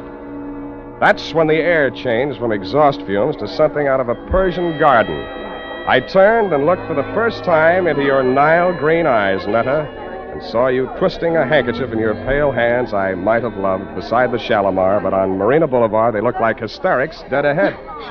Who did it? You saw him. Don't lie to me. Why don't they come? Where's the ambulance? Why are all those people standing around there staring at me? Make them go away. Calm down. Make them go away. I Take can't it. stand it. Stop it, will you? That's better. Now, come on over here. Who are you, his wife? Yes, and it was all my fault. This is the end. I called Ernie out the window and asked him to come upstairs. I wanted him to return some lingerie. They sent the wrong color, peach. Yeah. Who's Ernie? He's our chauffeur. I was looking for the exchange slip when we heard the shots. Is he dead this time? Yeah, they'll go to pieces. Poor Gordon, he had so many enemies. He didn't drink well, you know. People dropped us like flies. Well, they certainly dropped your husband. Are you a policeman? No, but I'll do until the real thing comes along, which is right now. If I were you, lady, I'd go back upstairs and relax. They'll get to you soon enough. Yes, I suppose you're right. Poor Gordon. He looks so natural stretched out on the pavement. Yeah. I keep thinking he'll get up and stagger on into the elevator. He didn't drink at all well. Go on, will you? All right, I'm going. Oh, Ernie, where did you go? Down at the garage. I heard a car drive in. Poor Mr. Martini. It's all my fault. No, Ernie, it's mine if I only hadn't mislaid that exchange slip. What? You know, when I called you out the window to come and get that package. Oh, that. What do we got here? Who's the witness? Me. Oh, Spade. Lost another client, huh? Not quite. I hadn't cashed the check yet. Well, they got him anyway. All right, clear a space in there. Let him through with that stretcher. Step over here out of the crowd, Sam. I want to get that statement. Yeah. Okay, Gary, take it down. Got a pencil? Yeah, but I want it back. Let's have it. This guy is Gordon Martini. He headed up a local firm, the Martini Trading Company. Yeah. Last night he was working late at his office. Got boinged. All right. Phoned me this morning. Didn't know why. Thought maybe he wanted a bodyguard. Anyway, he needed one. Gunman was crouched in the back seat of the limousine, shoved the carbine out when Martini opened the door. Carbine, huh? Didn't get a good look at him. You could see why, the way it's closed in. No side windows. Foreign car, isn't it? Stop drooling. You can't afford one. You getting all this? What about the getaway? Martini fell on top of me. I saw the getaway car on the back of his head. Yeah. The car was a gray sedan. The back of his head was a standard make, too. Only got the first 3 digits of license plate, 5D9. 5D9. Anything else? Yeah, give me back my pencil. The homicide boys want some help. They know my thief. Mr. Spade. This is Martini. Why aren't you and Ernie upstairs getting your alibis shaped up? Oh, please, I can't face the questions just yet. Would it be legal if I just avoided them till I can collect myself? I don't know about legal, but it might be smart. Where can we talk? What do you suggest? Well, there's a little cocktail lounge up on Lombard where Ernie and I all... it's just around the corner. Very handy. Let's go.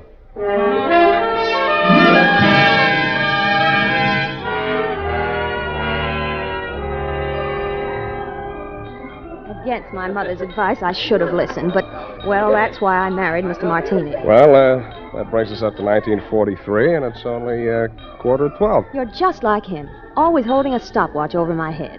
Always? Well, he drank, you know. You told me that. But it's much more important than you think. He often fell down and bumped his head. You mean that mysterious assailant that waylaid him last night in his office was a double martini? 2 pitchers full before dinner. 2? Ernie had to carry him up to his office. Well, what did he go up there for? Oh, we had an appointment with the vice president of the firm, Mr. Nesbitt. Something had come up, and he wanted Gordon to sign some papers. I don't know what. It wasn't the first time. I waited outside in the car. After Ernie had taken him upstairs, he came back to the car, and we talked. Ernie has alibis upstairs, downstairs, and all around the house. Well, then when the others came out and Gordon didn't, Ernie went upstairs to see why. Others? Mr. Nesbitt and who else? Mary Callahan. Secretary? No, she's an attorney. And if you think everything was legal between those two, well, but after all, who am I to call the kettle black? Now, what are you trying to tell me? That you got him drunk so they could make him sign some papers? That he got himself drunk so he couldn't write his name? Or that he just got drunk and fell down? Between you and me, I think she pushed him down a flight of stairs. In his condition, he'd never remember. Why are you putting the finger on the Callahan dame? Well, what would you think? She was the last one out of the building. Why didn't you want to tell all this to the police? Well, I didn't want to talk about his drinking. Things were bad enough already. That would have been the end. Well, that's as good an answer as any. What do you want me to do for you? Prove that she did it and Ernie didn't. I'll let you take care of Ernie. Oh, no. I don't want to alibi him unless I have to. He might get the wrong idea.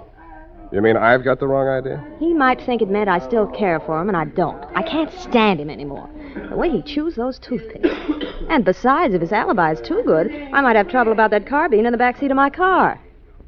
Pardon me, it sounded as if you said you might have trouble about a carbine in the backseat of your car. That's what I said. Where is your car? In the garage. But somebody had it out this morning. They scraped the fender coming back in, and they ran into the wall. They must have been in an awful hurry. Tell me, this car of yours, it wouldn't be a gray sedan? Yes. License number? Oh, wait a minute. It's on my keyring. Here, 5D90... That's enough. Why didn't you tell me this before? Well, I couldn't get up the nerve.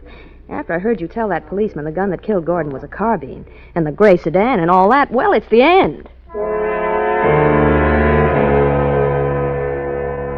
I hoped you were right, but I didn't think so. When I went to look at the gray sedan in your garage, I knew you were wrong. Dead wrong. It was the getaway car, all right, and the carbine, as you know, was proven later to be the one that killed your husband. But Ernie had turned into a very poor suspect indeed. He was hugging the carpet between the front and rear seats, and when I nudged him, he didn't move. He'd been shot at closer range than Gordon Martini, and the killer had used only one slug. It was planted in the base of his brain, which made him not only a very poor suspect, but a very dead one.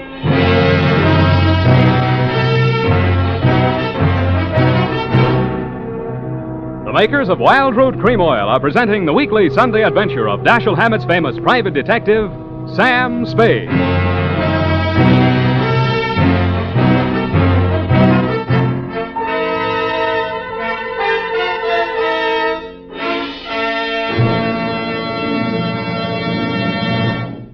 If you want the well-groomed look that helps you get ahead socially and on the job, listen. Recently, thousands of people from coast to coast who bought Wild Root Cream Oil for the first time were asked, how does Wild Root Cream Oil compare with the hair tonic you previously used? Better than 4 out of 5 who replied said they preferred Wild Root Cream Oil. And no wonder. Wild Root Cream Oil grooms the hair neatly and naturally, relieves annoying dryness, and removes loose dandruff. What's more, non-alcoholic Wild Root Cream Oil is the only leading hair tonic that contains soothing lanolin. So ask for Wild Root Cream Oil Hair Tonic. Again and again, the choice of men who put good grooming first. By the way, smart girls use Wild Root Cream Oil, too. And mothers say it's grand for training children's hair.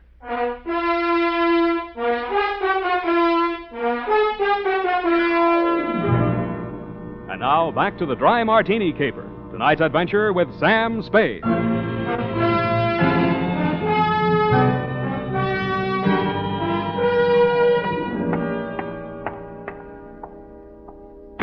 Martini Trading Company, good afternoon. I'm sorry, Mr. Nesbitt is in conference.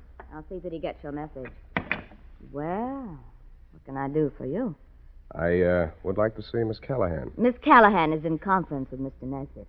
Good.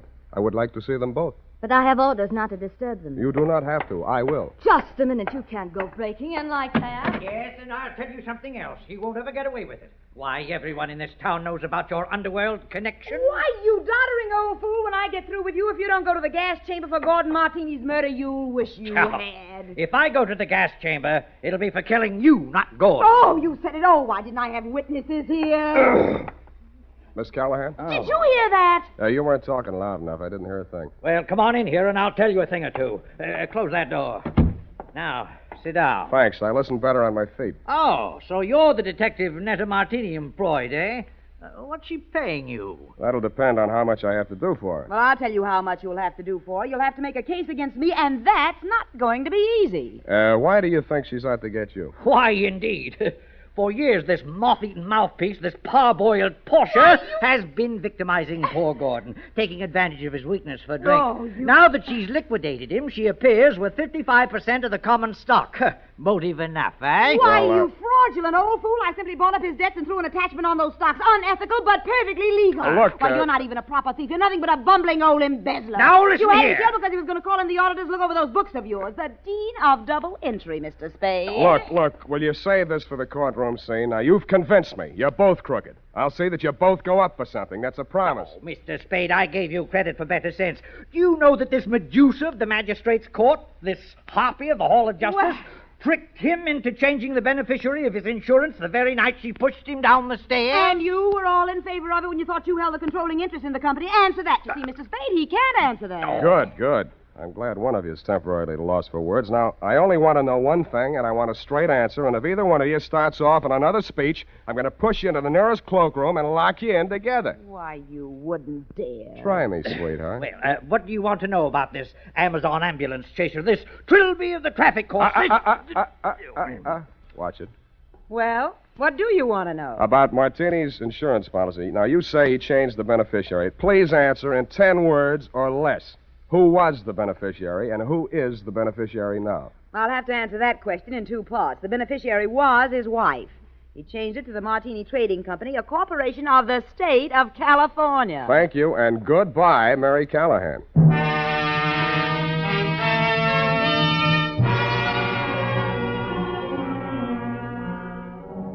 And that Netta took the heat off of you for the time being, which made things tough for me. Because Callahan and Nesbitt were so horrible, I never wanted to see them again, even to testify against them in court.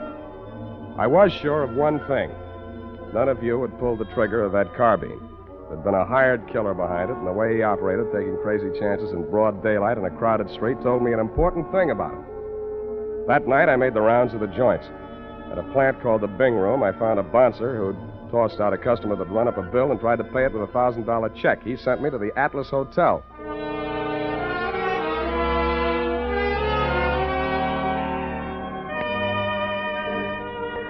The Atlas Hotel is off of 3rd Street down near the railroad yards. Not even a flea bag. The fleas sickened and died a long time ago. They couldn't take it. And from the look of the guests sprawled out in the mission furniture of the lobby, they wouldn't be able to much longer. A half-dead room clerk came back to the land of the living long enough to mutter a room number and wave me feebly toward a flight of crummy stairs.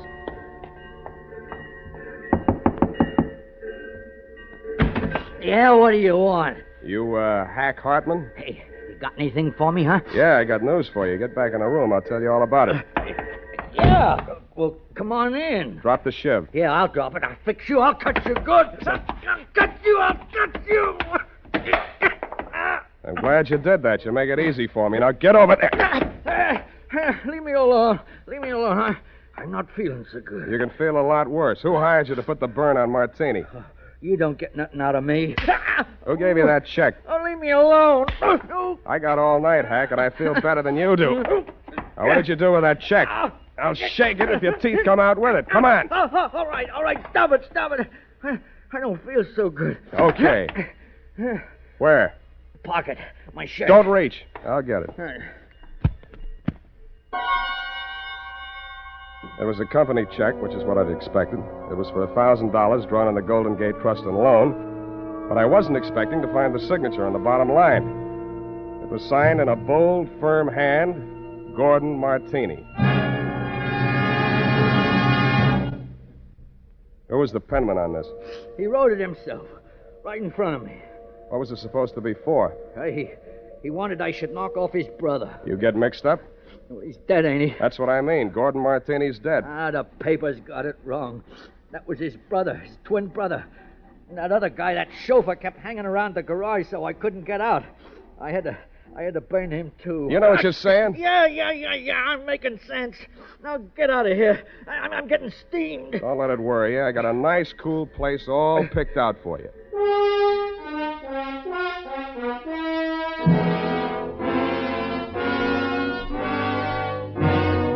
After I turned Hack over to the cops, I did what checking I could on my own at that time of night. As nearly as I could learn, Gordon Martini could never have had a brother, twin or otherwise. He was a first child. His mother died in childbirth, and his father died 1 month later. So I went back to the offices of the Martini Trading Company, glass-keyed my way in, and made a quick frisk of it. There I learned that the signature on the check was indeed Gordon's, but that he had closed out his account at that bank the day he wrote it. I thought about that on the way out to your apartment.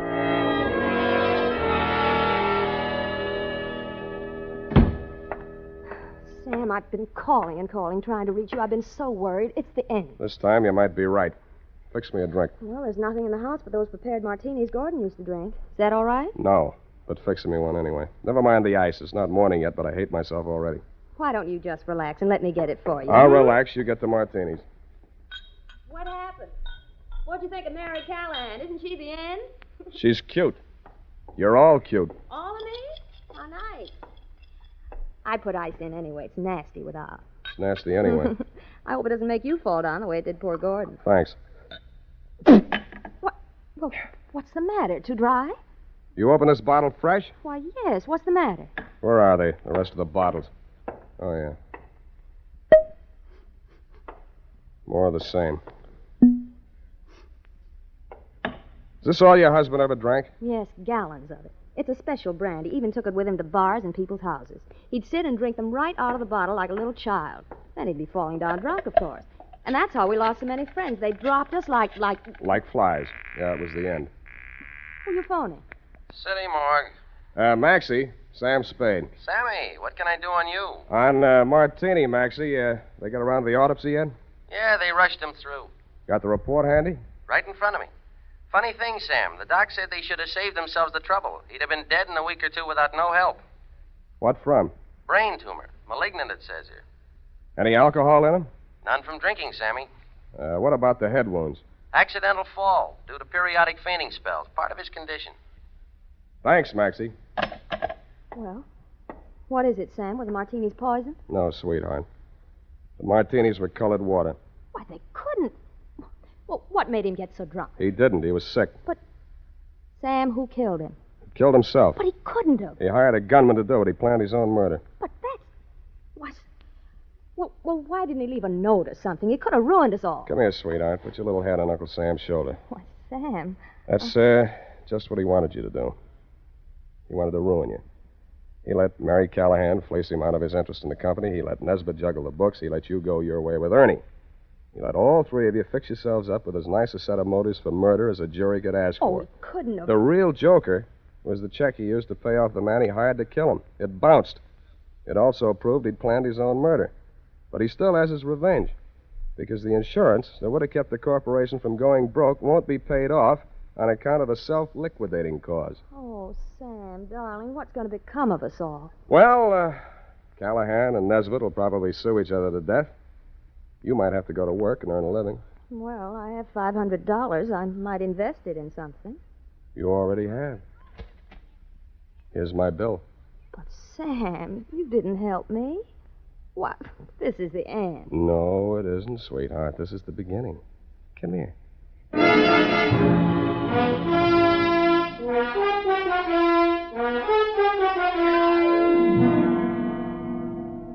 Period. End of the end. Well, if you ask me, you helped her. Now, F. Well, that just goes to show you. Show what, F? Man's ingratitude to man. Hmm? But what did Mr. Martini have against you? Why, nothing, sweetheart. He, just needed a smart operator like, no, Johnny Madero was on vacation. Sam. Have you cashed that check Mr. Martini gave you? Well, not yet. Sam, any bartender would know better than to take a check from a man who drinks that much. F, you haven't been paying attention. He didn't drink. He didn't. I was able to establish that later on. You haven't been listening. Well, at the time, Sam, for all anybody knew, he was a hopeless drunk. He was, Sam. Oh, you're so wonderful and trusting. But I do wish that you'd understand this. He was a hopeless drunk. For the last time, Effie, he didn't really drink. I'll just type this up, Sam, while you call the bank. I'll do that.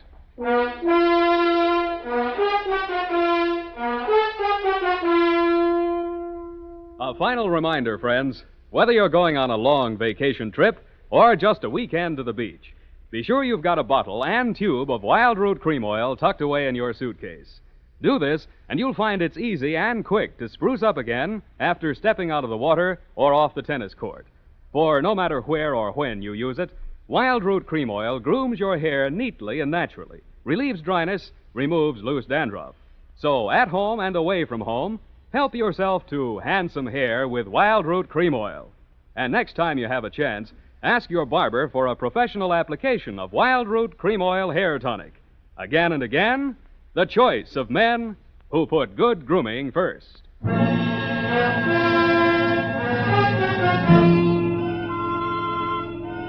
Well, here it is, Sam. I hope it was worth the price of the paper and carbons. You made carbon copies of that? An unimportant report like that? Oh, it bounced? Well, the estate isn't settled yet. Oh, Sam, you're so wonderful and trusting. Effie, I am not wonderful and trusting. I am a hard-boiled private eye. I know. Just a pity there's no money in it. And I'm also two-fisted. Sam, Hmm? have you ever thought of ceramics? Of what? Ceramics. It takes virtually no capital. All you need is a small furnace and some clay. And if you don't have any talent, you can just make ashtrays. Thanks, I already have one. Oh, flower pots are fun. You can pot them on a wheel. And you can pot your hat on and wheel on out of here and also take your furnace and clay. Oh, I love you when you're so gay and carefree. I am not gay and carefree. You are a hard-boiled private eye. Good night, Sam. Good night, and sue me for your back salary, sweetheart.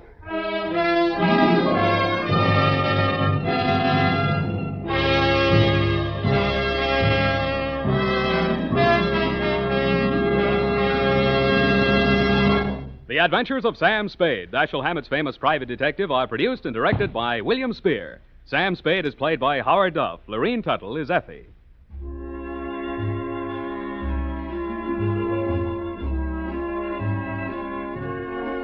The Adventures of Sam Spade are written for radio by Bob Tallman and Gil Dowd, with musical direction by Lud Gluskin.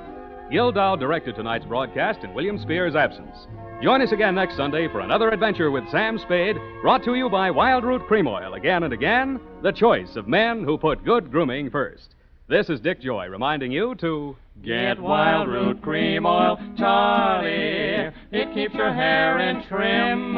You see, it's non-alcoholic, Charlie. It's made with soothing lanolin. You better get Wild Root Cream Oil, Charlie. Start using it today. You'll find that you will have a tough time, Charlie. Keeping all the gals away. Hiya, Baldy. Get Wild Root right away. This is CBS, the Columbia Broadcasting System. Thank you for listening to HOJO Radio. We'll be back again very soon.